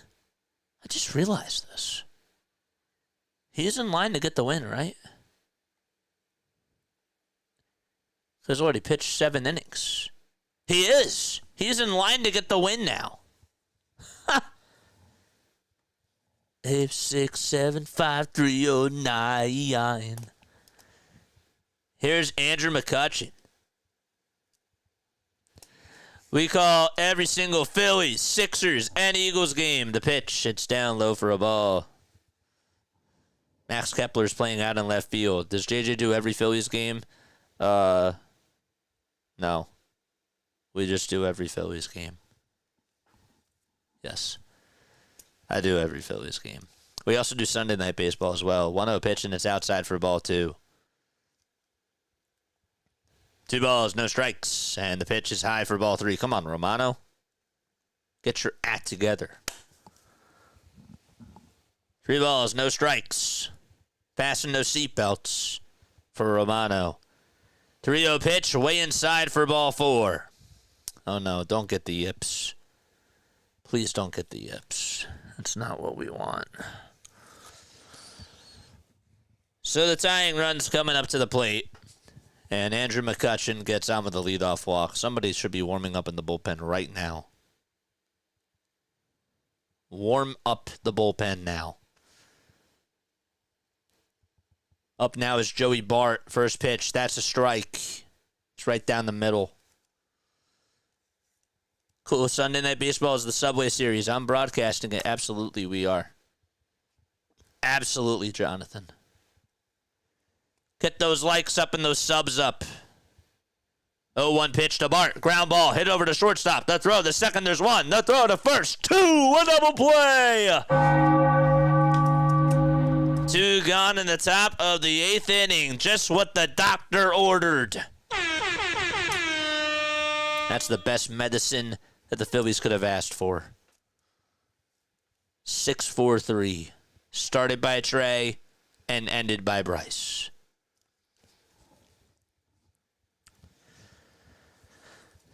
Two outs, top of the 8th inning.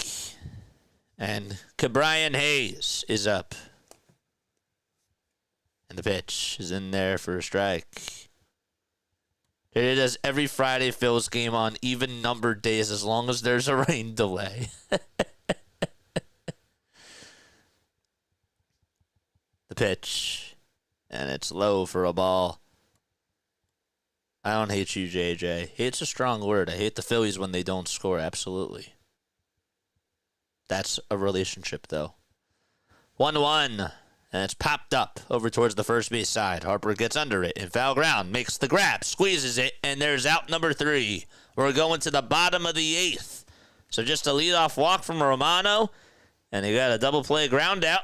And a batter to pop out as we're going to the bottom of the 8th. Can the Phillies get some insurance runs? We shall see. We shall see. Let's go. Let's go, baby.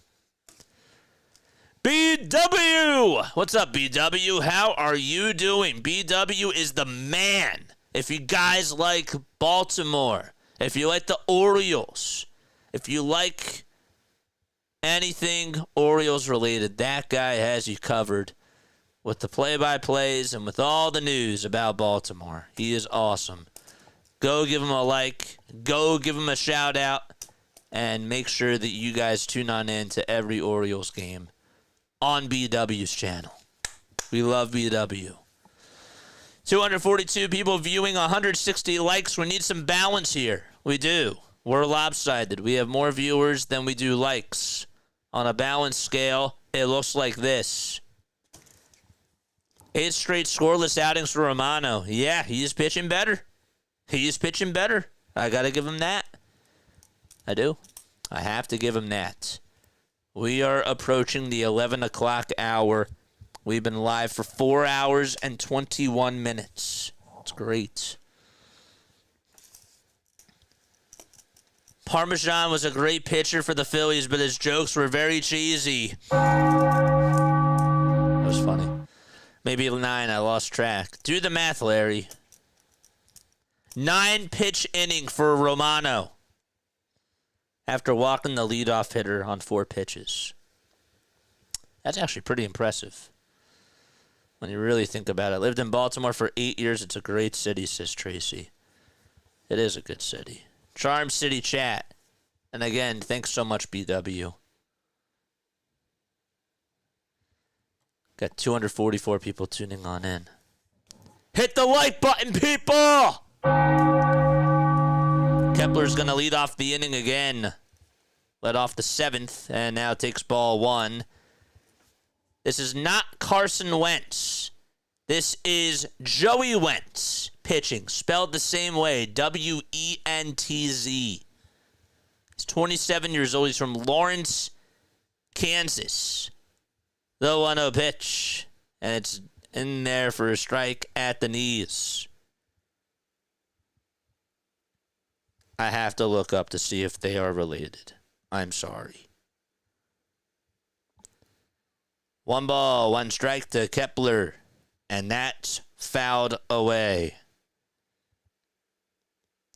They are not related. They are not blood relatives. There's no documented family-related relationship between the both of them. Kepler in the box, and here's the pitch. It's a foul ball. I took y'all on the money line when y'all was down 3-1. I was down?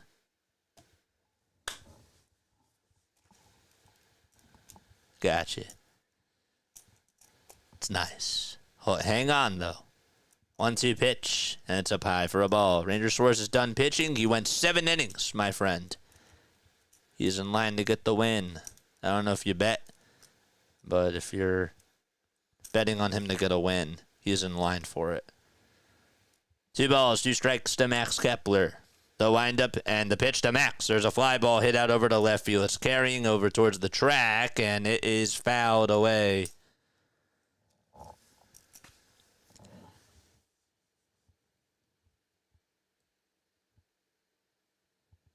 That was hooking foul, and we were praying for it to get out. And it did. Out of play.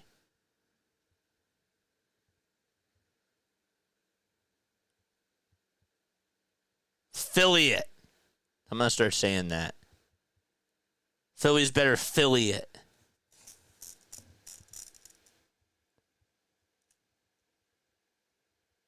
The affiliate of the Phillies better Philly it. Philly it up. 2 balls, 2 strikes. The windup and the pitch from Wentz. Swing and a miss. And Kepler is down on strikes. Eagle Auto just renewed his membership. Cue the music. Yeah, I played it. Whoops.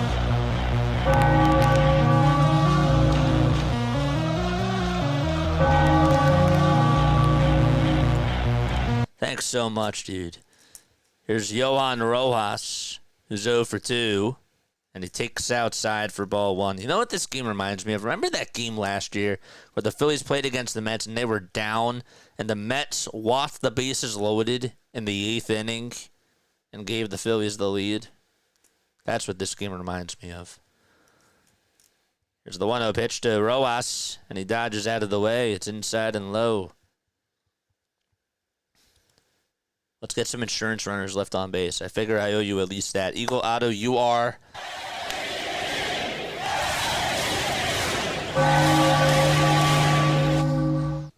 Two balls, no strikes. Wentz comes set at the letters. Kicks, delivers, and throws it outside for ball 3. Again, it's not Carson Wentz. It's Joey Wentz. What do they have in common, though? Well, one of them is in Kansas, and one of them was born in Kansas. 3-0. That's down low for ball 4, and Rojas gets on with a walk.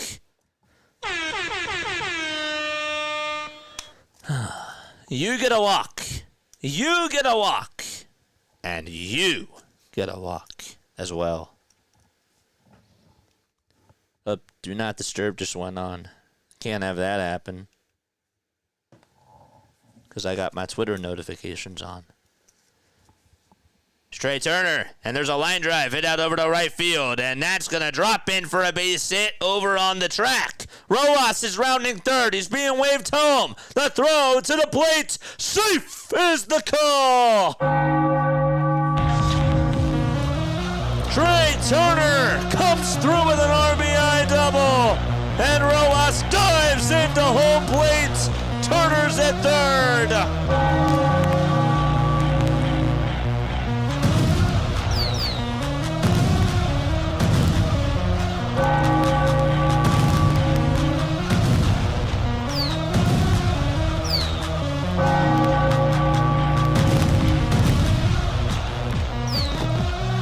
Rojas all fired up. Here's the pitch to Harper. Line drive, base hit into right field. Turner will score, and another run comes in. 1,001 RBI for Bryce.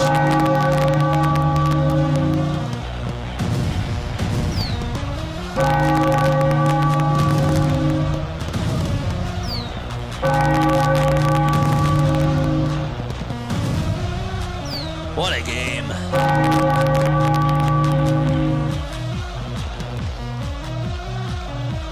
Here's Kyle Schwarber at the plate, and the first pitch is outside. Vigilant Tracker says, now this is baseball. 1 ball, no strikes. 10 more subs so we get to 57-50. And the pitch, that's in there for a strike.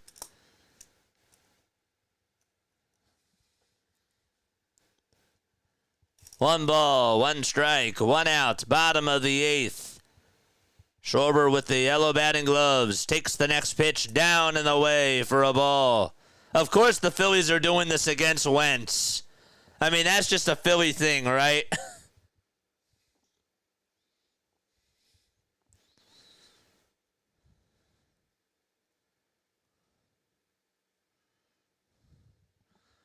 2-1 to Kyle. Ground ball, base hit into right field. Harper's going over to third, and that's going to put runners on at the corners as the hitting continues for Philadelphia.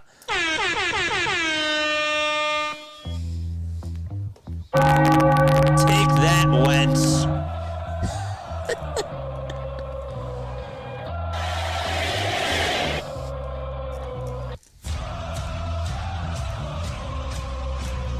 A 4-run cushion for the Phils.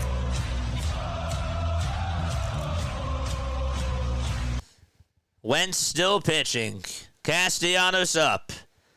1 out. Here's the pitch to Nick. Line drive. Played on the bounce by the shortstop. The throw to first in time. Harper scores. It's an RBI ground out, and now an 8-3 game. And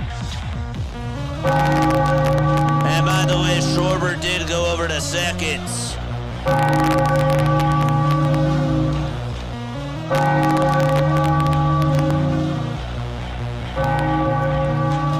was a nice dive.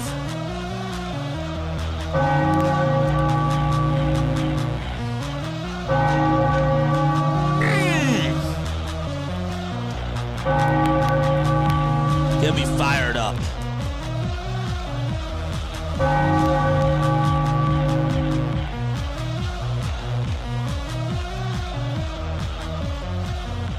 JT is up to bat. Runner on at second. First pitch to JT. It's in there for a strike.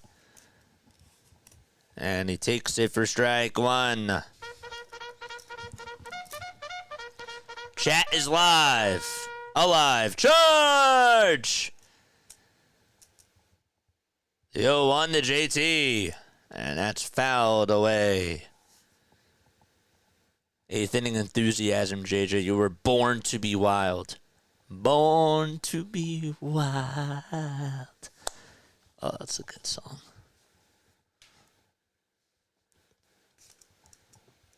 No balls, 2 strikes. JT tonight 0 for 3. The 0-2 pitch to JT, and he lines it foul and out of play. We wanted insurance runs. I think we got insurance runs, says Joe. Maybe. Schwarber's at second. No balls, 2 strikes. A lot of action in these last 2 innings. 7 runs for Philadelphia. 0-2 to JT. And he fouls it away. And it'll find the seats over towards the first base side.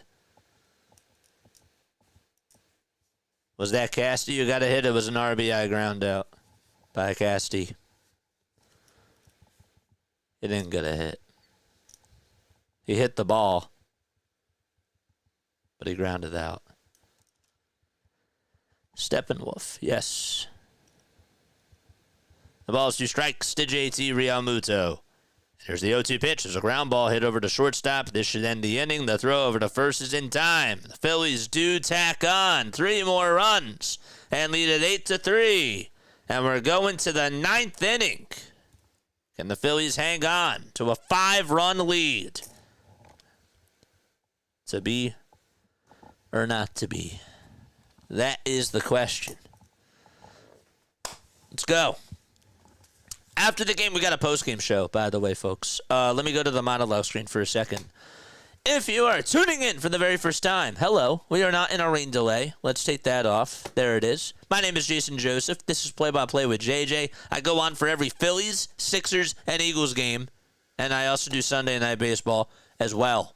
If you guys enjoy the content, hit the like button. Hit the subscribe button as well, and turn on those notification bell icons. After the game is done, we also have a post-game show. If you guys want to come on in, if you want to call into the show, 610-314-0844. The phone number is in the ticker. It's also down below in the comments section, and one of my mods will also post it in the live chat as well. If you want to leave a voicemail, a text message, a phone call, can't mail in letters, but if you guys want to do that, that's another way, or you'll have to figure that out on your own.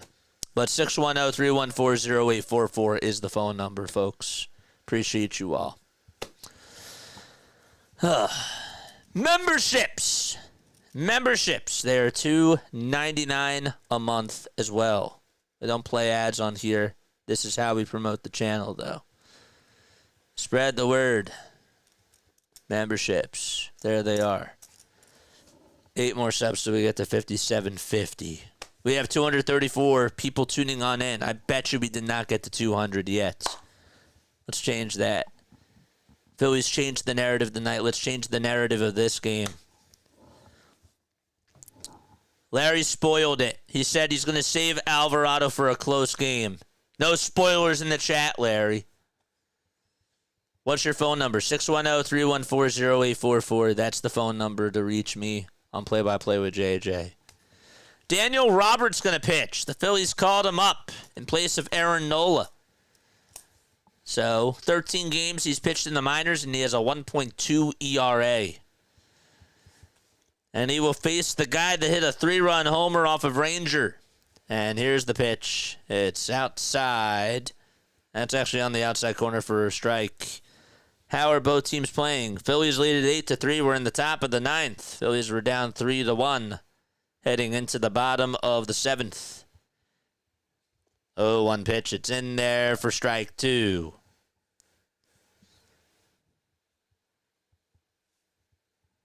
Roberts pitching.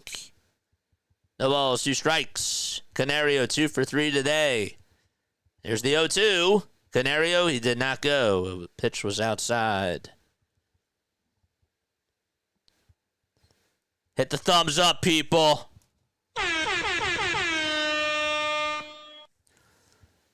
1 ball, 2 strikes. Robert kicks, fires, and it's outside again. Throw a sweeper at 85 on the gun. That was Canario's 3rd homer. What happened to Nola? He's on the IL with an ankle injury. 2-2 pitch, and what was an 0-2 count is now a full count.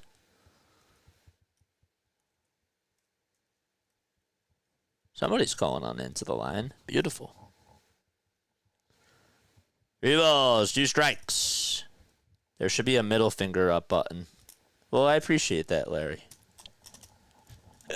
That is such a Waldorf comment. 3 balls, 2 strikes. And here's the payoff pitch, and it's spoiled foul.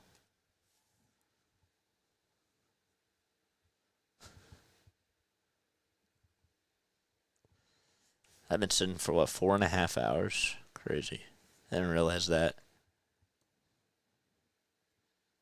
3-2 pitch. And another foul ball from Canario. By the way, the Halos lead it 2-0 against the Dodgers. That game's in the top of the 4th. It is 11:11 p.m. Make a wish. Not going to tell you mine. You probably know what it is. 3 outs to go. 3-2 pitch on the way. Another foul ball. Yeah, I feel sorry for people that actually believe that Nola is hurt, says somebody in the chat. Well, there are people that do believe that, so.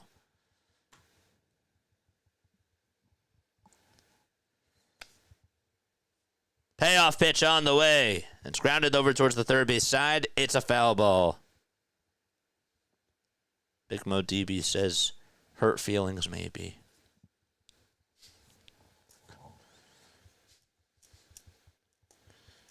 You guys are funny.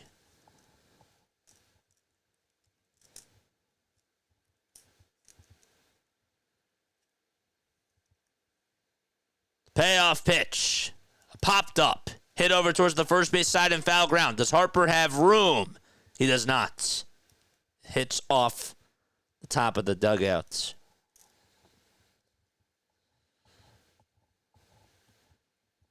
Fan almost made the catch. Canario is attempting to break the record for most foul balls in an at-bat, says Phillies Baseball Talk.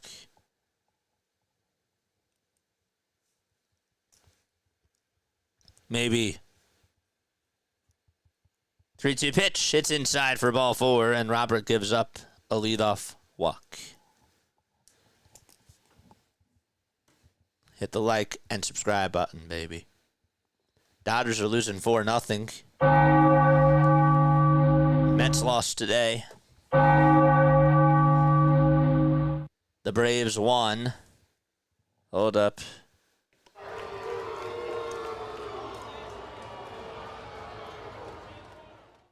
But the Phillies are winning. The pitch. Foul ball. This is Adam Frazier. Still in the league. Adam Frazier hitting .238 as a pinch hitter. The ball is 1 strike, and the pitch to Adam. Line drive, base hit out to right field. That's going to put runners on at first and second base. And Robert is in a pickle. It's not baseball without dramatics. It's not Phillies baseball without getting your heart racing. Larry says, I seem to recall the most foul balls in an at-bat being at 22. I actually think that you are correct. I think you are correct. Here's Tommy Pham up to bat. First pitch, swinging a miss at 94 miles per hour.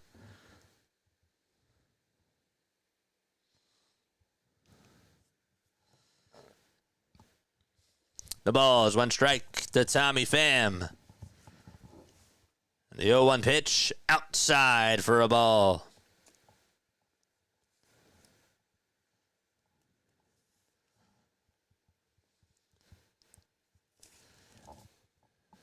Robert with 15 pitches and still nobody out. Pham in the box, and the 1-1 is upstairs.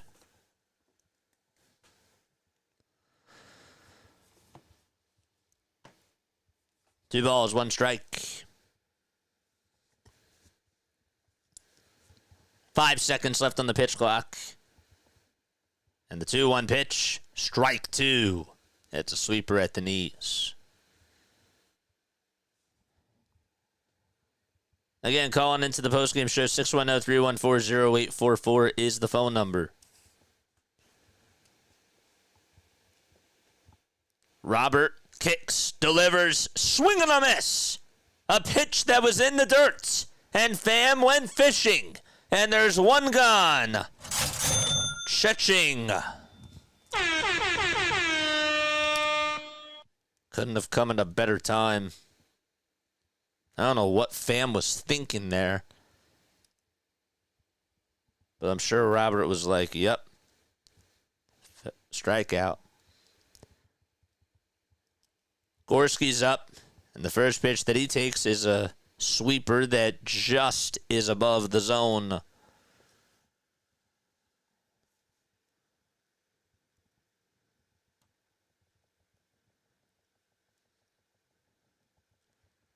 Double play ends it. 1-0 pitch outside for ball 2.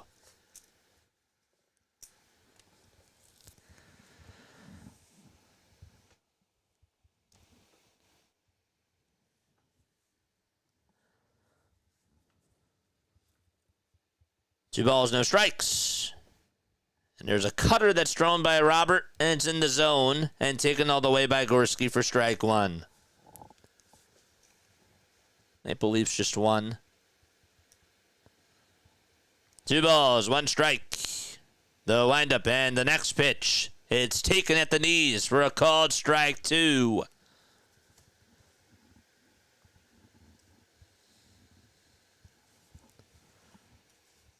Two balls, 2 strikes. Can Robert get another out here? The 2-2 pitch. It's low for ball 3. And that'll make the count full. On deck is Triolo.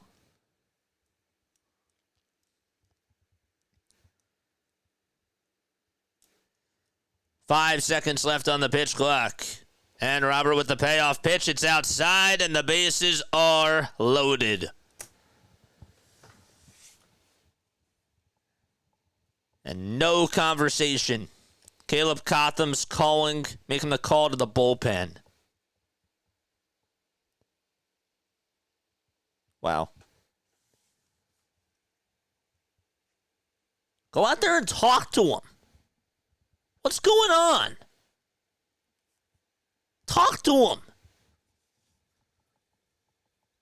Alvarado's warming up now. Figures. Talk to him. Talk to her. There we go. Now they're now they're talking to him. There we go. That was like the longest time out, and then Caleb went out there to talk to him.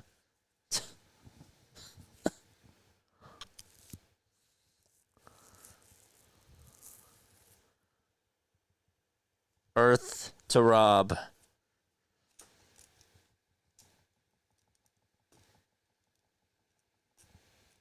One out in the top of the 9th. They heard you, JJ. Yeah. Triolo is going to hit. Bases loaded. Tying run is on deck if he gets aboard. First pitch way outside. It looked like it slipped out of his hand, but it was still at 94.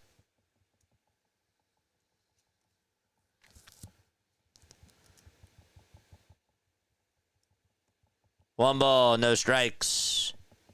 They'll wind up in the next pitch, and that's going to get away from JT.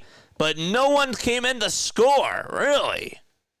Oh, my gosh. The pitch was outside. And JT got up, and the runner from third didn't even come on in.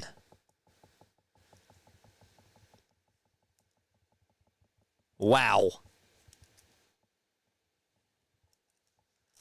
Guess they're like, you know what, I'm not going to risk the out there. 2-0 pitch. It's low for ball 3. Can't even find the zone.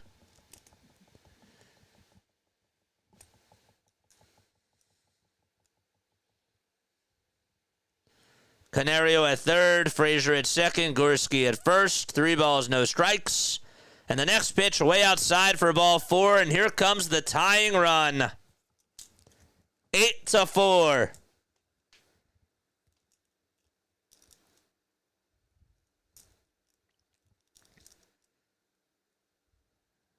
And Robert gives up another walk. And that is going to do it. Alvarado will come on in to get the final 2 outs. Whew. I need one of these. But I don't have any up here. Don't forget to like and subscribe, people. The Phillies might not be coming in clutch right now, but JJ is. That Mound Conference sure did the trick, Larry, didn't it?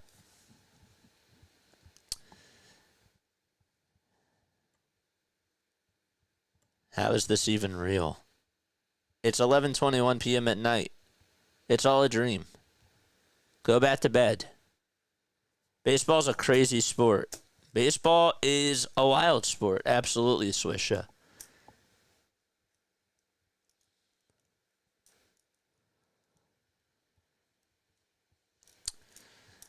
Eight to 4, and Isaiah Kiner Falefa is coming up.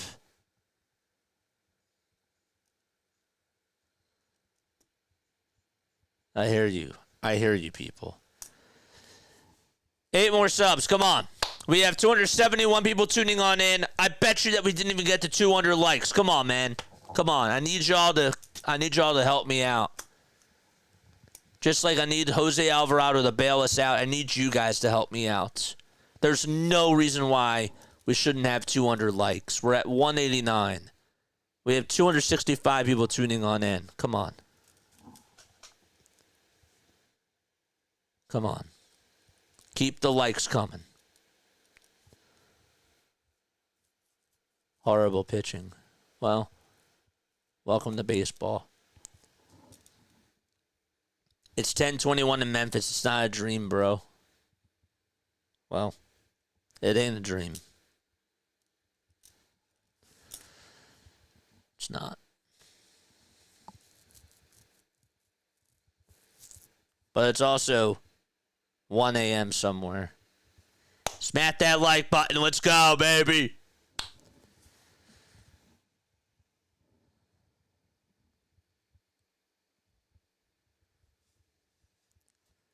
Ten more.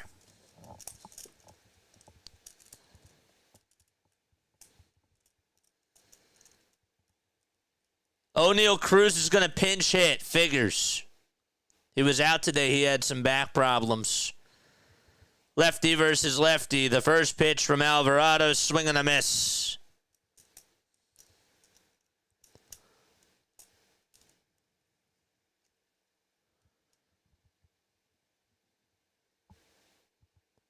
No balls, 1 strike. Jose Alvarado on the mound. The 0-1 is in the dirt for a ball. Cruz is 0 for 13 as a pinch hitter. And he has struck out 7 times. He's one of their best players, too. The 1-1, foul ball. Pitch was inside.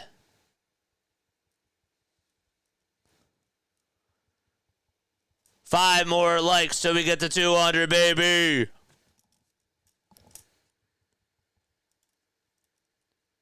Five more. Come on. It's like pulling teeth. 1 ball, 2 strikes, and time called by O'Neal Cruz.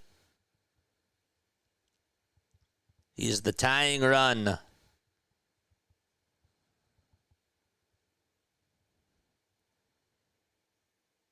Alvarado gets set above the belt, and the 1-2 pitch, swing and a miss. And there's out number 2. Oh, that was a huge strikeout by Alvarado. Coming up clutch. 1 more out. And Pittsburgh has their backs against the wall. That fastball whizzed on by him. And it's all up to Kutch. Andrew McCutcheon in the batter's box. Base is still loaded. The first pitch. Here it is. 100 miles per hour in there for strike one.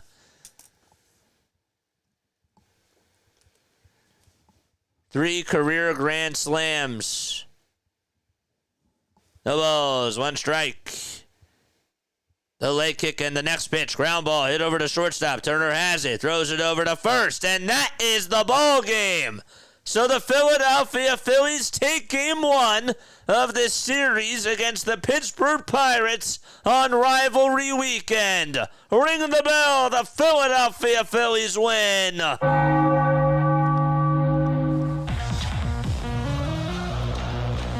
Whew.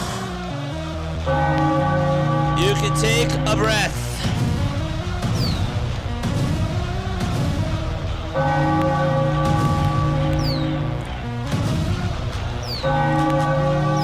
You can take a breath.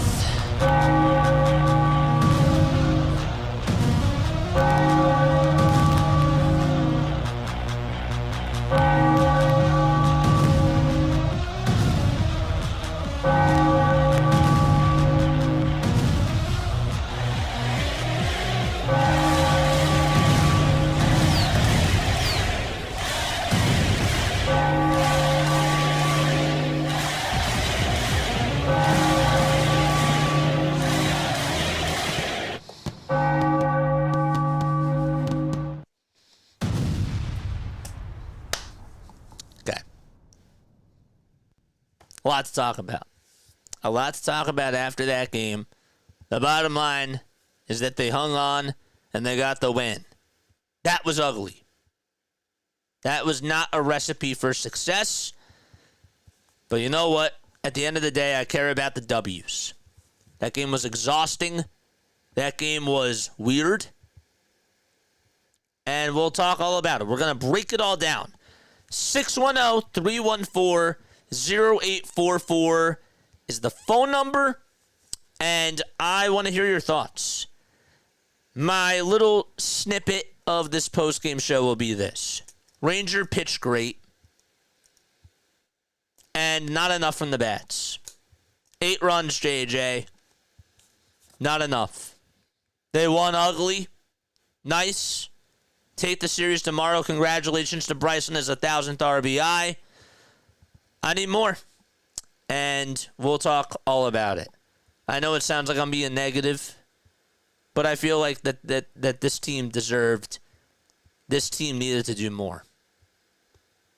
Al Bowman had a nice sac fly, and Kyle Schwarber hustled. They needed all those runs. All right.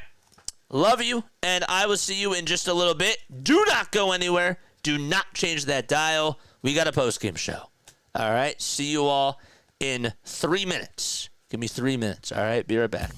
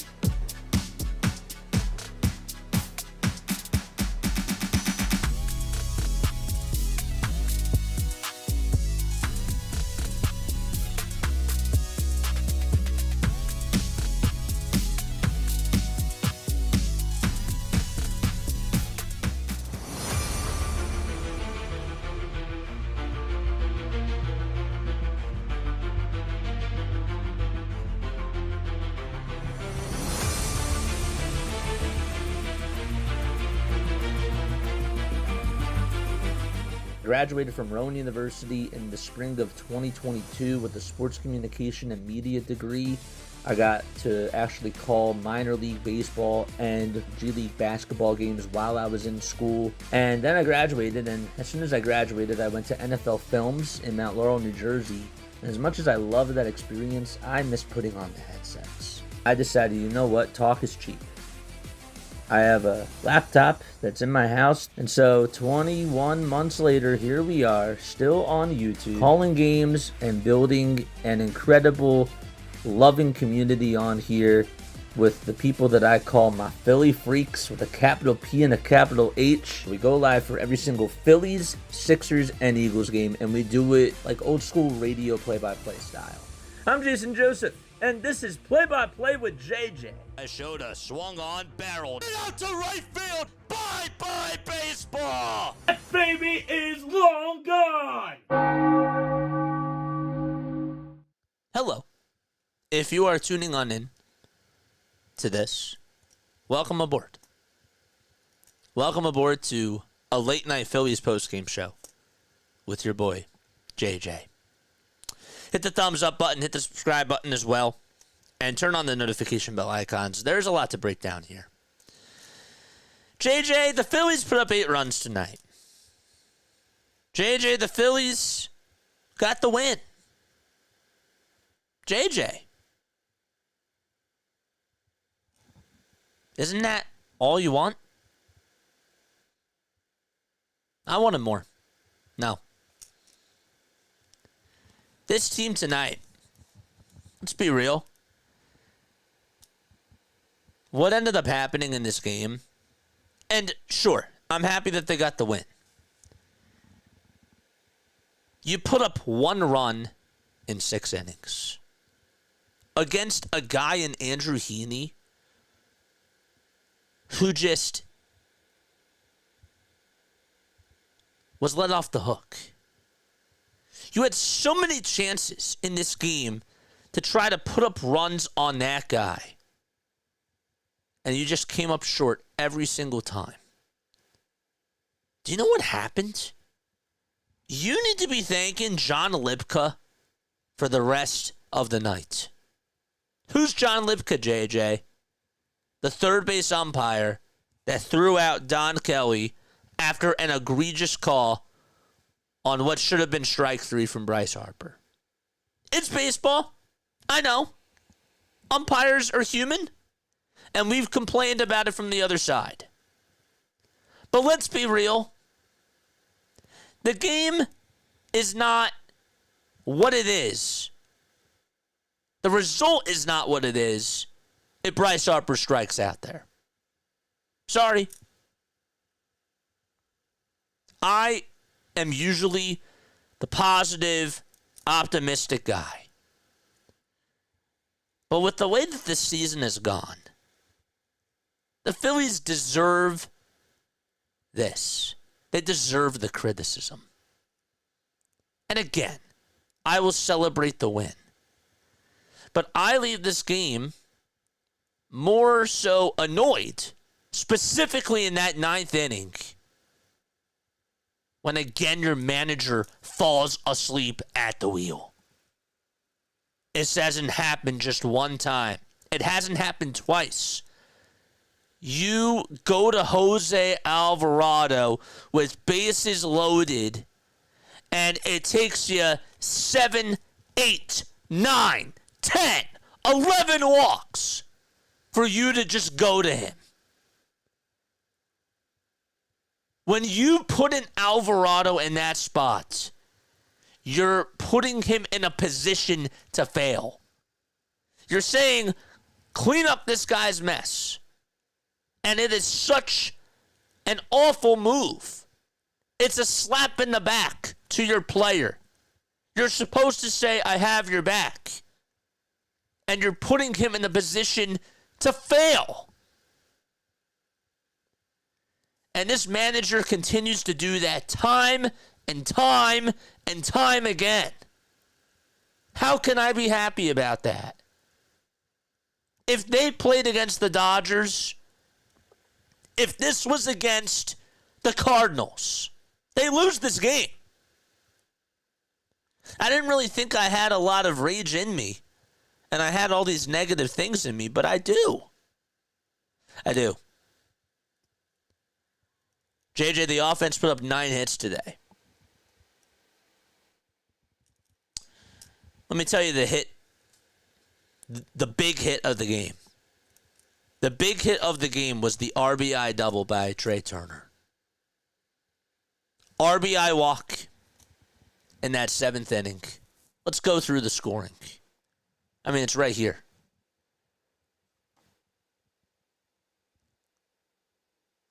So Harper gets the bloop single.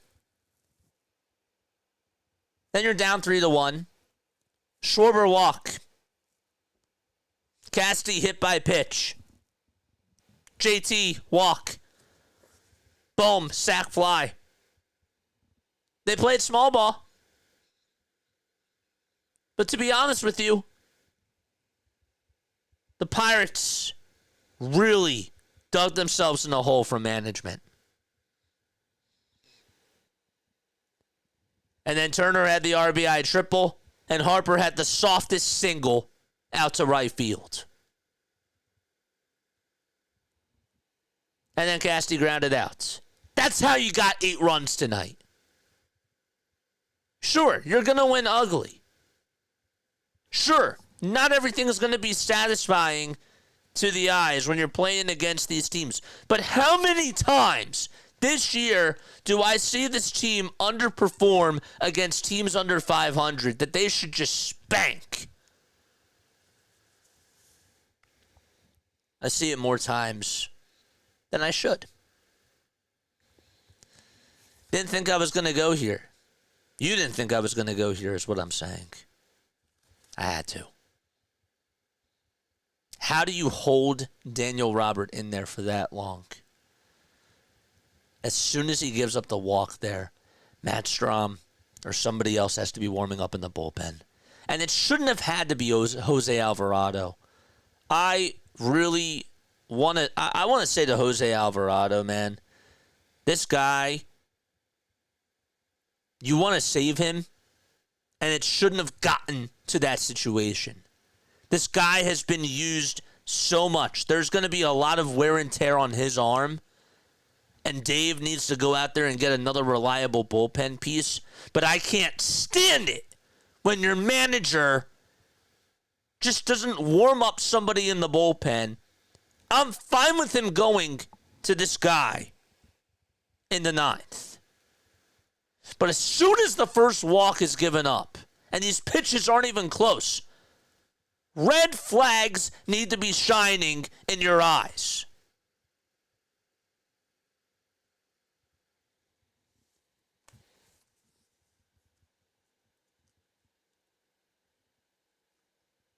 You know what else I can't stand? Going back to this offense who put up 8 runs today.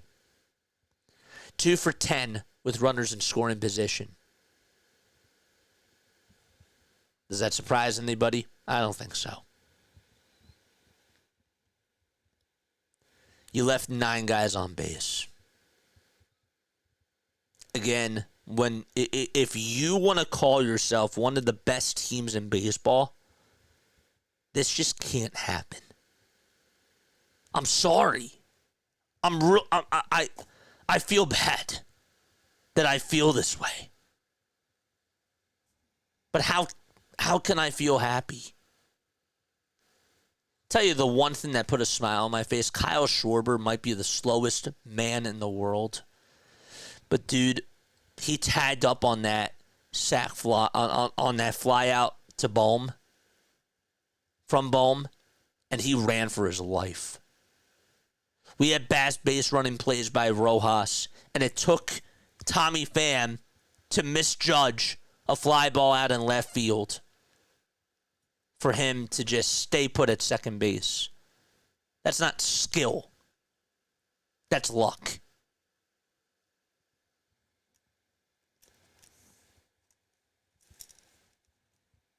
But JJ, they had a 2-hour rain delay.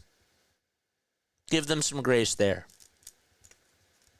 You know who deserves grace tonight?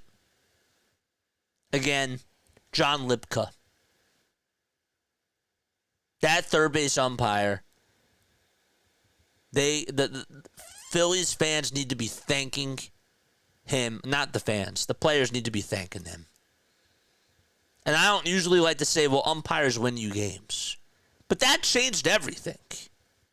Sorry. That did change a lot.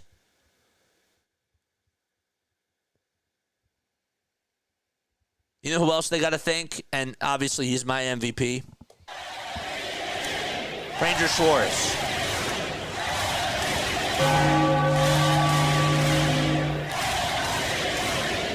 Ranger Suarez and Jose Alvarado got to count their blessings. Now, the other positive I do want to get to, because, again, it's not just bad things. Romano, after allowing a 4-pitch walk, that double play ground ball was huge. And he only threw 5 pitches after that 4-pitch walk. He got 3 outs on 5 pitches. Good for him. He's doing better. I'm still not satisfied, and I still don't personally trust him to pitch in the higher leverage spots. But good for him. Do it again. It's weird. It's so weird. Now, part of it you also have to understand, too. It's 11:43 at night. What do you want me to do? We stayed up for that game. Thank your blessings tonight is all I got to say. And good for Ranger to get the win. But, again, it's one of those games where you just don't feel like, oh, damn. Like, oh! There we go! You don't feel that way. You don't feel like you want to rally or like you want to run through a brick wall. That wasn't this game. 13 of their last 15 games have resulted in wins for this team. Good. I said during this homestand against the Cardinals, the Pirates, the Rockies, and I forget who the other team was. I think is it the A's? I forget. But anyhow, I said that you should be getting these wins. You need to rack these wins up. Because when you're playing against the Mets and when you're playing against these tougher opponents, you're not going to win all these games. So you should rack up these wins. That's the bar.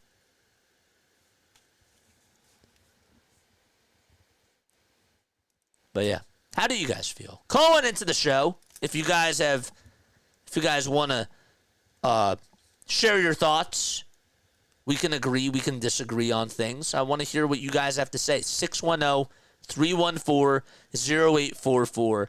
After this Phillies game, they put up 8 runs. Is this the type of win that satisfies you? To me, it doesn't. I wanted more. I'll take the win, but I wanted more. But does this win satisfy you? Call on into the show and let me know what your thoughts are. And let's read comments now. Let's read some comments, and we'll take phone calls as we go. 9 hits and 8 walks. Not sure if that counts. Plus a hit by pitch. Yeah, this was a Little League baseball today. What happened is that the Pirates pitcher saved our arse. So did their manager. They gave the game away, says Larry. Phillies didn't take the bull. They didn't go to Xfinity and take the bull by the horn. No.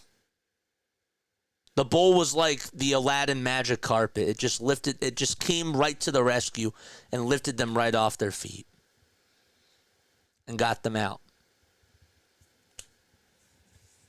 That's not how you're going to beat good teams.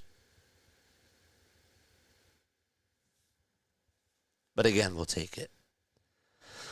Robert, does he go bat down now? Was his previous outing good or just a fluke? Look, Rob put him in the position to fail. By the way, he has to be better, and he knows it.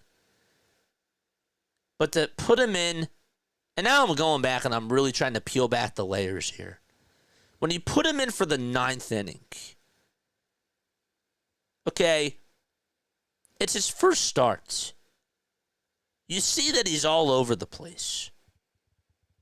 Again, can your manager just read body language and stop looking at the analytics Bible?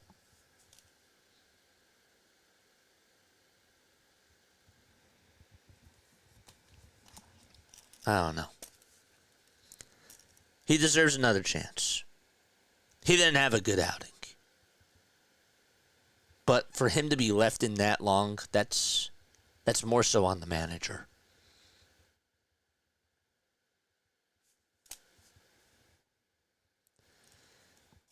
Nice intro, JJ. Thanks so much, Joe.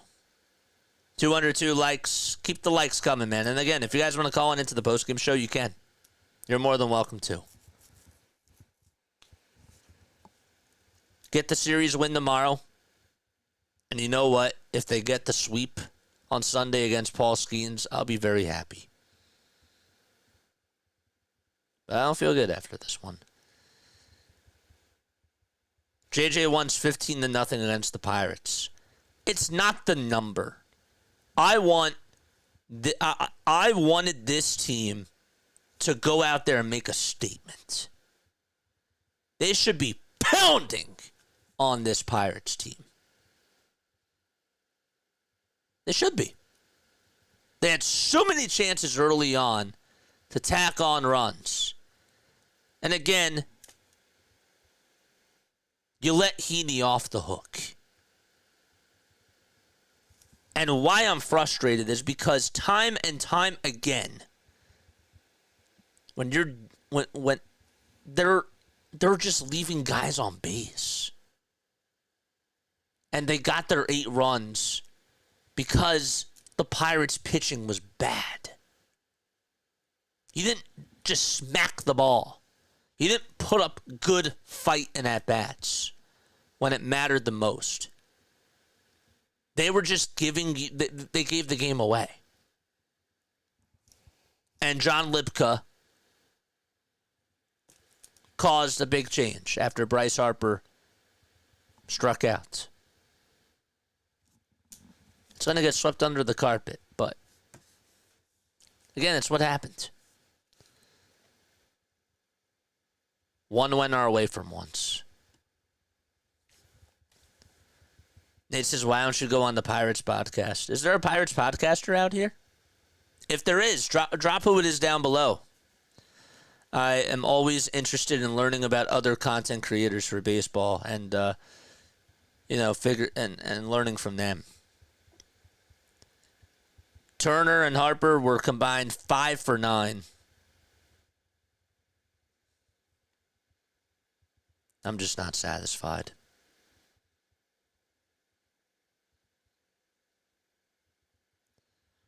Rojas today, 3 runs, 2 walks. Thought he hustled.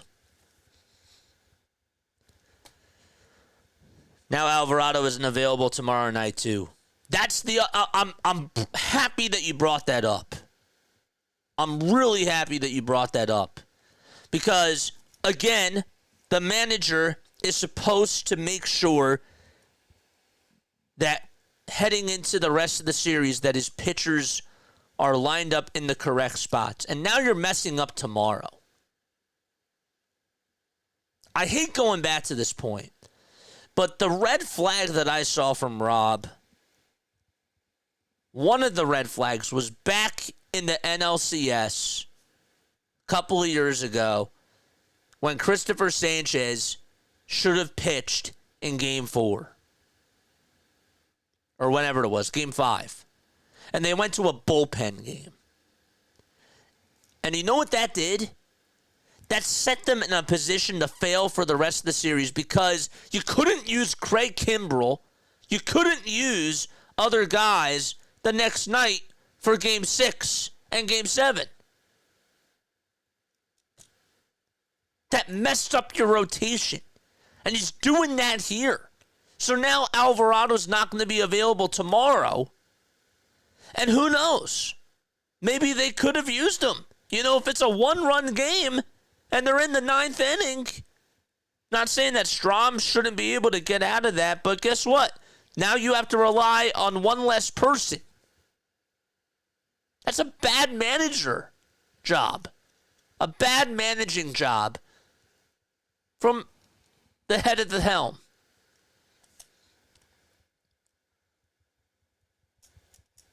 Biggest hit of the game was an RBI walk. Tracy says, I get it. Schwarber ran like he was trying to be first on the Buffett list, on the Buffett line, the buffet line. Yeah. Kyle Schwarber's a leader. That man is carrying this team. And it's a shame that we can't back him up. It's a shame.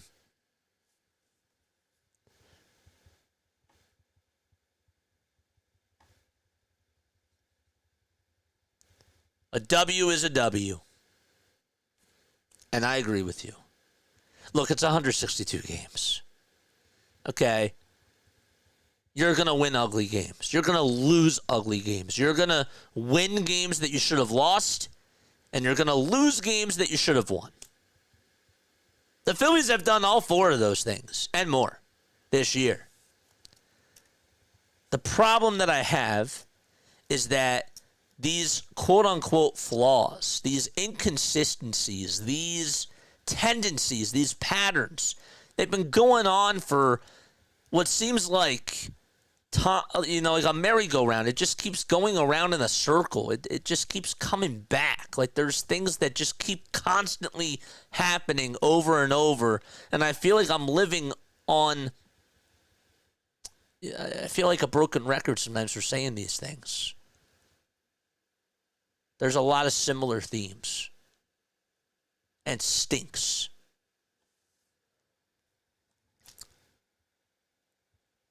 So, that's where I stand. Again, if you guys want to call on in, you're more than welcome to.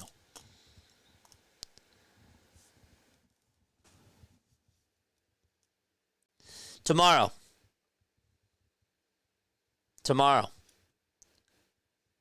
Zach Wheeler's pitching. He needs run support tomorrow. And Carmen Mlodzinski's going for Pittsburgh. There's no excuse why you shouldn't win this game. No excuse. And hopefully they get the dub. And hopefully it's an easy one. Tomorrow needs to be a breath of fresh air where you could just kick back and relax. And now, if you're the manager, Zach Wheeler can't have a bad outing tomorrow. You are banking on this man to be pretty much perfect. And another reason why you went to Alvarado tonight, why you had to go to Alvarado, was because you didn't do your job.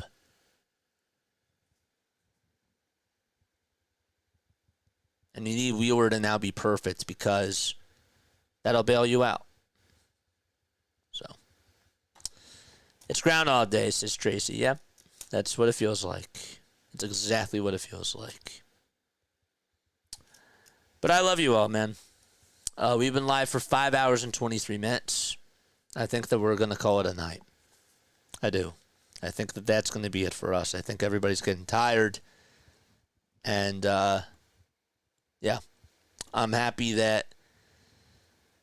really happy that they got the win. I know it doesn't sound like it, but they needed more. And we'll see what they can do tomorrow. All I can say is that I feel great that Zach Wheeler's pitching. Let's just take the series tomorrow. All right? Love you all. That's it for me. I will catch you all in the next one. Lila Tov, and have a great night. Bye.